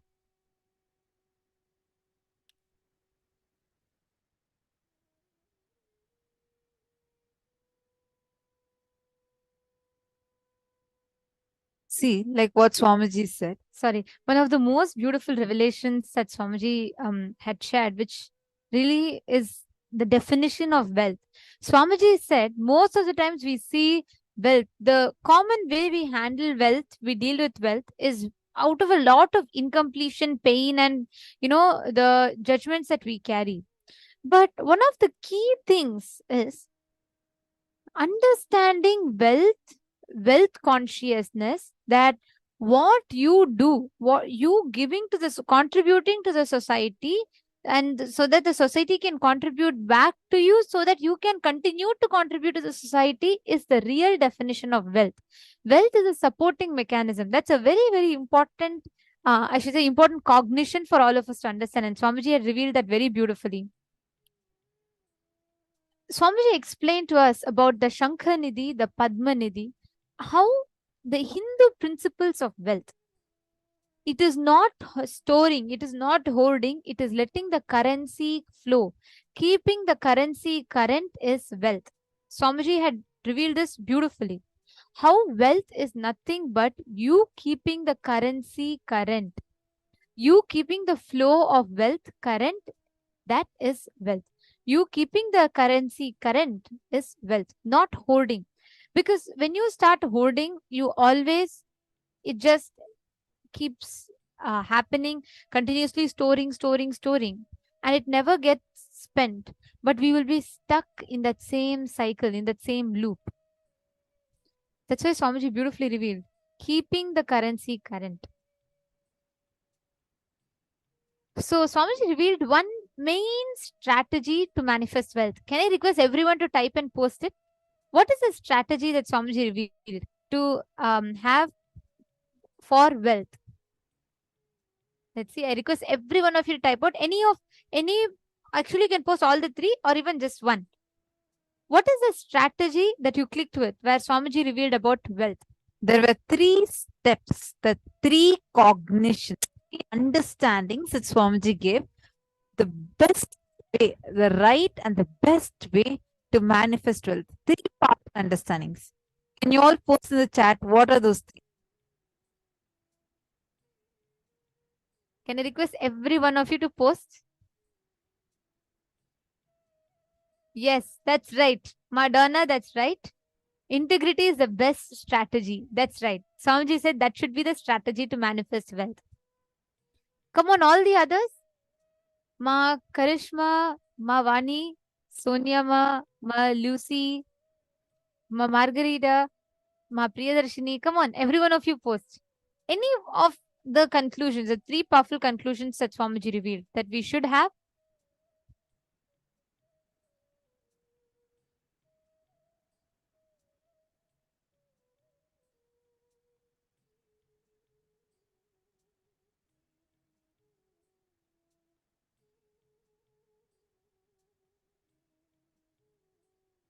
Yes, beautiful. Swamiji had revealed the 3 things. I'm going to repeat again as you're all posting. The first one is integrity is the best strategy in life. That's the first conclusion. The next conclusion is you should own but don't possess.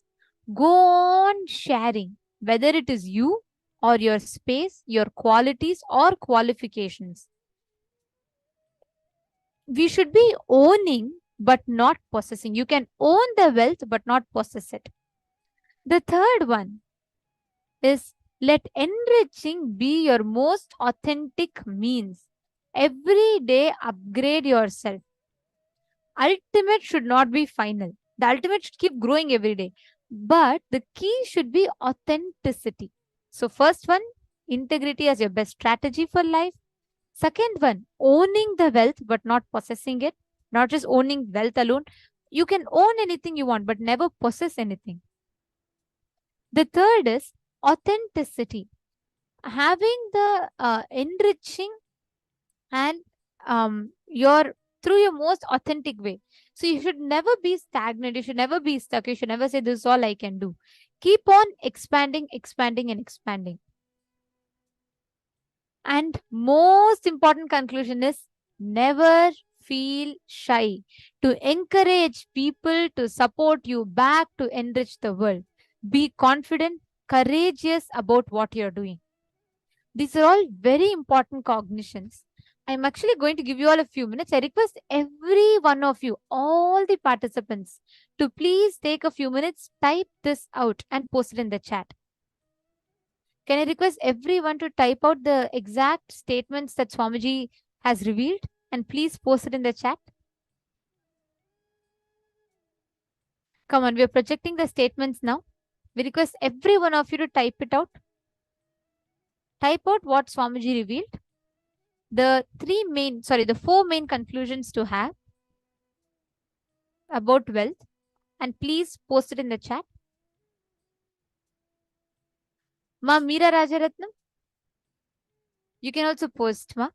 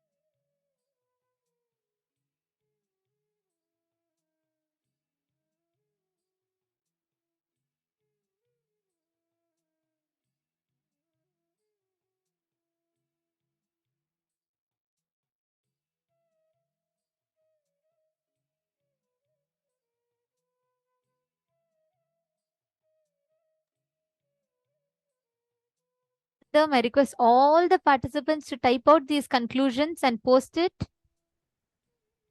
Every one of you, ma Judy Ramsray, come on. I request all the participants, please post these conclusions in the chat.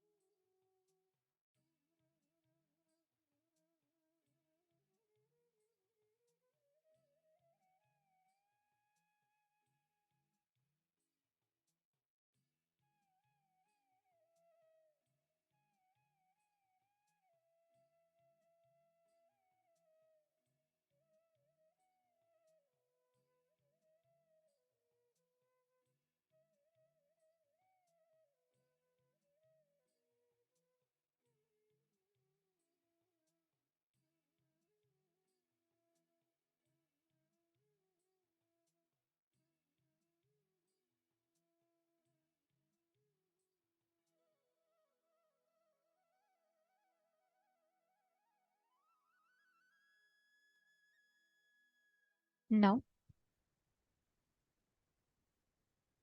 hope all of you have finished writing.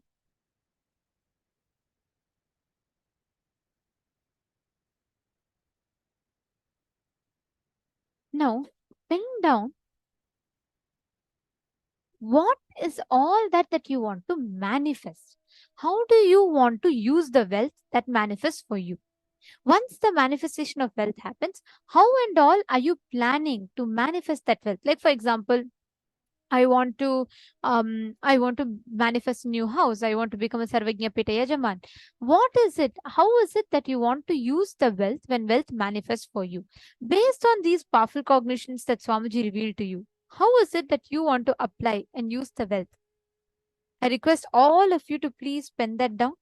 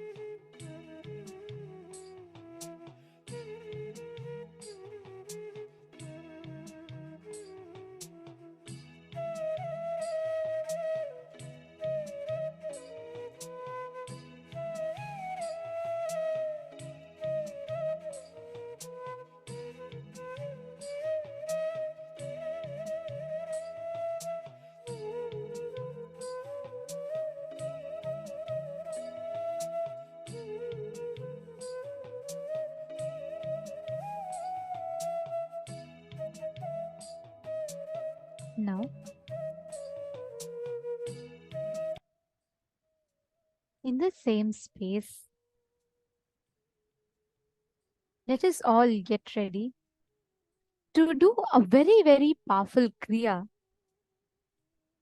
which is going to help us to awaken our Kundalini and experience the wealth manifestation, and how exactly this Kriya is going to help us to manifest wealth. It's a very, very powerful Kriya. So please do not miss. I request everyone to listen to this session as we're all nearing the darshan very, very soon. Let's all prepare ourselves with this Kriya.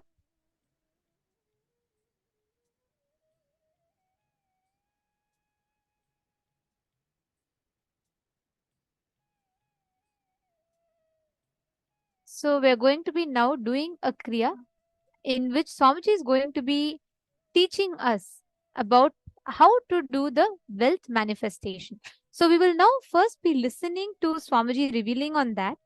And right after that, we will be having Ma Shambhava guide us to do the Kriya, and all of us will be following along. So I request all the participants to please listen to the revelations, and then we'll follow along.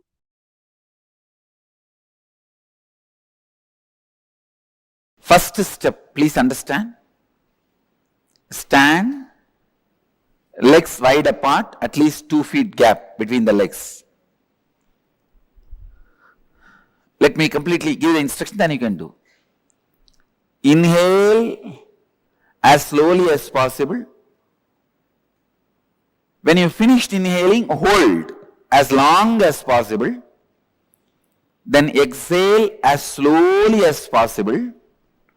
After completely exhaling, hold as long as possible your lungs empty.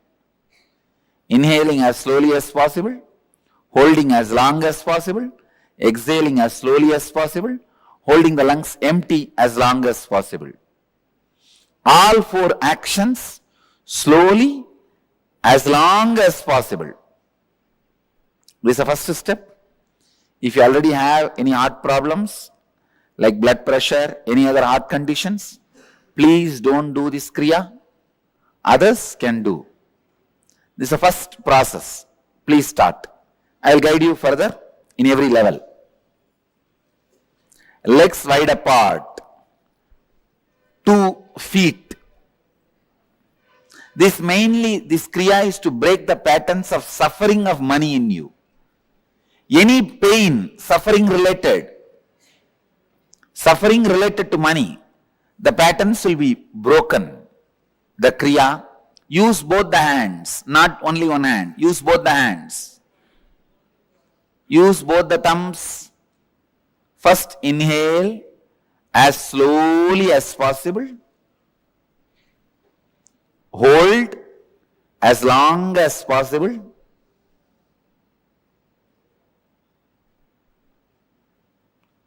Exhale as slowly as possible. Hold the lungs empty without inhaling as long as possible. Do this continuously. Repeat the same cycle continuously. Intensely awakened. Let the energy fill you all. Let all the conflicting, contradicting, complicating desire patterns be destroyed in you all. Let you all create wealthy consciousness, a rich inner space. Bring your awareness to the breath.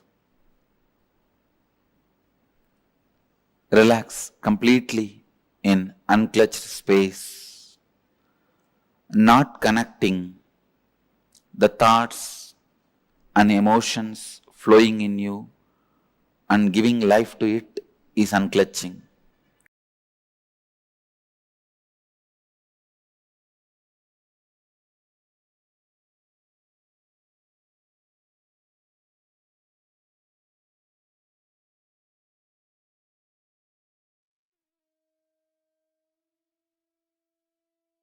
Let us all get ready to enter into the Kriya.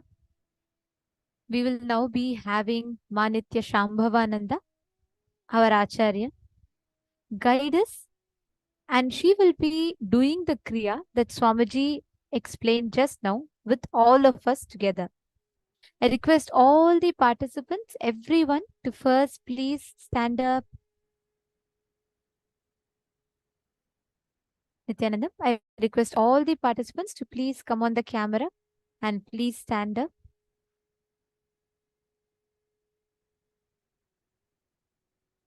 This Kriya is literally going to heal all the suffering patterns related to wealth that we carry. A very simple but a very, very powerful Kriya. Can I request everyone to stand in front of the camera? Please stand in front of the camera. And like Swamiji said, just reminding to all the participants, if you are a heart patient, if you have any medical conditions due to which you cannot have these breathing exercises, please kindly refrain from doing that. You can just participate in it. You can just see it, but you don't have to do it. But if you are good, then we suggest and highly encourage all the participants to please do this.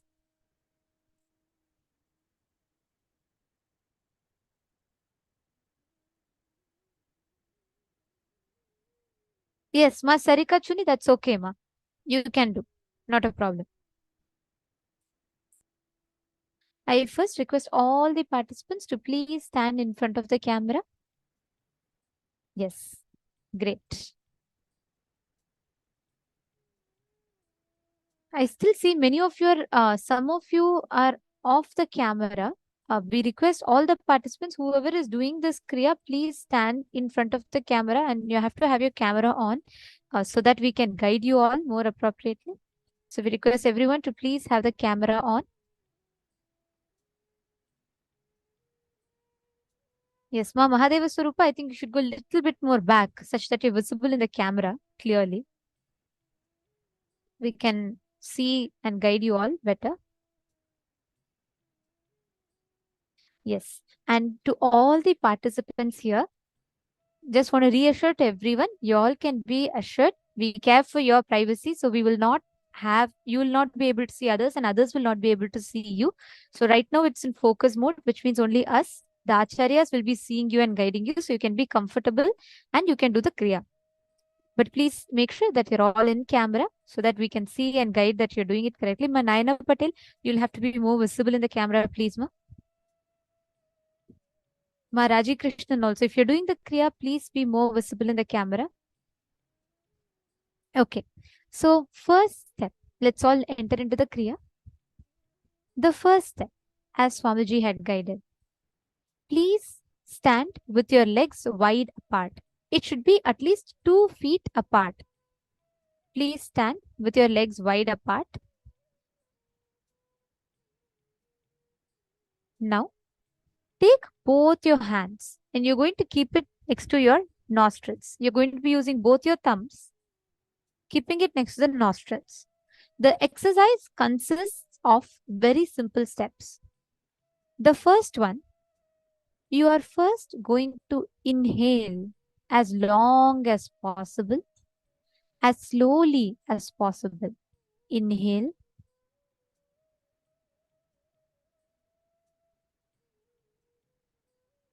Next, you're going to hold your breath for as long as possible. Keep your lungs full. Just hold your breath as long as possible.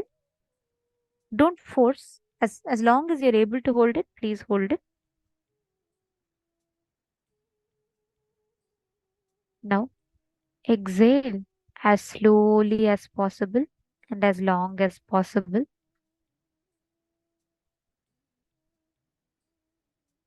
And keep your lungs empty. Means you should neither inhale nor exhale. Just hold your lung empty as long as possible.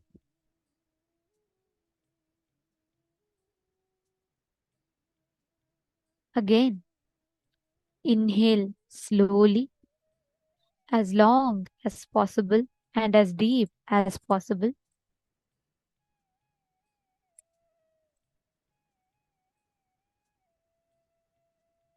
Ma Vaijayanti, you should have both your thumbs on your nostril. like how Mashram was guiding.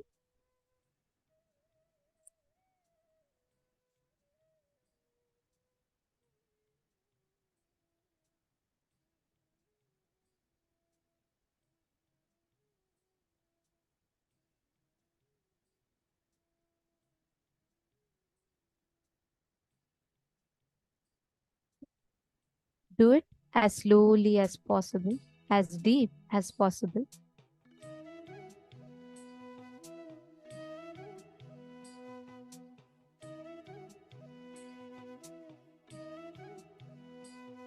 Yes, Ma Sonia Rao, that's right. You're going to be only breathing. You're going to be breathing as slowly as possible and as deep as possible.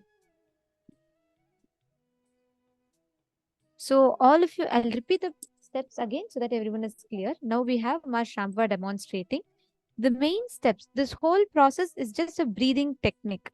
So there are two main steps for this. The first one is you have to stand with your legs wide apart. And the main kriya is you're going to be breathing in through both your nostrils as long as possible and as deeply as possible.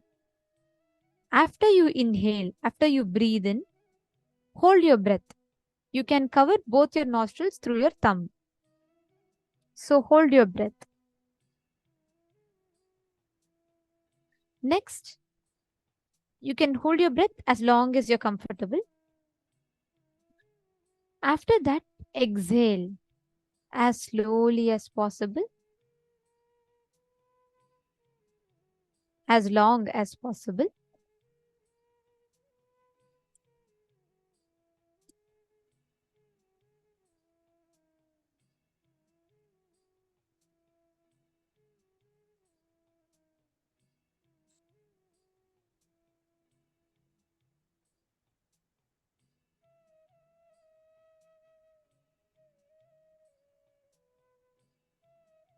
Now, hold your lungs for empty for as long as possible.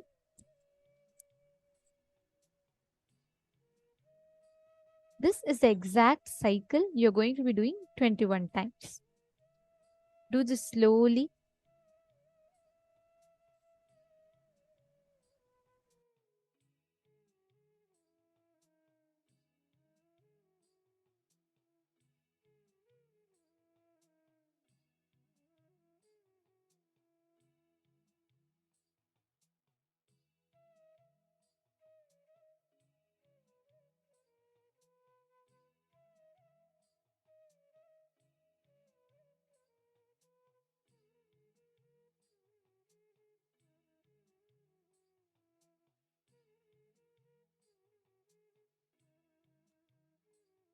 Continue to do it intensely. Please stand.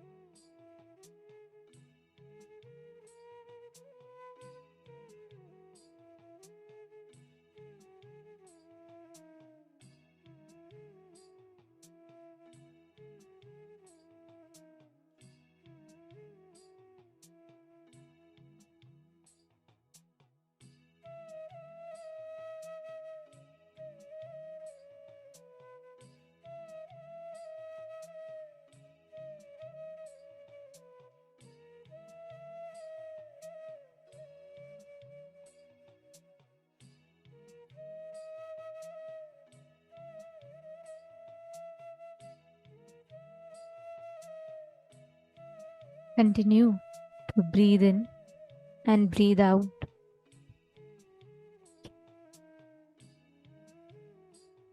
Do this cycle for at least 21 times.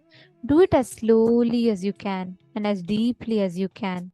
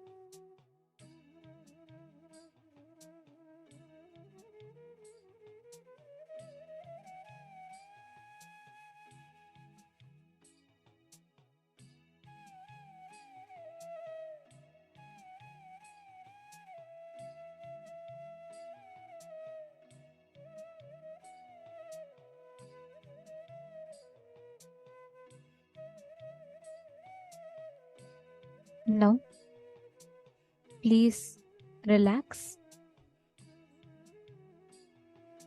Slowly, please relax. Settle down.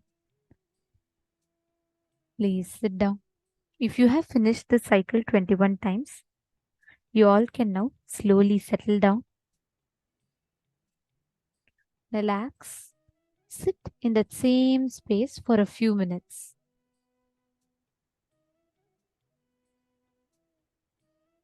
Sit in that same space for a few minutes.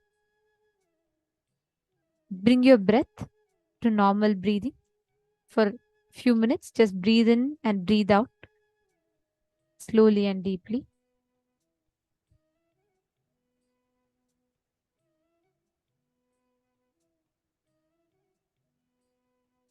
Relax and please have some water.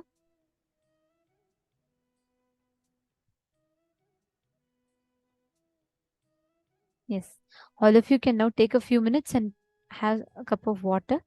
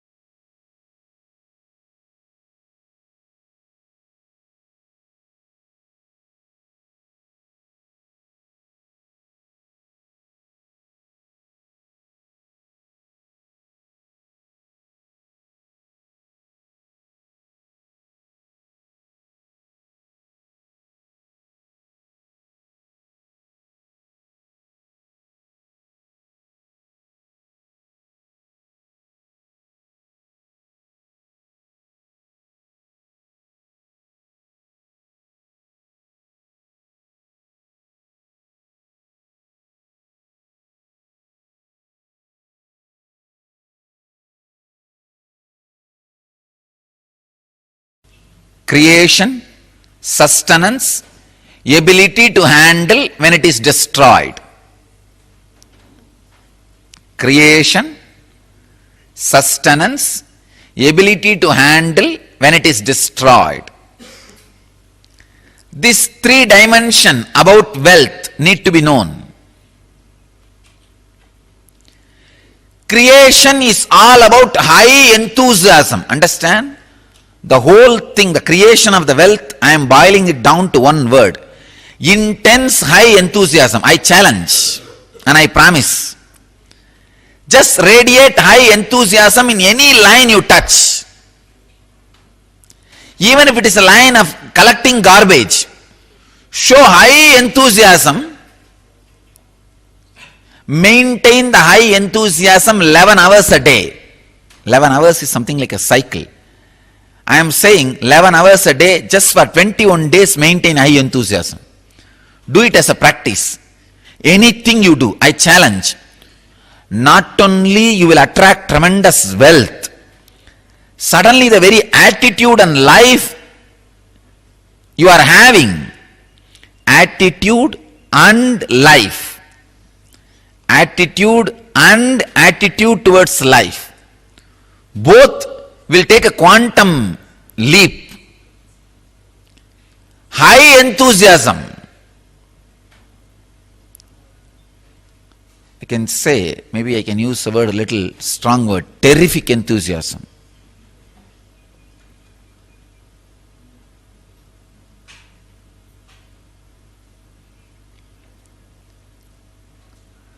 High enthusiasm is wealth. Anything you do, radiate high enthusiasm, that will become sacred. That will become sacred. I can say, if you have the high enthusiasm, you have received a prasadam from Guru. The real prasadam is not the food Guru ate or the water washed his feet. These are all outer prasadam. The real prasadam is the high intense enthusiasm. Enthusiasm in anything you do. Filling your being is the right job of the master, then fulfilling your desires. Fulfilling your desires are too small, then filling your being. A real master fills your being. Creation is all about high enthusiasm. Enthusiasm can never be brought by any reason. Understand? Enthusiasm is just internal quality, like you are breathing, like how you are alive, like living. Enthusiasm is high quality. It is your very quality. It can never be altered, arranged, reorganized by any reason. It is just joy overflowing through your intelligence. I can tell you, use anything to create enthusiasm in you. Enthusiasm and addictions are completely opposite to each other. Things which addict you can never give enthusiasm. Things which give enthusiasm to you can never addict you. This is the truth. Don't think you can create enthusiasm through alcohol, through drugs. No. It doesn't happen. Maybe demonic excitement can happen by alcohol and drugs. Demonic excitement is not enthusiasm. In demonic excitement, you are not creative. You are violent. You just jump around like bhutas. They do not know what they are doing. They destroy. They never create. But in enthusiasm, you are not demonic or excited. You are only enthusiastic. Enthusiasm is creation, creativity. I can tell you, whenever you are filled with enthusiasm, those few moments you are experiencing God intensely in your inner space. When you are having a big change in your life, but suddenly you have a guts and energy to face the situation, be clear, you received the prasadam.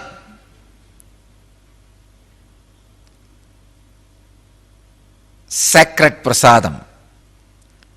High enthusiasm is real wealth.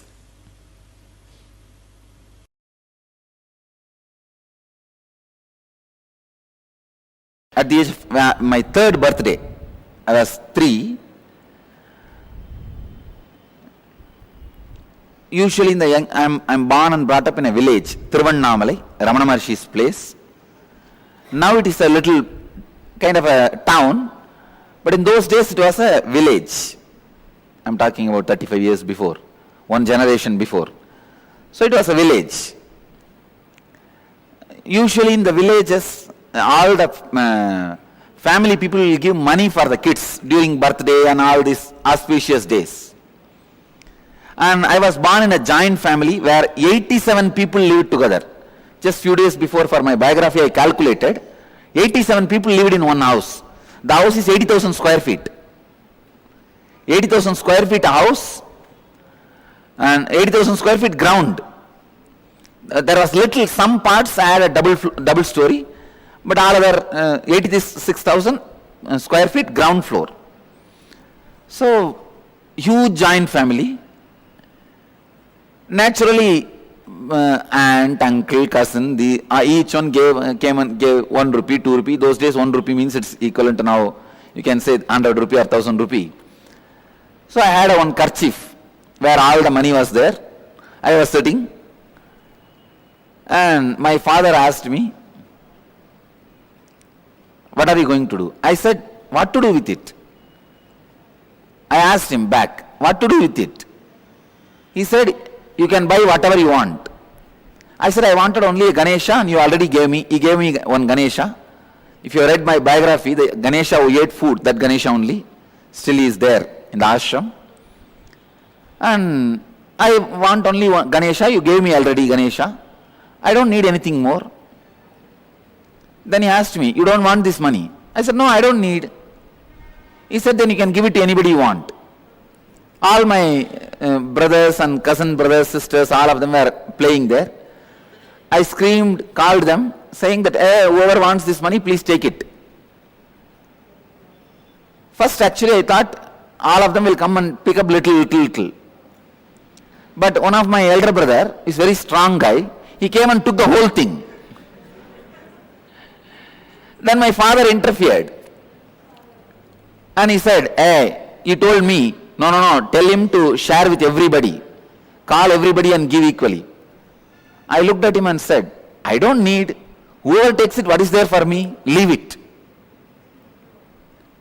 I tell you, this is my first experience with the money. This is exactly the pattern still I am living.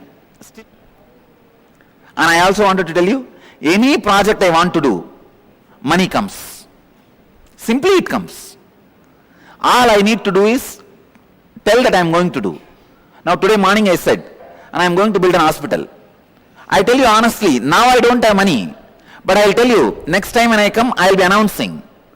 Money has come, we are building the project. I just know. See, money is simply extension of your understanding about you. Your strength on you. Your strong belief on you. I am not talking something impractical. Please understand. No. I am not talking anything mystical or impractical. Whatever I am talking is a formula. It is not just miracle happens only in my life. It is a formula which can happen in every one of your life.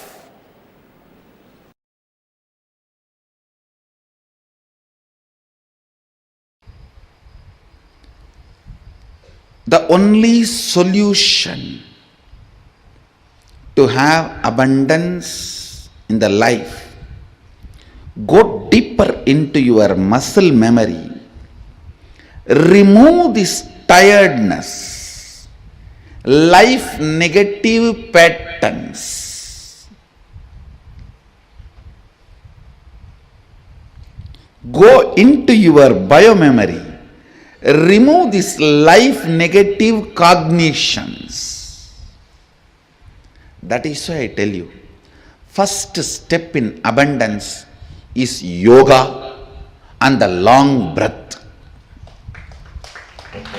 Breathing deeply and yoga is the first step in abundance. Because that is when even your muscle memory is ready for abundance.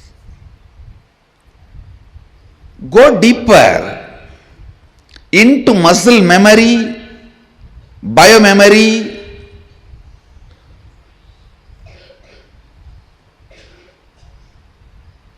and bioenergy. Even if you have billions, but you are all the time tired, bored, you are not going to experience abundance.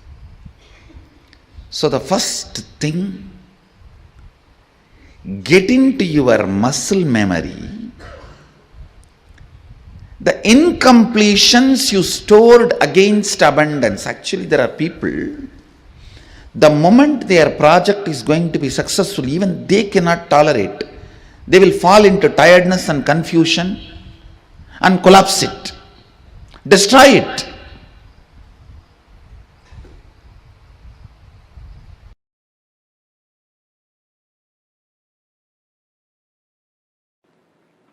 We all have that cute feeling of living with a minimal memory, because somehow we think more number of thoughts means more stress, which is completely wrong. Listen, which is completely wrong. More number of thoughts are not more stress. More number of thoughts from incompletions are more stress. See, it is your internal fight which encourages thoughts and which wants to be thoughtless. That is stressful. Actually, thoughts by themselves are like Lakshmi, wealth. Right way of applying it, you can just manifest wealth without manipulating. There are only two kinds of people who are wealthier in the planet Earth, the humanity. One who manifest wealth, other one who manipulate wealth. That's all. Thoughts are like Lakshmi. If you know how to manifest them, you will manifest wealth. But if you are stupid to manipulate yourself, you will be manipulating wealth. Anything manifested can never be taken away from you by anybody. Anything manipulated can never stay with you, however you may try. I am telling you. Anything manifested can never be taken away from you, however you try. How much ever your detractors, opponents, enemies try, nothing can be taken away from you.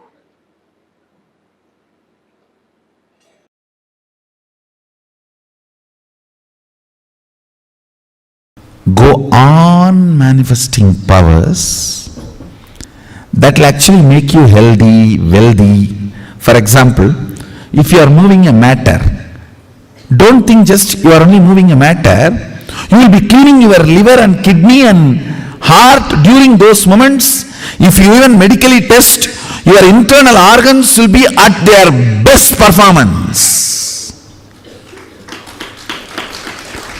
When you move a matter, time stops working on you and the anti-aging happens to you. A reversal of all the physical damage done to your body by time happens. If you just move a matter through power manifestation, your yoga will become amazing. Your digestion will become amazing. And your wealth manifestation will become amazing. Because you need to understand all power manifests from the space of Mahadeva, Sadashiva. It's not that for each power you have a separate mantra and you use that mantra, only that power manifests. No. You use tantra, not mantra, which is same for all power manifestation.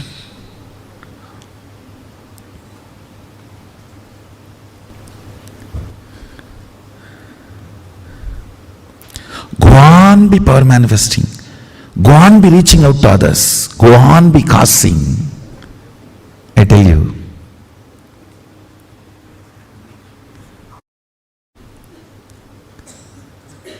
That just makes you a pure channel of Mahadeva, Sadashiva.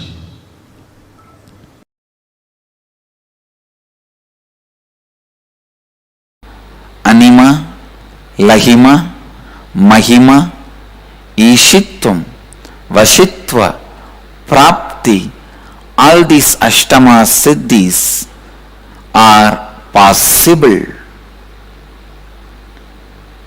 Your brain is hardwired for all these higher possibilities.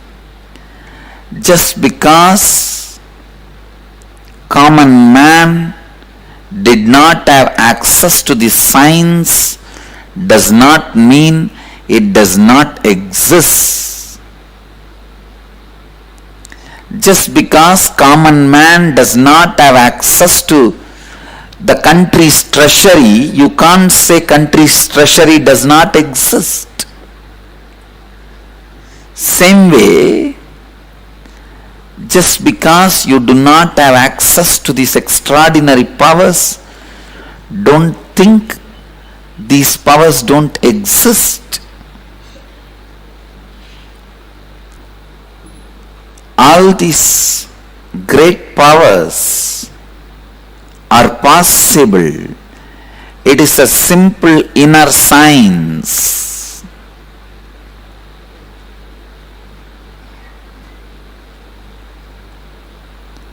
Listen. Kundalini Shakti can directly make you more productive, more aware, more conscious, intuitive, ultimately rich.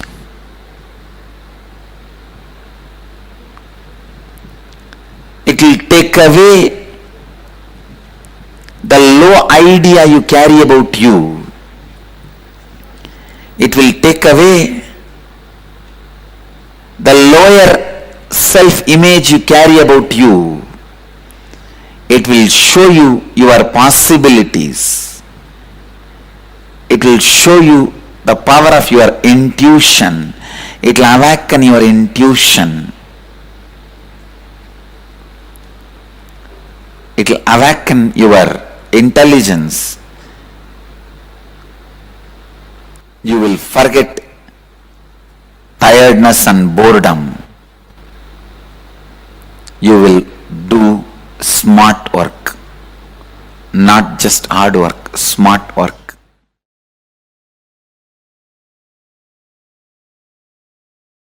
Your DNA strands are connected through water, hydrophobic material. DNA strands and the consciousness is connected through sound, sounds with which they are connected matters. The good news is you can reprogram, replace the old sounds through which your consciousness and DNA strands are tied together, connected together. The great news is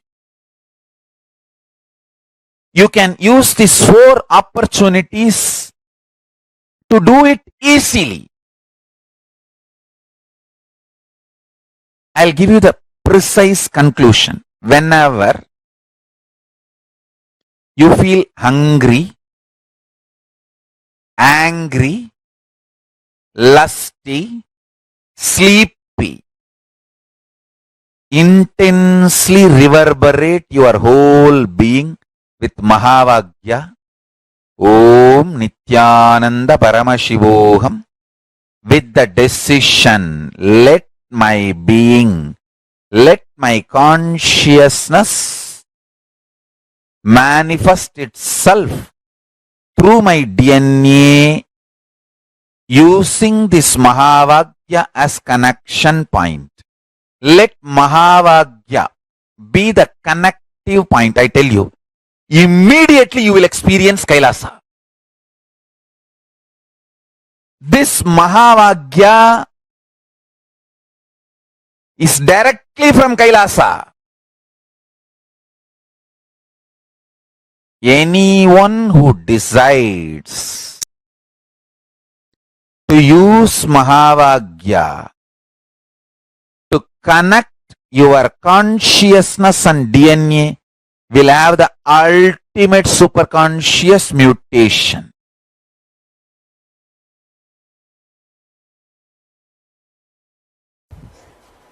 Maybe for a few minutes, you can all sit. Today, all of you feel connected to the Padukas, Guru Padukas, which directly liberates, which is an independent intelligence, energized by Guru, Master, but after energizing, it is an independent intelligence. So all of you feel connected to the Padukas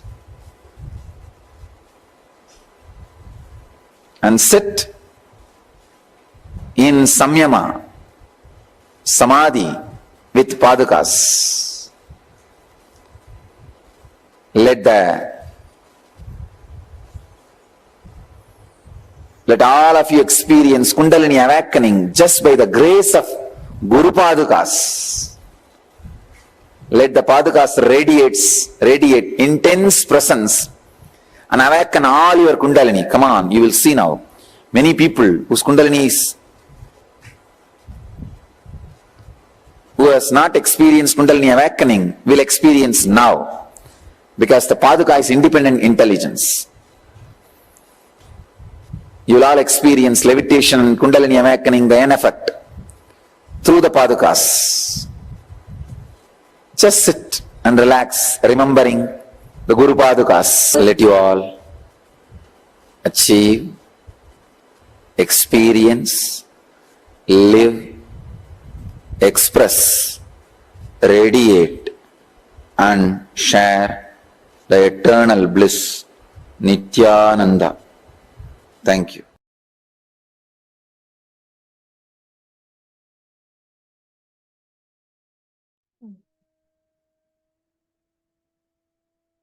The techniques for manifesting wealth.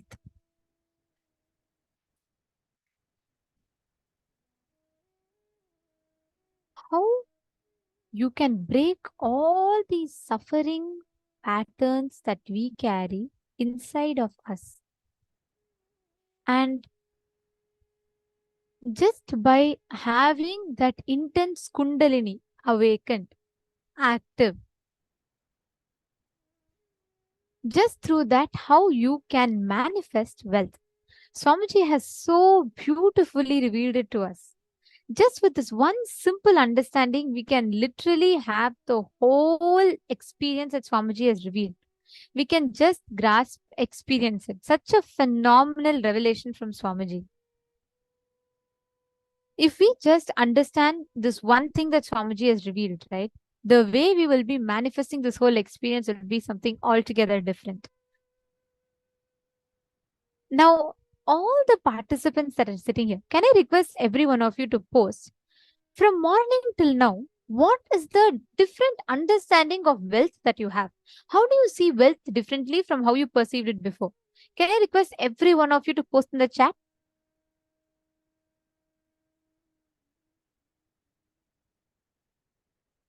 I request all the participants to take a few minutes. You all can post in the chat and let us know. From morning till now, what is it that you see is different from your understandings that you had prior to this? How do you see wealth as different now? What is a cognition that has changed?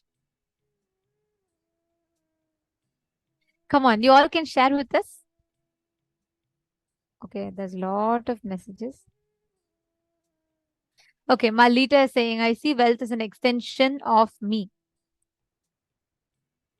Nice. Not hoarding, okay?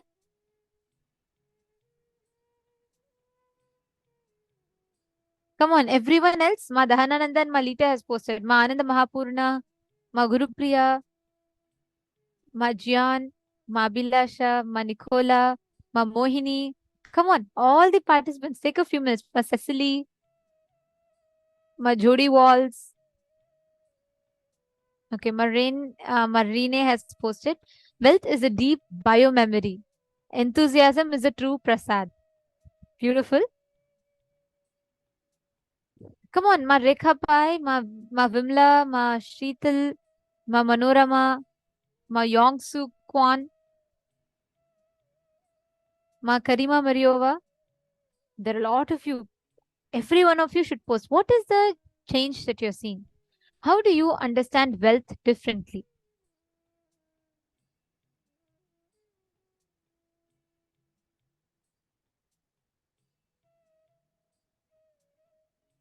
Creating wealth with non-violence. Manisha Ben Patel has posted. Okay.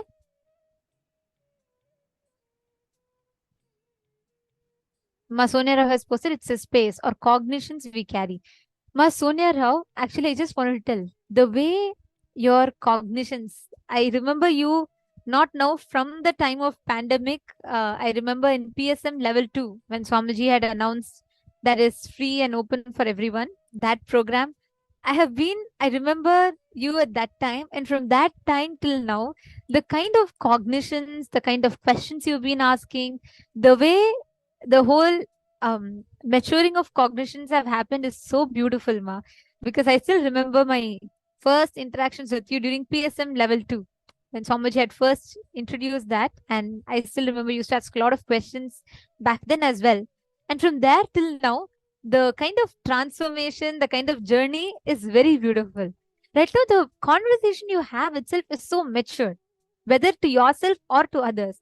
The questions that you ask, the cognitions you understand, it's all so beautifully evolving. And I'm so happy to see that.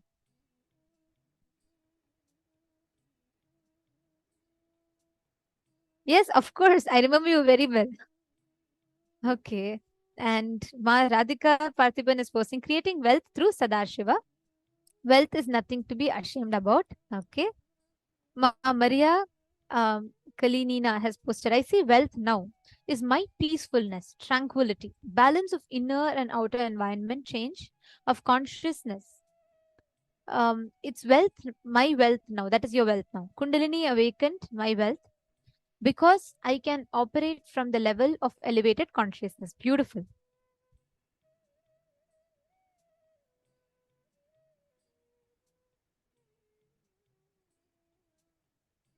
Okay. Ma Christina, come on. Ma Christina Chenault, what about you? Ma Johanna, Ma Isabella Welch. Every one of you have to post what is the difference that you see. Ma Joyce, come on. Joyce, I'm waiting for your answer as well. Every one of you post, what is the difference that you see? Vimala Nambiar has posted, highly enthusiastic about any action will create wealth.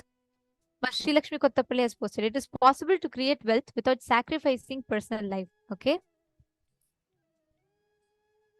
Remove intense tiredness and boredom from your body for abundance to overflow. Beautiful. Okay. My Yogamala has posted that master is filling our being. That is pure wealth. Very nice, Ma. Now, if you all had listened in the session, Swamiji revealed a very, very important dimension of wealth.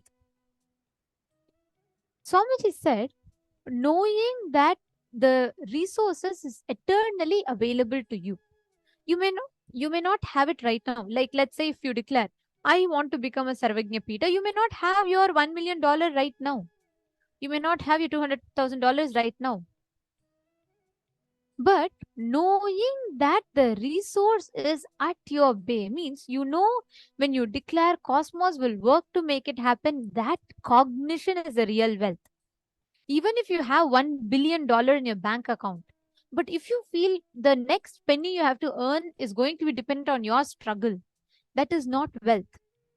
The real wealth is you knowing, recognizing, acknowledging, and understanding your ability to create as and when you want, knowing that life will go on showering the resources to you.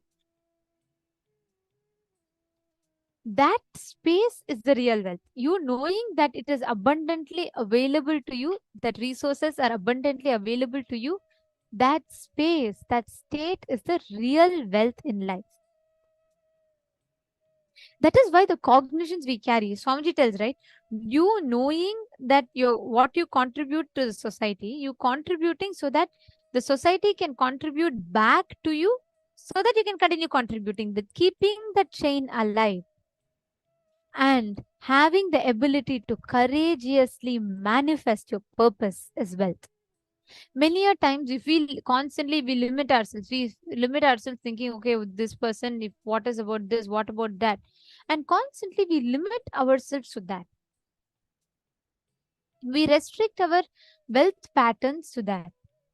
And all the time our manifestation gets stuck to that. Okay, this is all I can do. If I am a manager, I earn I earn $1,000 a month, and I can only manifest this much with that.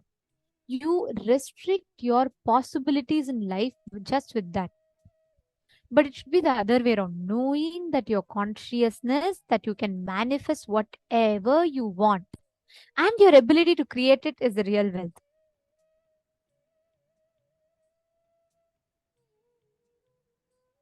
Okay, Ma, Lita is asking a question. Ma, if we have money that was obtained as not real wealth, example through struggle or being paid but unhappy in job, is this why we lose it afterwards?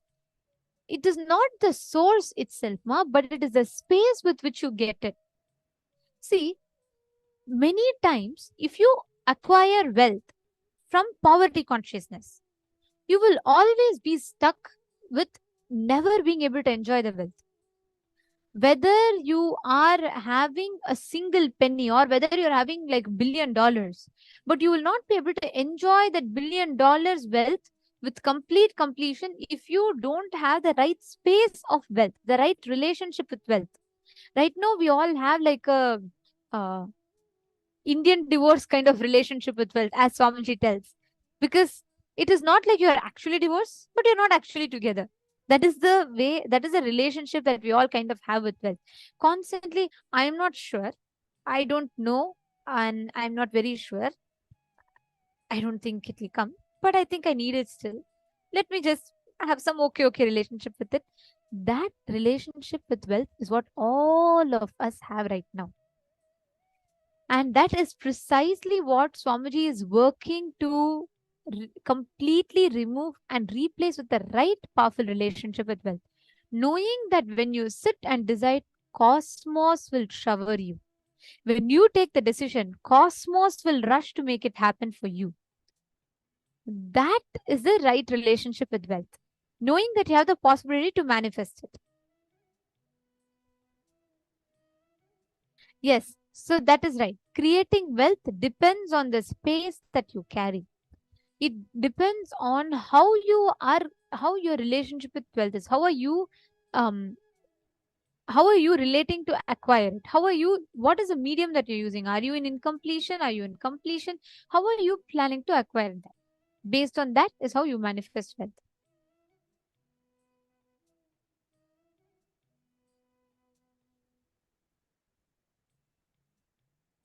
Okay, Malita is asking, so how about say someone gets fired? Does it mean we're doing the job in the space of poverty, hence something is happening for us to lose the job? I would see, Ma, all the situations you are trapped is because of the incompletion inside of you. But whether you're having the job or not, but if you're not able to manifest that wealth, you are working. For example, you're working, you feel like I'm really putting my hard work, I'm putting my effort. But the money I'm manifesting is not doing justice. I spend 18 hours a day and I do my work, I stay overtime, but there's no appraisal in my job, nor do I get proper salary. That relationship you have with wealth is because of your poverty consciousness. Even though you keep going to new jobs, you keep getting fired at all jobs, that is also because of poverty consciousness. All the relationship with wealth, wherever you're having struggles and conflicts, it is because of the cognitions about wealth that you carry inside of you. Getting it?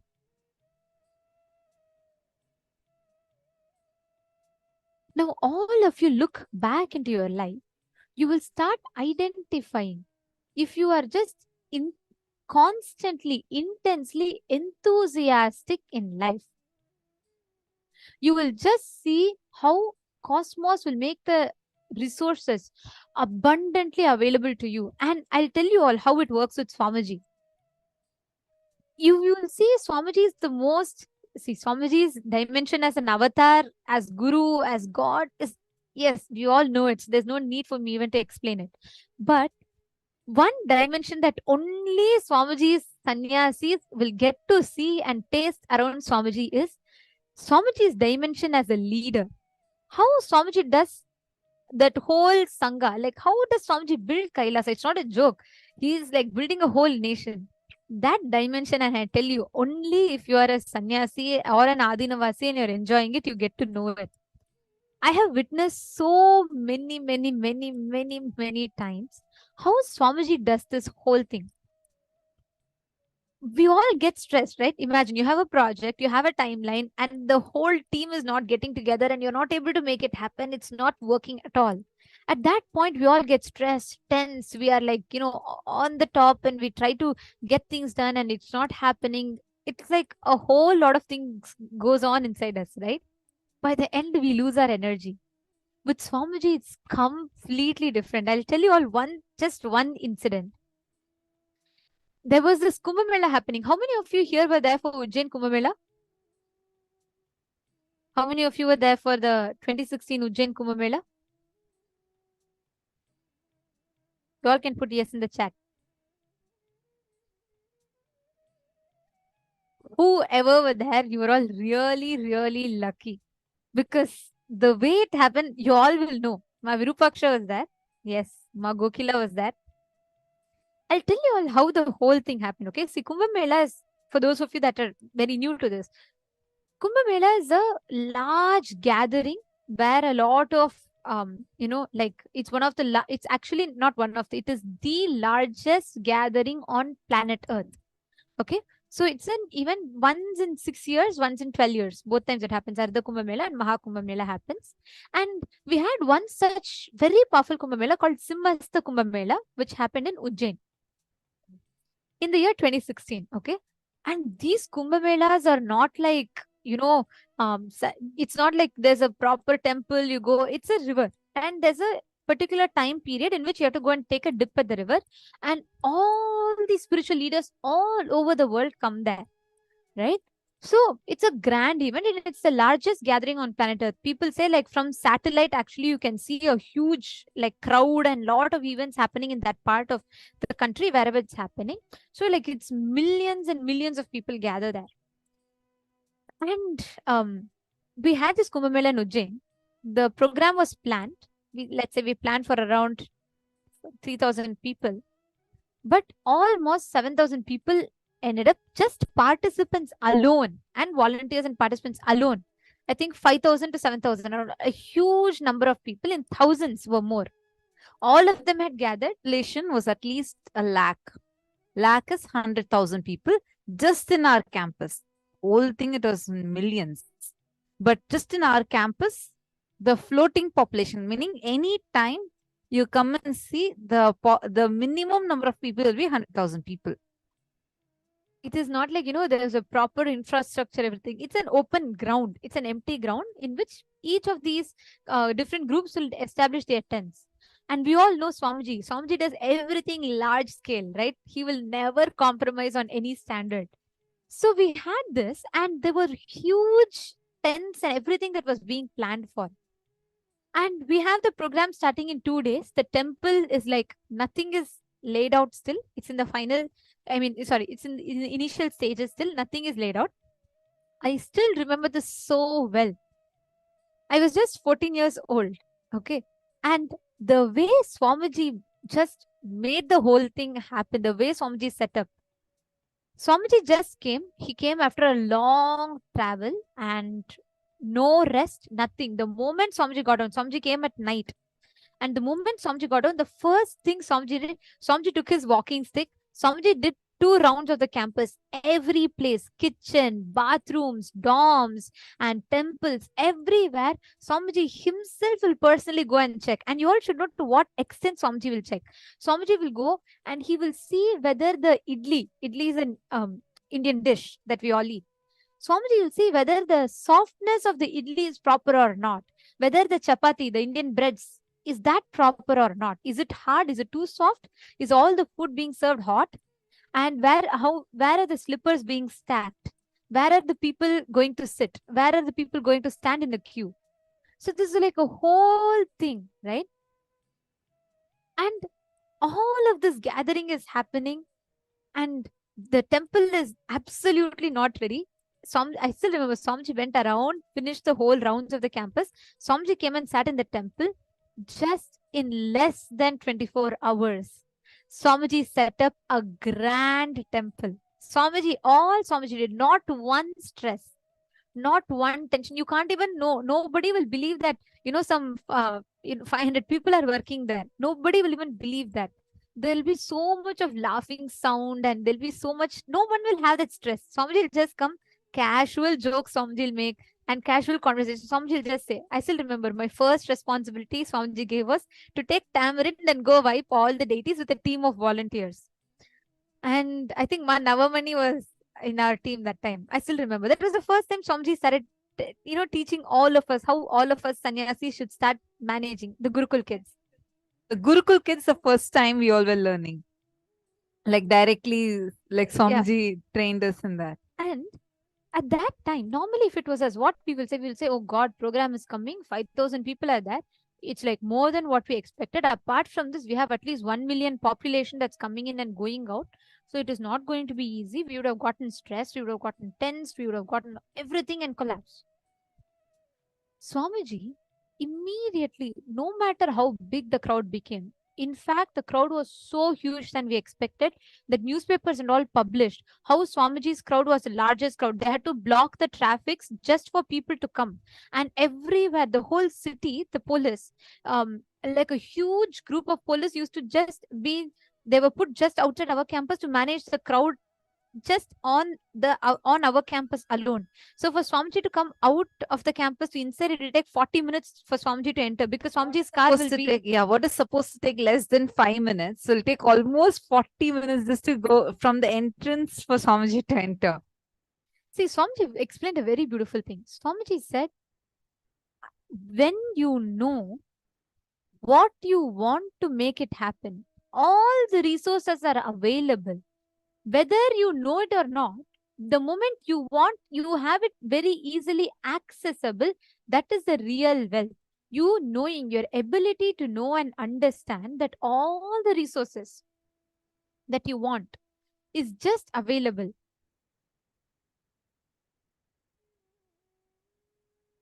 Yes, Ma Gokila Devi has posted very beautifully. She said, I was in Kumbh Mela Ujjain in 2016 for 42 days. My eyes was like CCTV camera, watching Swamiji continuously. Bhagavan was like having 5 bodies running the camp. He was everywhere, almost at the same time, from AM to PM. It was life-changing for me. I had a powerful cognition. If Bhagavan can do, I also can do it. Wow.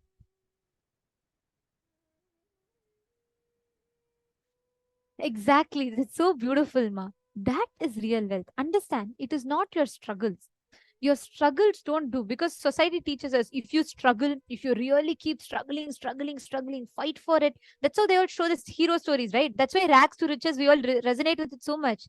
Why that YouTube, every video that says about rags to riches is resonating with us so much? Because we all believe in that. You need to struggle. When you struggle, fail, and then you go through all the hardships, then finally you reach that success. But that path is not a requirement. You need to work hard, but you don't need to struggle. That suffering is not needed. Knowing that whenever you want to manifest, your ability to manifest anything you want to fulfill your life's purpose is a real wealth. That's what Swamiji beautifully revealed. How Swamiji overnight he could make from the scratch, he could just make a temple stand, the whole temple, the whole tent with all deities. And San Jose, Los Actually, Angeles, every city's deities were standing, the alankars, the jewelry, and the annadan that had to happen, the programs for people, and the 5,000 people who had come, for them the program has to happen. And managing storm also came in between. There's a big story. If I start talking about it, I'll never stop. But what I want to mainly tell is this: when Swamiji continuously demonstrate this one principle to us, where Swamiji tells beautifully, when you know you have the ability to generate whatever you want to fulfill your life's purpose, that is the real wealth. I just wanted to share one incident. When Swamiji, from a very long time, I think for almost 20 plus years now, Swamiji is using the same car. So once this car has broken down multiple times, and many of the sannyasis and the people, like all the Adinavasis, many times have tried asking Swamiji, why don't we just upgrade this car? Especially like especially if we can upgrade it to something like a branded car. Why not a Benz car or a Rolls Royce or something that will also, show the brand? And Swamiji is like, hey, no, not once, multiple times in multiple situations, they tried asking Swamiji, why don't we just buy a new car for Swamiji? Swamiji said, no, don't waste money in any of these things. If we have money, let's focus only on serving more and more people. And at one point, one team had proposed to Swamiji, the car is almost really not working. Let's buy this new car, and we all want to offer it. We even have one person, one of the devotees want to offer this to Swamiji. Swamiji said again, no, it's okay. Leave it. Let's see it later. So this team, what they did, they researched, they found, okay, this is the best model car. They came with the proposal saying, Swamiji, this devotee wants to offer this to Swamiji, and this is the car model, everything. Swamiji said, no question of spending even a penny in this. There is not. If we have more money, why do you want to spend this money into buying a new car for me? If you have more money, let's do more annadan, let's do more service. I don't want anything unnecessary. This adding a new car is not going to anyways contribute to my vision, what I have happened here for. So not needed. And this is one incident. In Kumbh Mela, Swamiji had, so this is like a huge hall. And that we need to understand a bit about this Kumbh Mela, the place. Whoever came to the Ujjain Kumbh Mela, you all will know. The place experience these. What is out there is not just imagination. At least the method they use, the information, they even try to map it down on the brain of the rats and confirming many of the informations they have. Understand microcosms, telescope, and algebraic topology. Macrocosms, telescope, and microscope together is created by oneness. The moment it is